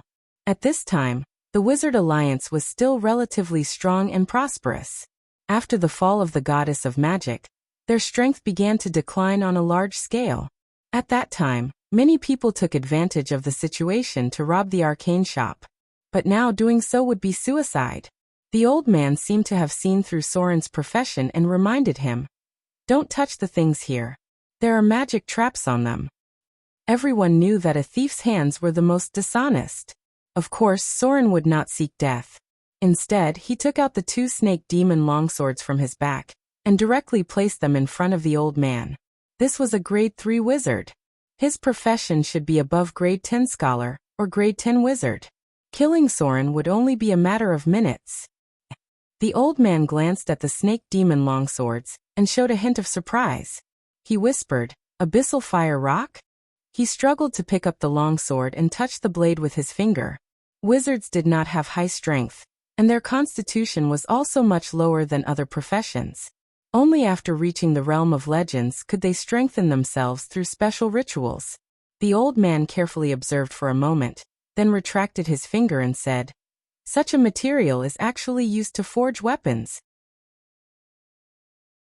It's a bit of a waste." The old man glanced at Soren and did not ask about the origin of the weapon. He only said 80 Kindler. The arcane shop had its own channels. As long as it was a rare grade equipment, they would accept it without asking about its origin, whether it was stolen goods or not. Wizards never complained about having too much money. They spent it even faster. 120 Kindler. After hearing the old man's price, Soren could not help but frown. He slowly said, "This sword was forged from abyssal fire rock. According to the rules of weapon pricing, the price of greatswords should be around 50%. Whether this sword is sold or recycled, it should be worth 200 Kindler or more. If it can be transported to the north or the grasslands, it can be worth 300 Kindler. That's more than double the profit. 80 Kindler is too little. If it was sold to the Thieves' Union, the price would be even higher." The old man looked at Soren with a bit of surprise. He then said, "You know the market. That's good. 120 Kindler it is." The old man gently shook the bell, and then a heavy figure walked out from behind. It was a stone golem about 2 meters tall, a type of alchemical construct. The golem took the snake demon sword with both hands and walked through the back door. It then carried an inconspicuous bag behind the old man. It was a multi-dimensional bag. The old man reached out and opened the multi-dimensional bag, pouring it out onto the counter. A pile of Kindler glittering with golden light appeared. He glanced at it and waved his finger. The Kindler was divided into 2 piles. The small pile flew into the multi-dimensional bag, and the big pile was pushed in front of Soren. Mage Hand.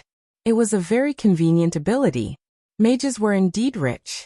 After the old man took the 2 snake demon swords, he looked back at the book and said casually, "Feel free to look around. If you want to buy anything, just let me know." 240 Kindler. There was a small pile of Kindler weighing 12 pounds, about 5 kilograms. It was not convenient to carry them around. Sometimes it would even affect one's fighting ability.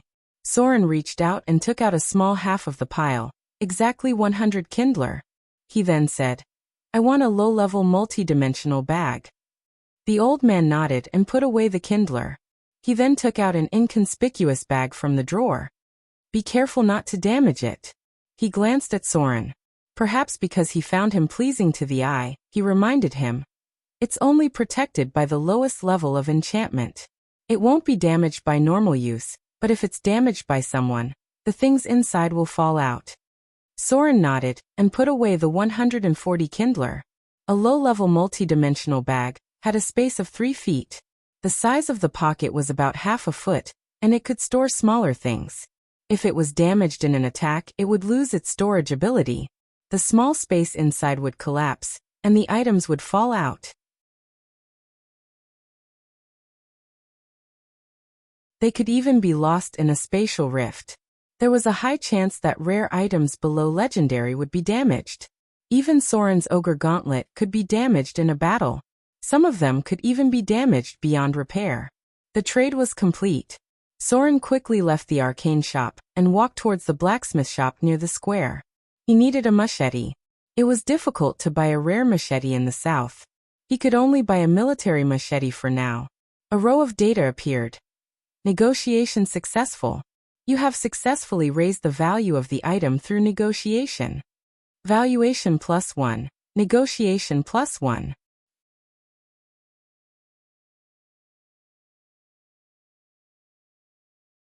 Chapter 22. Amber City. As a city that had been established for more than 600 years, Amber City's history began when the Agate River changed its course. Due to the large-scale desertification of the plains upstream and the epic scale of the Mad Serpent Rebellion, the relationship between the human kingdoms and the Droll worsened, and the Agate River's course was shifted by nearly 60 kilometers. Even to this day, the Droll still restricted humans from destroying the natural environment, and when necessary, they would resort to violence. The change of the Agate River's course led to the decline of a city, but it also led to the rise of Amber City. Unlike the dirty and messy slums, Amber City's streets were much wider and cleaner. The paved roads could allow 10 carriages to pass at the same time. However, such cleanliness was built on driving away the homeless and poor. Every time they entered Amber City, they would have to spend a copper dural. The poor and vagrants of the lower class could not afford that kind of money. Even if they were lucky enough to sneak into the city, they would be caught patrolling at night and thrown out by the guards again.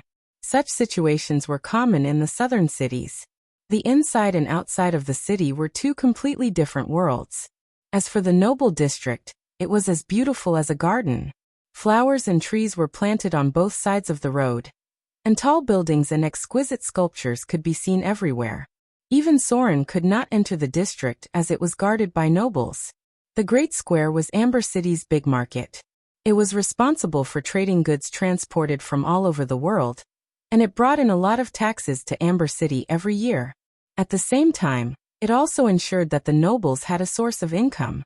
The annual income of a manor was less than 10 Kindler coins.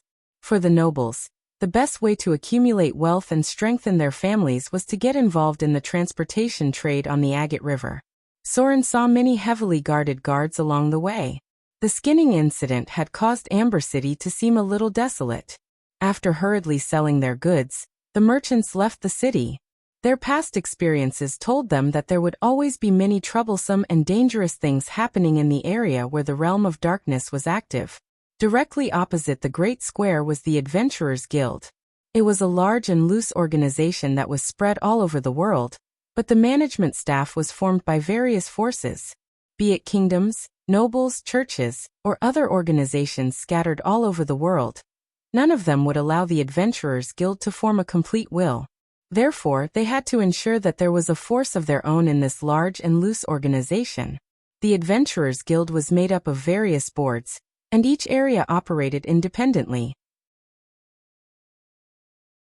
For example, the Adventurers Guild in Amber City covered all the jobs within a 500-kilometer radius, including 3 cities, 21 towns, and more than 100 villages. The members of the council were controlled by nobles, churches, local forces, and so on. They were on the same level as the Adventurers Guilds all over the world, but they maintained some agreements of common interests. Soren needed an adventurer's identity. There were no requirements to become an adventurer, and there was no strength evaluation. You just needed to be able to afford the application fee. There were a total of 10 kindlers. It was enough to sustain a family of 3 for 3 years. All adventurers started from F-class, and had a secret imprint on them that could be verified by adventurer guilds all over the world. Of course, if you are strong enough, you can also forge it.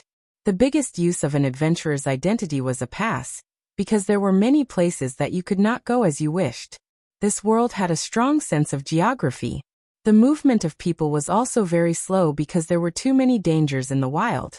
Many ordinary people would never leave their homes for more than 10 kilometers in their lifetime. If you only wanted to move around your home, you would not need those things. But if you wanted to go to other places, there were 2 things that you had to prepare.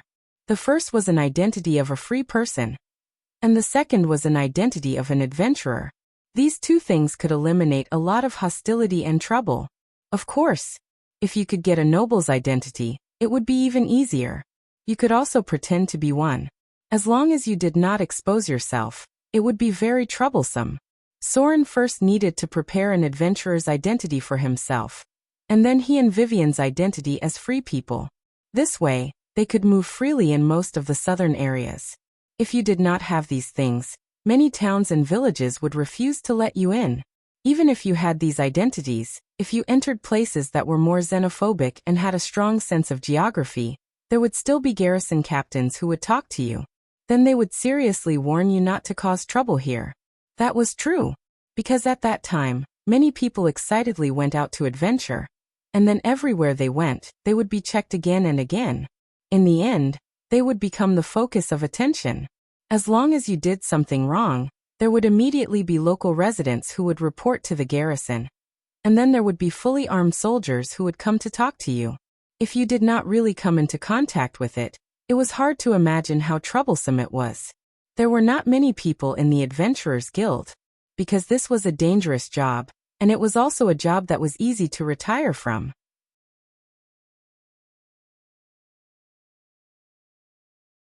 As long as there was an accident in battle, your body could be left with injuries that were difficult to recover from, and then your strength would be greatly reduced. If you were unable to pay for the expensive treatment, then you should be ready to retire. The Adventurers Guild had countless F-class adventurers, but only 1 in 10 could reach E-class, and less than 1 in 100 could reach D-class. However, if you had the identity of an E-class adventurer and a clean family background with no criminal record, then you could easily find a job as a guard near a town. Although the income was not as good as that of an adventurer, it was still a reliable source of income. It was enough for you to get married, have children, and have children. After all, not everyone had the desire to take risks, and the risks were taken with their lives. The missions that were posted here were more formal. Many of the low-level missions were privately entrusted to individuals, and would not be handled by the Adventurers Guild. The lowest level of mission here was F-class, and the difficulty of the mission was generally above level 5. For example, the mission that Soren saw in front of him was recorded as follows. A village called Snata, which belongs to Lord Tenedo's territory. Recently, a group of goblins appeared, and there were traces of gnolls among them. The village's militia could not fight these monsters, so they offered 50 kindlers coins as a reward to the adventurers to clear these monsters. Mission rating, F+. This was only the basic description of the mission. If you wanted to accept the mission, you had to consider whether you could defeat a group of goblins, more than 20 of them, and a single-digit number of gnolls, 1 to 5 of them. This was only the beginning. If you decided to accept the mission and head to the destination, You had to find out if the number of enemies was as high as they said. If there were so many of them, you could prepare a battle plan now. But if the number of enemies was much higher than what was recorded, you had to make a decision whether to give up the mission and ask for compensation, travel expenses, or continue the mission and ask for more rewards, negotiation. Or you could not care less, and be prepared to take the money and leave after solving the problem. Soren still remembered the first time he accepted a mission. At that time, he found 2 companions, and the difficulty of the mission was similar to the one he was facing now. But in the end, an ogre appeared. He had almost lost his life there. If the client did not raise the reward by 50% in the end, he even had the intention to kill the client. This was not a joke. Soren had done it before. He once hung a client who lied to him about the difficulty of the mission and caused the death of one of his teammates on a flagpole. He whipped the client to death and hung the corpse for 3 days and 3 nights. That was his first storyline native teammate, a big boy named Cheb who smiled a little shyly. He had 2 younger brothers and a younger sister. Before persuading him to become a teammate and leave the village, Soren had promised his mother that he would earn enough money to repair the damaged village after the mountain flood, and then return safely. He was the only professional in the remote village, a level 6 excellent warrior. He saved Soren's life once, blocked 3 arrows for him, and in the end, fell into the encirclement in order to protect him. When Soren found him, only half of his corpse was left after being eaten by the gnolls. Even the whole corpse could not be found. That day, Soren killed many people, but revenge did not ease the pain in his heart. In the end, he could only cremate his comrades' ashes and send them back to his hometown. More than 1,000 kindlers reward from the mission did not give him the courage to face the sad face of a poor mother who lost her child.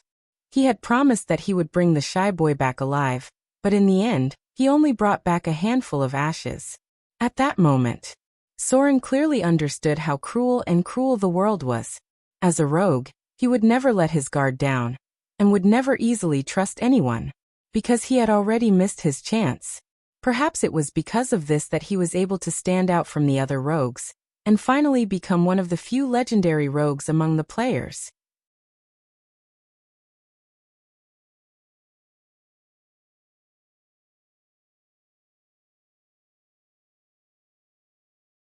Chapter 23. The Adventurers Guild didn't have any quests to look for Tom, Dick, or Harry.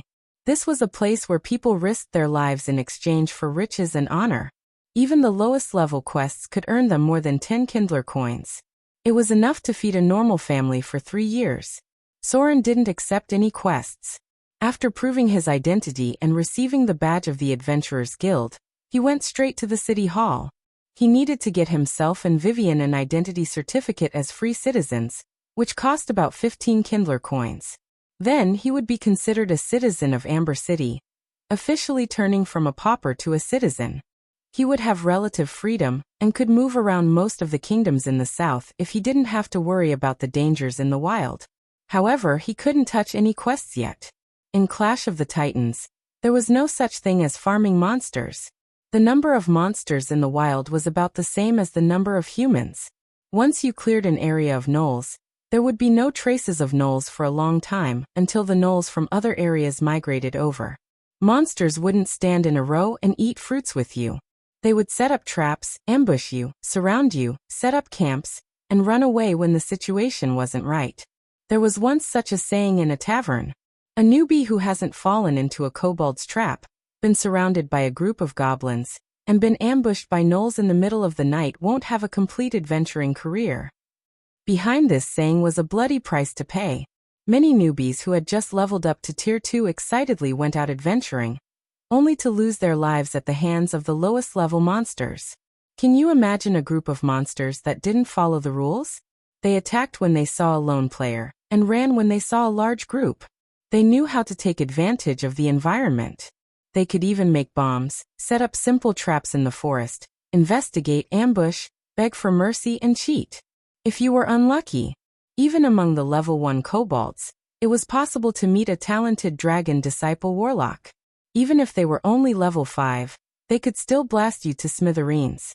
In the wild, complex, and unpredictable situations, even the prideful spellcasters didn't dare to think that they could deal with all the unexpected situations. As long as one had money, many problems would become simple. Soren didn't have any trouble obtaining his identity as a freedman. As long as he didn't have a criminal record, the staff of the city hall would be able to help him with everything in half an hour and stamp it with the secret seal of the city lord. They didn't care if Soren used to be a thief or not. They only cared about the shiny kindler. Even if he had a criminal record, it could be easily erased. The so-called freedmen were actually just people who spent money to buy an identity. If you had more money, you could even buy the title of honorary citizen through donations, just like the representatives. Many of the leaders of the gangs were prominent figures in the city. Even if they didn't have the title of nobility, they would still have the title of honorary citizen. With the identity of an adventurer, things would be much easier. Soren could directly purchase military weapons from the smithy. The price of these weapons was several times higher than normal weapons, and their quality was also higher. The public sale of weapons was legal. This was because ordinary people couldn't afford these weapons at all, and they wouldn't be willing to buy such expensive equipment. A military-issue machete cost 15 gold dirhams. It was made with the folding and refining of steel, and it didn't have any extraordinary enchantments. It weighed about 6 pounds and was mixed with a certain amount of black steel. This was the price of a standard weapon. A military chainmail was made with the buckle process, and it weighed about 15 pounds. It also didn't have any extraordinary enchantments, and it cost 80 kindler, which was equivalent to the entire fortune of an ordinary citizen. The price of a standard building in the outer district of Amber City was currently around 30 to 50 kindler. As for the more advanced plate armor and full-body plate armor, it was something that many warriors had worked hard to obtain for a long time. It was more expensive than many extraordinary equipment. A full-body plate armor costs 1,500 to 2,000 kindler. Currently, only the nobles, lesser lords, could equip themselves with such armor. Even many high-grade adventurers couldn't afford it. Such plate armor could be exchanged for a small farm of about 150 acres. After Soren finished his business, he had spent half a day. He still had nearly 100 kindler left in his pocket. This was not a small fortune. If it was just an ordinary life, it would be enough for him and Vivian to live for more than 10 years. However, Soren already had his own ideas, so he had to prepare some daily necessities and wilderness supplies. Yes, he planned to leave here. According to his memory, the turmoil caused by the serial skinning incident was far more than this. The entire southern region would gradually be filled with war. The safest place now was the Elven Kingdom. At least that was the case before the ancient red dragon appeared. The Avatar crisis couldn't be stopped at all. If he didn't want to be obliterated like an ant, then the best way was to leave the turbulent area and accumulate strength in a relatively safe place. Once upon a time, about 3 million players directly interfered and joined the turbulent era of the Avatar crisis. At that time, the most powerful player among the players had a profession level of 18. It could be said that he was only half a step away from legendary, but he was still easily obliterated by those saints. It was impossible to calculate how many people died. Tens of millions of professionals were obliterated like chickens and dogs. This was not something that could be changed by human power. Leave. It was the wisest choice. Soren still remembered how powerless he was when he fought against the Son of God. It was not a battle at all. Only after entering the legendary realm could he really have the power to challenge divinity.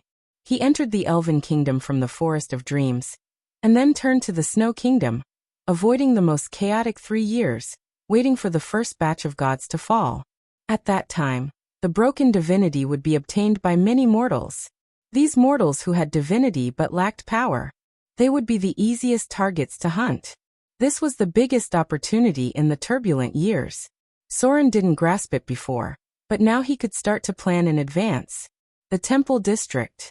When he went to the Temple of Dawn to pick up Vivian, Soren was also playing with the weapon he had just obtained. He needed to familiarize himself with the weapon's length, weight, and feel to ensure that he could use it properly in battle. It was good that he had the military weapon mastery ability, but the weight and feel of each weapon was different. Even if it was standard military equipment, there would still be some slight differences in it. These were very important details because fighting was a matter of life and death in an instant. A row of data appeared in front of him. Item type: military machete. Item grade: refined weapon. Item description: a weapon made of folded forged steel. Whether in terms of toughness or strength, it is far superior to ordinary weapons. Only those blacksmiths with 150 weaponsmithing skill and above can forge such equipment. Requirements: 10 strength or above. Effects: black steel trait, +1 sharpness. Strictly speaking, this machete was somewhat enchanted because it had a black steel trait, which meant that it had a certain degree of strength. In the process of battle, the weapon would not be easily damaged, and it could withstand a lot of slashing attacks. As for the +1 sharpness at the back, it was an attribute of a refined weapon, which could easily penetrate some leather armor. When Soren arrived at the Dawnlight Shrine, he realized that the atmosphere inside was unusually solemn. Pastor Phil was conducting a funeral for a shrine guard. 5 heavily armored warriors stood around him with solemn expressions, their hands holding onto their swords as they stabbed into the ground. Their mottled cloaks were still stained with dried blood. When the pastor finished his last prayer, they knelt on one knee on the ground. Their armor made a clanking sound as they looked forward and solemnly said, "Go forward courageously, do not fear the strong. Protect the weak, uphold justice. Treat others humbly, be honest and loyal. My beloved, be loyal and unswerving. Brave and righteous, rather die than submit. In the name of God, I swear to show my sincerity." The powerful words of the vow echoed in the shrine. Pastor Phil slowly closed the eyes of the deceased. This was a paladin of the Dawnlight Shrine. His hands were holding onto the hilt of his sword in front of his chest. He was wearing a neat set of armor. Although the bloodstains had been wiped clean, there were still many traces of battle left behind. The coffin was very simple. There were no flowers or decorations. The only things buried with him were his armor and weapons. Armor and weapons were a warrior's second life.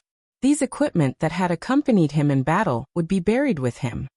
May his soul enter the kingdom of the Dawnlight Shrine as soon as possible. Pastor Phil raised his hand and sprinkled some holy water. As the pastor prayed, a ray of holy light shone from the shrine. This meant that the Dawnlight Shrine knew that a brave believer had died in battle. His emissary would guide this warrior's soul into the kingdom of God. There, the warrior's soul would be reborn. The purer the soul, the more powerful it would be in the kingdom of God. The descent of holy light? Looks like he was very determined when he was alive. After the kingdom of God was reborn, he wasn't just a petitioner. Soren looked around and quickly found Vivian's small figure. She was standing behind the priestess, silently watching the simple but solemn funeral. The nature of a warrior determined that they would always be on the front lines. They were the group of people who were most likely to die in battle. Therefore, no matter how strong they were, one should always respect those who were loyal to their mission and used their bodies to protect their comrades. Soren bowed slightly to pay his respects. This was a valiant warrior. His tattered armor represented the glory of a warrior. P.S. 2 updates will be released at the same time. It'll be more enjoyable if you read it at the same time. However, the click-through rate of the book isn't high. If you want to read it later, I won't release it.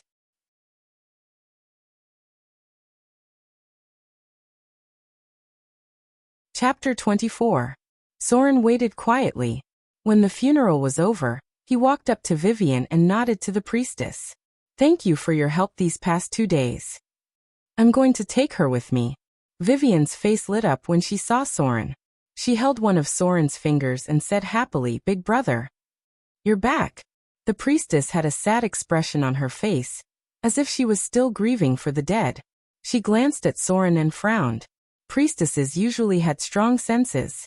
Before this, Soren was like a gangster on the streets. Although he was good at fighting, he had never experienced a real battle. But now, Soren was like a warrior to her. He had the same aura as the temple guards. It was a murderous aura. Most of the temple guards here were retired from the battlefield, or they had experienced many battles. How could Soren change so much in such a short time? Did he experience something in the past 2 days? Soren bowed his head slightly to Pastor Phil, and was about to leave with Vivian. Wait. The priestess stopped him and quickly said, Vivian has some talents that normal people don't have. Maybe she has the potential to become a priestess. I think you should leave her here first. If she can become a priestess, it'll be good for her future. At least it's better then. At this point, the priestess stopped talking. What she meant was, of course, that it was better than following Sauron around the streets. Becoming a priestess of a god was equivalent to having a noble identity, and her status would also skyrocket. In her opinion, it was better than following Sauron around in a third-rate gang in the slums. Of course, she didn't know about Soren's massacre in the slums. Vivian wouldn't tell anyone about it. In the priestess' eyes, Soren was still a cheat in a certain guild. No matter how good a thief's skills were, in the end, they were still useless. Humph. Surprisingly, Soren wasn't the first to speak up. Vivian's expression was ugly. She glared at the priestess and said, I don't want to be a priestess. Staying by my brother's side is the best. She would never allow anyone to look down on her brother. What's wrong with being a thief? If Soren hadn't risked his life to steal her things, she wouldn't have survived until now. These lofty and despicable people, who knew how difficult it was for a teenager to raise a 3-year-old girl. Her brother used to carry bags at the docks for a period of time, but no matter how hard he worked, the money he earned was still not enough to fill their stomachs. In Vivian's heart, her brother was the one who held up her world. She would never allow anyone to look down on her brother or speak ill of him, even if it was her sister, the priest, who she had always been close to. The little girl glared at her fiercely, as if the other party was her enemy. The priestess was stunned. She had never seen the little girl lose her temper, especially with her. She wanted to apologize, but she still stubbornly believed that Soren couldn't give her a better future. He was a thief from the slums. In the future, he would at most become the leader of a gang, but his life would still be precarious. Vivian deserved a better future. The priestess insisted that she was doing this for Vivian's sake, so her expression was stubborn. She turned her head and stared at Soren, as if she wanted him to realize that Vivian would only have a better future if she stayed in the church. Unfortunately, she was disappointed. Soren only smiled and gently stroked Vivian's head, as if he was comforting an angry kitten. He smiled and lifted Vivian's small body, then placed her on his shoulder. The little girl giggled and wrapped her arms around Soren's neck, rubbing her forehead against his hair. She was always so happy. If no one purposely made her angry, this quiet little girl could happily busy herself for a day. She cleaned the house, washed the clothes, packed the things. Although the clothes were always dirty, Soren didn't mind. I'm sorry. Soren held the little girl's waist with one hand. She was a little malnourished, so she was light as a feather. He slowly shook his head and said seriously, Vivian won't become a priestess. A priestess? The time of troubles was about to begin. The Dawn Lord was one of the first gods to fall. When that time came, the priestess in front of him would lose her ability to cast divine spells. Unless her wisdom exceeded 20, she would be able to reanalyze divine spells with her own ability. Then she would be able to give her faith to the origin of order, and use her faith as the core to understand the world. Otherwise, she would be an ordinary person in the future. At most, she would have a few more combat skills than ordinary people. Soren had already decided to leave. He wanted to leave the chaos caused by the skinning incident. How could he allow Vivian to stay in the Dawnlord shrine and become a priestess for a god that was about to fall? Let's go. Soren bowed slightly again to express his gratitude for her care, then left with the little girl on his shoulder. No matter what, the other party had good intentions. However, for Soren, leaving with Vivian and finding a safe place to steadily improve his strength was the best choice. The priestess watched the two leave. She opened her mouth to say something, but in the end, she couldn't say anything. She only looked a little disappointed and envious. They depended on each other. That was the thought that popped up in her mind. Perhaps for Vivian, there was nothing happier than staying by Soren's side. The priestess looked at the little girl's happy face as she left, then looked at the empty shrine behind her and muttered, I hope you can take good care of her. She sighed softly and walked toward the main hall. The evil skinning people were getting more and more brazen, and the 3 shrines of Amber City had decided to join forces to deal with them. There was going to be a huge battle soon. Perhaps it would be better for her to stay by Soren's side since she was going to join the battle. Leaving Amber City was not as simple as closing one's eyes. Not to mention the possibility of losing one's way. Accidents along the way could cost one's life. For a person to wander alone in the wilderness, he was either courageous because of his skills, or courting death. There was no second possibility. Soren still had a lot of things to prepare. For example, he needed to find a merchant group and pay them a sum of money to follow them. For example, he needed to recall his old fighting skills and try to practice his basic sword skills. After that, he needed to master sword form, heavy hack. He needed to prepare emergency medicine, enough food, camping equipment, and even a mount for Vivian. Monsters weren't the only dangerous things in the wilderness. There were also poisonous insects, beasts, and bandits. If he didn't know how big of a mess the skinning incident had caused, he wouldn't have left. He really didn't want to take Vivian on a long journey. However, he had to leave now because according to his estimation, the skinning incident would escalate to another level in half a month. The first child of God would appear in front of the world. It was the Witch of Fear, Lillian. The Dreadlord of the Abyss, who possessed great divine power, foresaw his fall, so he left his descendants in the mortal world and distributed his divine power to them.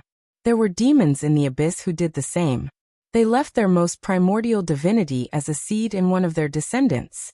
After that, they planned to use the divinity to devour the soul of their descendant, and finally use the divine power inherited by their descendant to be resurrected. Some succeeded and some failed. Some demons' resurrection plans were ruined, and eventually died in the mortal world. However, some demons' resurrection plans were successful. They were resurrected in the broken bodies of their descendants and restored their divine power. It was not a possession. Instead, they directly destroyed their descendants and used their divine power to create a new body for resurrection. It was cruel. However, this was the law of the abyss. If Soren remembered correctly, there were at least 2 children of God at that time. These were the descendants of the demons with great power. They were the ones who caused the initial turmoil. The descendants of the Dreadlord killed each other and spread fear in the mortal world.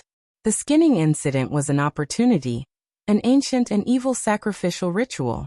In the end, the Witch of Fear, Lillian, became one of the most powerful children of God. Then, when the time of troubles began, she was killed by the Lady of Silver Moon, goddess of the moon, who had lost her divine power and descended to the mortal world as a saint. This was not the end. It was just the beginning of a more chaotic era, because the gods would descend to the mortal world as saints.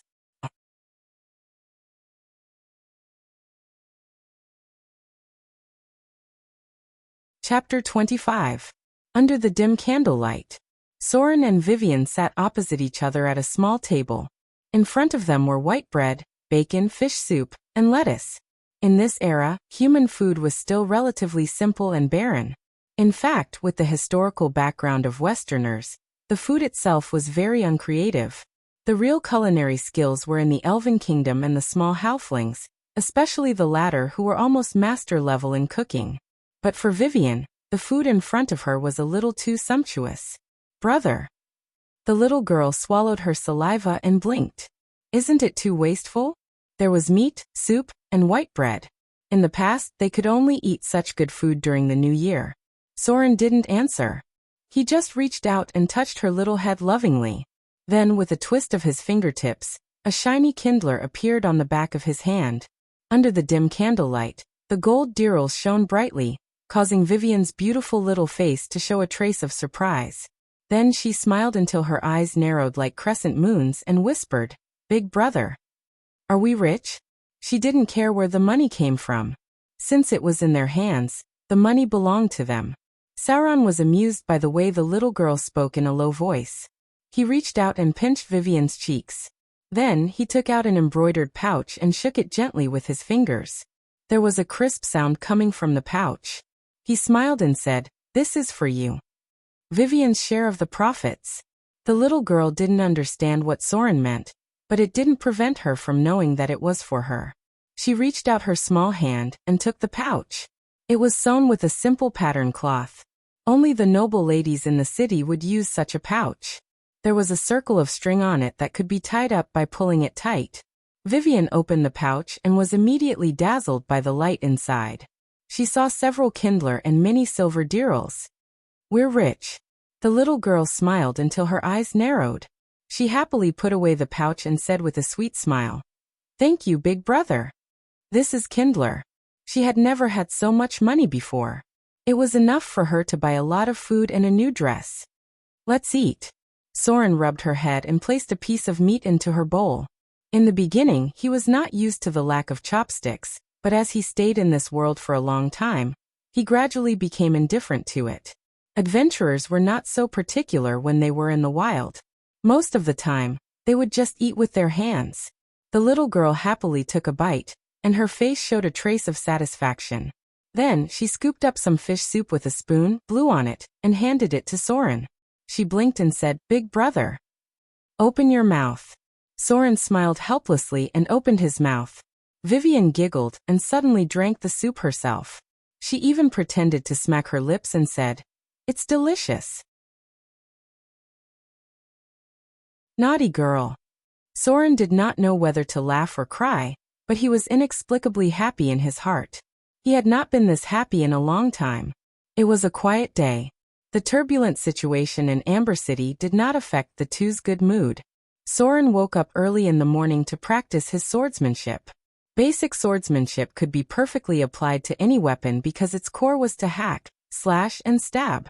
The memory of the battle was still there, and Soren remembered it very clearly. He practiced according to the routine in his memory, familiarizing himself with the weapon in his hand and familiarizing himself with his own body. Sword form, heavy hack. This was a very practical combat skill. The key to it was to concentrate all the strength of the whole body into a single hack. For example, if you threw a punch, if you only used the strength of your arm, it would be obvious that you did not pass the test. The strength you used would not even be 1/3 of your full strength, and it would not be fatal if you hit your opponent. However, if you could use the strength of your waist, then congratulations, you have mastered the most basic combat skills. The strength of your punch would be enough to severely injure your opponent.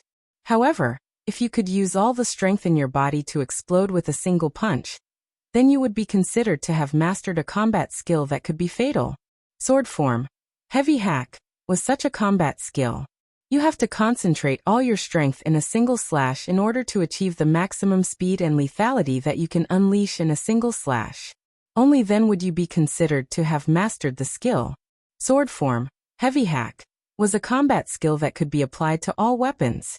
When used, it could maximize the user's strength. Even an ordinary person with 10 points of strength could split a 20 centimeter thick piece of wood with a single hack after mastering the skill. This was because concentrating all the strength in your body into a single line would increase your combat power by several times. According to the statistics, that is, when using this type of combat skill, you can unleash the maximum amount of damage you can deal.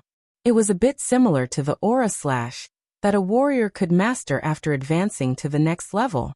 However, sword form, heavy hack, was a one-time attack, while the aura slash could be used to stimulate the blood of the human body through a special method for around 30 seconds. If you could advance to a sword saint, you would be able to unleash twice the lethality at the cost of overloading your body and getting injured. This was what many people were afraid of in the past. A fatal attack that did not need to hit the vitals. However, the advancement of a sword saint had a special requirement. The way they unleashed their power meant that they could not wear any kind of armor. Otherwise, the burden on their body would cause their speed and lethality to greatly decrease. For example, Soren never wore anything above leather armor because it would cause his agility to decrease and his ability to dodge. It could be said that rogues relied on their agility to dodge. If you wanted to wear armor, you had to wear heavy armor. You had to give up your agility in order to pursue a strong defense. Time passed little by little. Soren trained for half a day, and then began to read a book. That's right. Those books that he found in the treasure cave. Although he could recognize the words in them, he had to memorize them again. Perhaps it was because of his eidetic memory ability. Soren memorized them very quickly.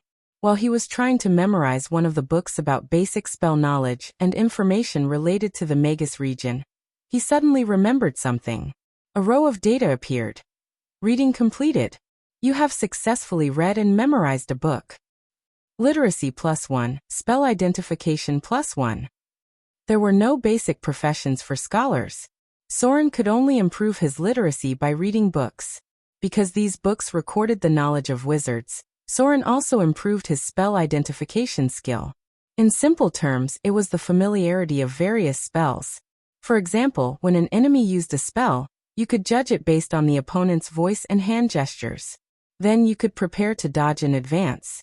Or some special magical devices, as well as various enchanted extraordinary items and so on. You can recognize them through the knowledge of spell identification.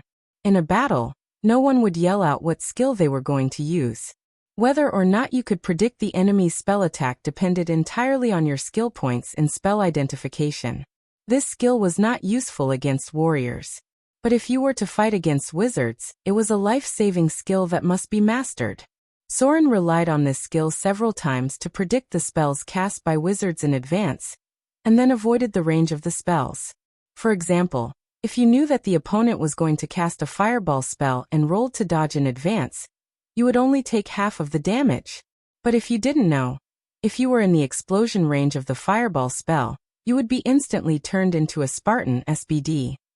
If your spell identification skill was high enough, you could even judge the enemy's silent and instant spells by the fluctuation of arcane energy around you. If you wanted to avoid instant spells, spell identification was a skill that must be mastered. At noon, Soren brought Vivian into Amber City.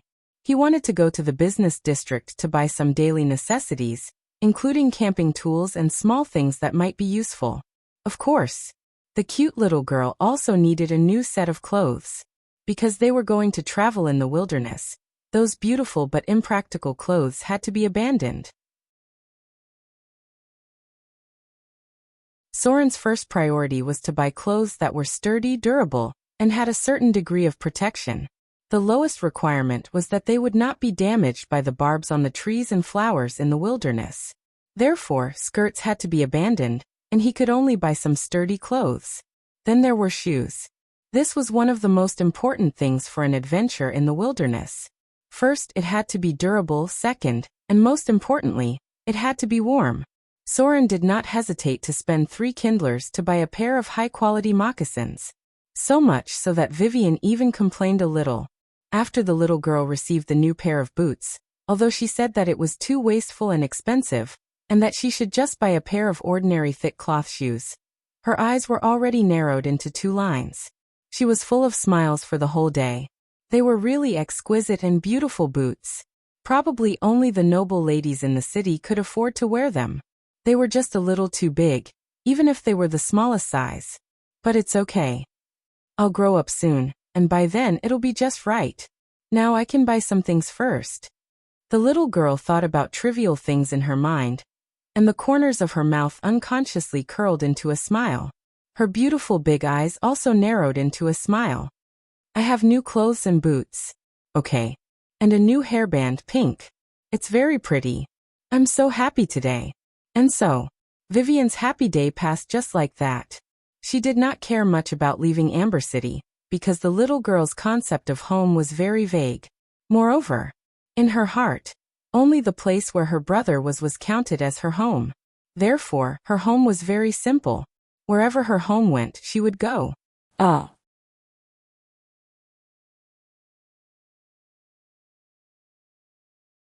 Chapter 26. In the evening, Soren brought Vivian back to the shack in the slums. He bought a lot of things. After all, the journey could take up to a month. They had to travel from Amber City to Whiterun City, then take a detour from Whiterun City to Autumn Leaf City to avoid the Gnolls' territory. Autumn Leaf City was where the half-elves lived, but it was still 5 days away from the Forest of Dreams. Traveling in this era was very troublesome. It took Soren half a day to find a caravan heading to Whiterun, and he paid 5 Kindler coins to go with them. The Agate River ran from the north to the south, and Amber City was developed because of it. However, transportation by land and water was only one of the channels. There were more goods that needed to be transported by caravans. It was normal to look for a caravan when traveling in the wilderness because most caravans had their own hired guards. They might be hired by a merchant, or several merchants pooled their money to hire them. If other people wanted to travel with them, they would have to pay a certain price based on the distance of the journey. In return, the caravan would protect and provide help along the way. Most of the caravan guards were warriors with clean backgrounds. Some of them even formed groups under the Adventurers Guild. It was a bit like an escort agency, a business that relied heavily on reputation. After all, traveling in the wilderness was too risky, and one's life depended on it. Any accident could lead to failure. Therefore, not just any adventurer could become a caravan guard. Trust. This was very, very important. Under the dim candlelight, Vivian was tidying up her small pouch. There were a lot of miscellaneous items in it, including needles and threads. If one did not have a full set of rare-grade equipment, they would come in handy one day. Soren was also tidying up his things. The 3-foot-long multi-dimensional pouch was not small at all. It had almost a cubic meter of space, but it was not big enough to hold all the items. Just a few sets of clothes, some dry food, and camping equipment were enough to fill up half of the pouch's space. Soren did not even dare to dream of having a 10-foot-long multi-dimensional pouch. Although the pouch's space was only 3 times larger, its price had increased by more than 30 times. A 10-foot-long multi-dimensional bag was used as a small storage unit. The little girl carefully organized her things. Her beautiful and exquisite moccasins were placed by the bedside. Every time she looked at them, she couldn't help but reveal a happy smile. Although Soren told her to wear it now, Vivian insisted on wearing it on the day of departure. The road conditions in the slums were too harsh. If he wasn't careful, he might step on feces and mud. Even the wilderness outside was better than here. The little girl didn't have many things. Soon she was done. She tilted her head and looked at Soren with a sweet smile on her face. Looking at the multi-dimensional bag, she still felt a sense of novelty. There were so many things in this world that she didn't know about. Brother said that he would bring her to the Elven Kingdom. Were the elves there really as beautiful as the legends said? I really want to see them sooner. The young girl did not realize the tiredness and danger of the journey at all. She was only satisfying her curiosity and imagination. After all, she was only 8 years old. Soren fastened a leggings and a belt buckle on his waist. He tested to see if they fit. Then, he took out a sharp throwing knife and carefully inserted them into the leggings. There was a small pouch on top of each dagger. It was natural to be well prepared when adventuring in the wilderness. Since he had a scimitar, he couldn't carry a bow or crossbow with him. Therefore, it was necessary to carry a few throwing knives with him. The damage of a 1d3 could also be life-saving. Rogues were good at crafting weapons. Soren modified the crossbow's firing mechanism. He removed the shell and the continuous firing mechanism, and turned it into a single-shot sleeve crossbow. This way, it was small enough to be carried in clothes. Although its damage would be greatly reduced, it was good for stealth and could be used for sneak attacks. Open and above board? Rogues were definitely not fated to use such things. Swoosh! Soren grabbed the throwing knife and threw it out. It hit the door frame in an instant. He calculated his accuracy and strength and said to himself, "With my current strength, I can only shoot at 10 meters at most. It's barely enough for a battle in the wilderness." The two of them actually had a lot of things to bring. In addition to the multi-dimensional bag that was full, Soren also prepared a package. The caravan would leave the day after tomorrow, so he had to take Vivian to buy a mount tomorrow. A warhorse was definitely out of the question. Even if he bought one, he wouldn't be able to afford it. He could prepare a workhorse, which cost about 10 Kindler coins. Many people naively thought that horses ate grass, but in fact, most horses ate grain. Even the inferior workhorses needed to be fed with beans and wheat bran mixed with grass regularly. Otherwise, they wouldn't have enough strength. If it was a superior warhorse, it would eat beans and wheat as its staple food. It would also be mixed with eggs and other food regularly. Wild horses eat most of the time. Stupa. Otherwise, how could it bear the charge of a heavy knight? If it was a special mount, it would need to be fed with meat, which would cost more than 10 silver dirhams a day. Let's sleep. Soren pulled out the throwing knife, then took off his equipment and said softly, "We'll buy something tomorrow. We're leaving the day after tomorrow. It might be a tough journey. You need to rest now." Vivian nodded obediently. Then her petite body shrank inwards as she whispered, "Big brother. There's something I haven't told you yet." Soren smiled and rubbed her little head. He lay flat on the bed to organize his thoughts and asked casually, "What is it?" "It's this." The little girl got up and her cute little face was quite serious. She said seriously, "Look." "Ua." She uttered a strange syllable. And then a bright light suddenly burst out from her fingertips. In an instant, Soren was in trouble. 1 second ago, Soren heard the little girl's words and turned his head. Then, a bright light suddenly burst out and blinded his eyes. It could be said that everything in front of him was completely white. It was as if he had been hit by a flash bomb. Flash. Soren closed his eyes and rubbed his forehead. After a while, he recovered and said with a face full of disbelief, "How did you suddenly know how to cast spells?" "No. This should be light." Flash was an enhanced version of light. When casting a spell, there was an extra syllable. Soren still had his memories of the past, so he knew a lot about low-level cantrips. Very quickly, he overturned his previous judgment. But this was not important. The important thing was, how did Vivian suddenly know how to cast spells? Even if it was the lowest level of cantrips, it would take a long time to memorize and understand them. She had only been separated from him for 2 days. How could she master spells in such a short time? The little girl's expression was also very blank. After hearing his question, she replied, "I'm not too sure either. That day, I saw Sister Annalyn use it once, so I was curious and tried it out. I didn't expect to succeed so quickly. Divine spell? Extraordinary perception." Soren's face showed a hint of shock. Then his expression became more serious than ever. He said seriously, "You really only saw it once?" "Yes." Vivian nodded slightly and asked doubtfully, "Is this spell very difficult to learn?" It was more than difficult.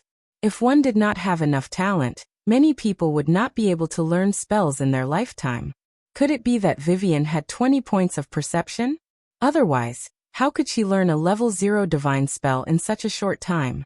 After all, she had never been baptized, nor did she believe in any god. "Sit down." Soren sat up with a serious expression. Then he asked Vivian to sit up straight as well. He stretched out his hand and waved it in front of the little girl's eyes. Then, with a flip of his hand, a kindler appeared between his fingers and disappeared with a flick of his finger. Soren's fingers moved rapidly. A kindler would appear and disappear at the same time. Sometimes it would be one, sometimes it would be two. In the end, he clenched his fist and placed it in front of Vivian's eyes. He said in a deep voice, "How many kindler do I have?" 20 points of extraordinary agility. Soren's reflexes were far beyond the range of a normal person's. The speed and agility of his fingers were also beyond the limits of what the naked eye could capture. You could guess what he was doing, but it was very difficult to see clearly. Normal people could move their fingers back and forth and create afterimages. If they bent their fingers in the process, it would be very difficult for the naked eye to catch them.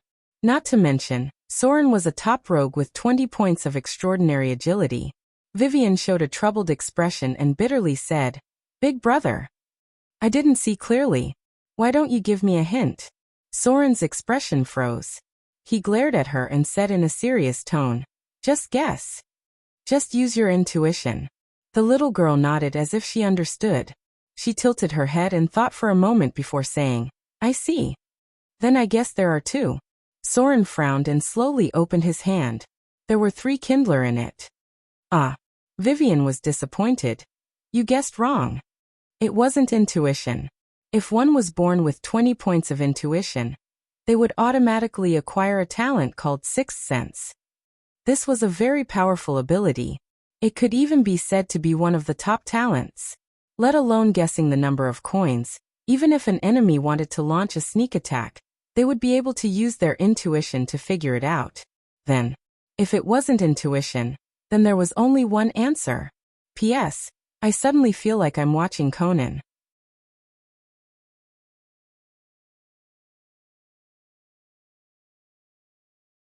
Chapter 27. Extraordinary Charm. Soren stared at the little girl in front of him and said in disbelief, "Is Vivian a natural warlock?" Warlocks. Tall, rich, and handsome mages. They didn't need to learn any knowledge, and with time, they would automatically master the relevant spells. They didn't need any spell slots, and they didn't need to rely on the weave to cast spells, because their ability to cast spells was their innate talent. It was as simple as eating and drinking. As long as they had the potential to become a warlock, they would automatically learn all kinds of spells when the time came. They didn't need to understand the structure of the spells, and they could cast all kinds of spells by instinct. Wizards, priests, warlocks. These were the three representative professions of mages. The attribute that governed a wizard's casting ability was intelligence. The attribute that affected a priest's casting ability was perception. And the attribute that determined a warlock's ability to comprehend spells was charm. These three attributes were actually very difficult to describe in a few words. So, let me think about it first, and then I'll explain it to you in a simpler way. First was intelligence. It represented memory and comprehension. Casting spells required the memorization of complex models. This model was a bit like the modern circuit board. There were many semiconductors, spell nodes, and circuit structures, spell circuits, on it, so if you want to cast spells successfully, you need a strong memory and comprehension ability like a calculator. To use a modern analogy, the wizards had to train their brains to become the lowest level biological computer, which could calculate a large number of spell models in an instant. This required the development of the right side of the brain. So most wizards had a good memory, and their comprehension ability was also very strong, not EQ. They were like the top students among the top students, who could deduce the structure of an atomic bomb in their brain. In fact, these kinds of people weren't necessarily good at dealing with people and other aspects. This was the intelligence that determined a wizard's strength. Next was perception. This was easy to understand. It represented a person's willpower, judgment, perception, and intuition. Generally, people with strong perception had a hidden sixth sense, which could predict things in the dark. They also had a strong perception of their surroundings, and could perceive many subtle changes, and could even perceive some hidden existences and powers. So Soren tested Vivian's sixth sense. Finally, there was charm. This was the most difficult thing to explain. It could be understood as three parts: appearance, charisma, and affinity. They needed to stop here. Because he couldn't explain it clearly in a few words, he needed to organize his sentences. First of all, appearance. Most people with extraordinary appearances had decent charm, 12 points and above. This was because most intelligent creatures pursued beauty, which meant that the appearance association was still very powerful. The second was personality charm, which was a person's inner charm. For example, many people who did not look handsome or beautiful often had a very strong personality charm. Among them, the most representative was a person with a high level of personality charm, 18 points and above. The following paragraph describes the real-life effects of charisma. On the 26th of February, 1815, Napoleon returned to France from Elba, and the restored House of Bourbon sent its troops. Napoleon went up to meet them alone, waved his hand and said, "I am back." Then the soldiers shouted, "Welcome, His Majesty the Emperor." And so they changed sides. Lastly, there was affinity. This was the most important branch of the charisma attribute. Usually, people with high charisma had strong affinity. If there was no subjective rejection, they could easily make others feel good about them. This kind of affinity was divided into many aspects, and the target it was inclined to was different according to one's own characteristics. For example, the affinity to people, bards; the affinity to animals, druids; and the most important affinity to elemental energy, warlocks. Even affinity to the laws of the universe, fate warlocks, divine warlocks. So, mages could be described with these three metaphors, which were generally regarded as the elemental energy of the evocation system. First of all, wizards relied on their intelligence to search for elemental energy and analyze it through complex calculations.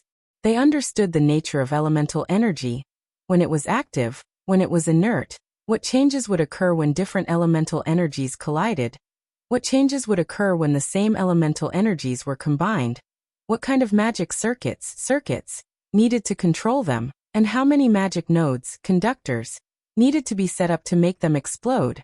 This was the core point of wizards relying on their intelligence to cast spells.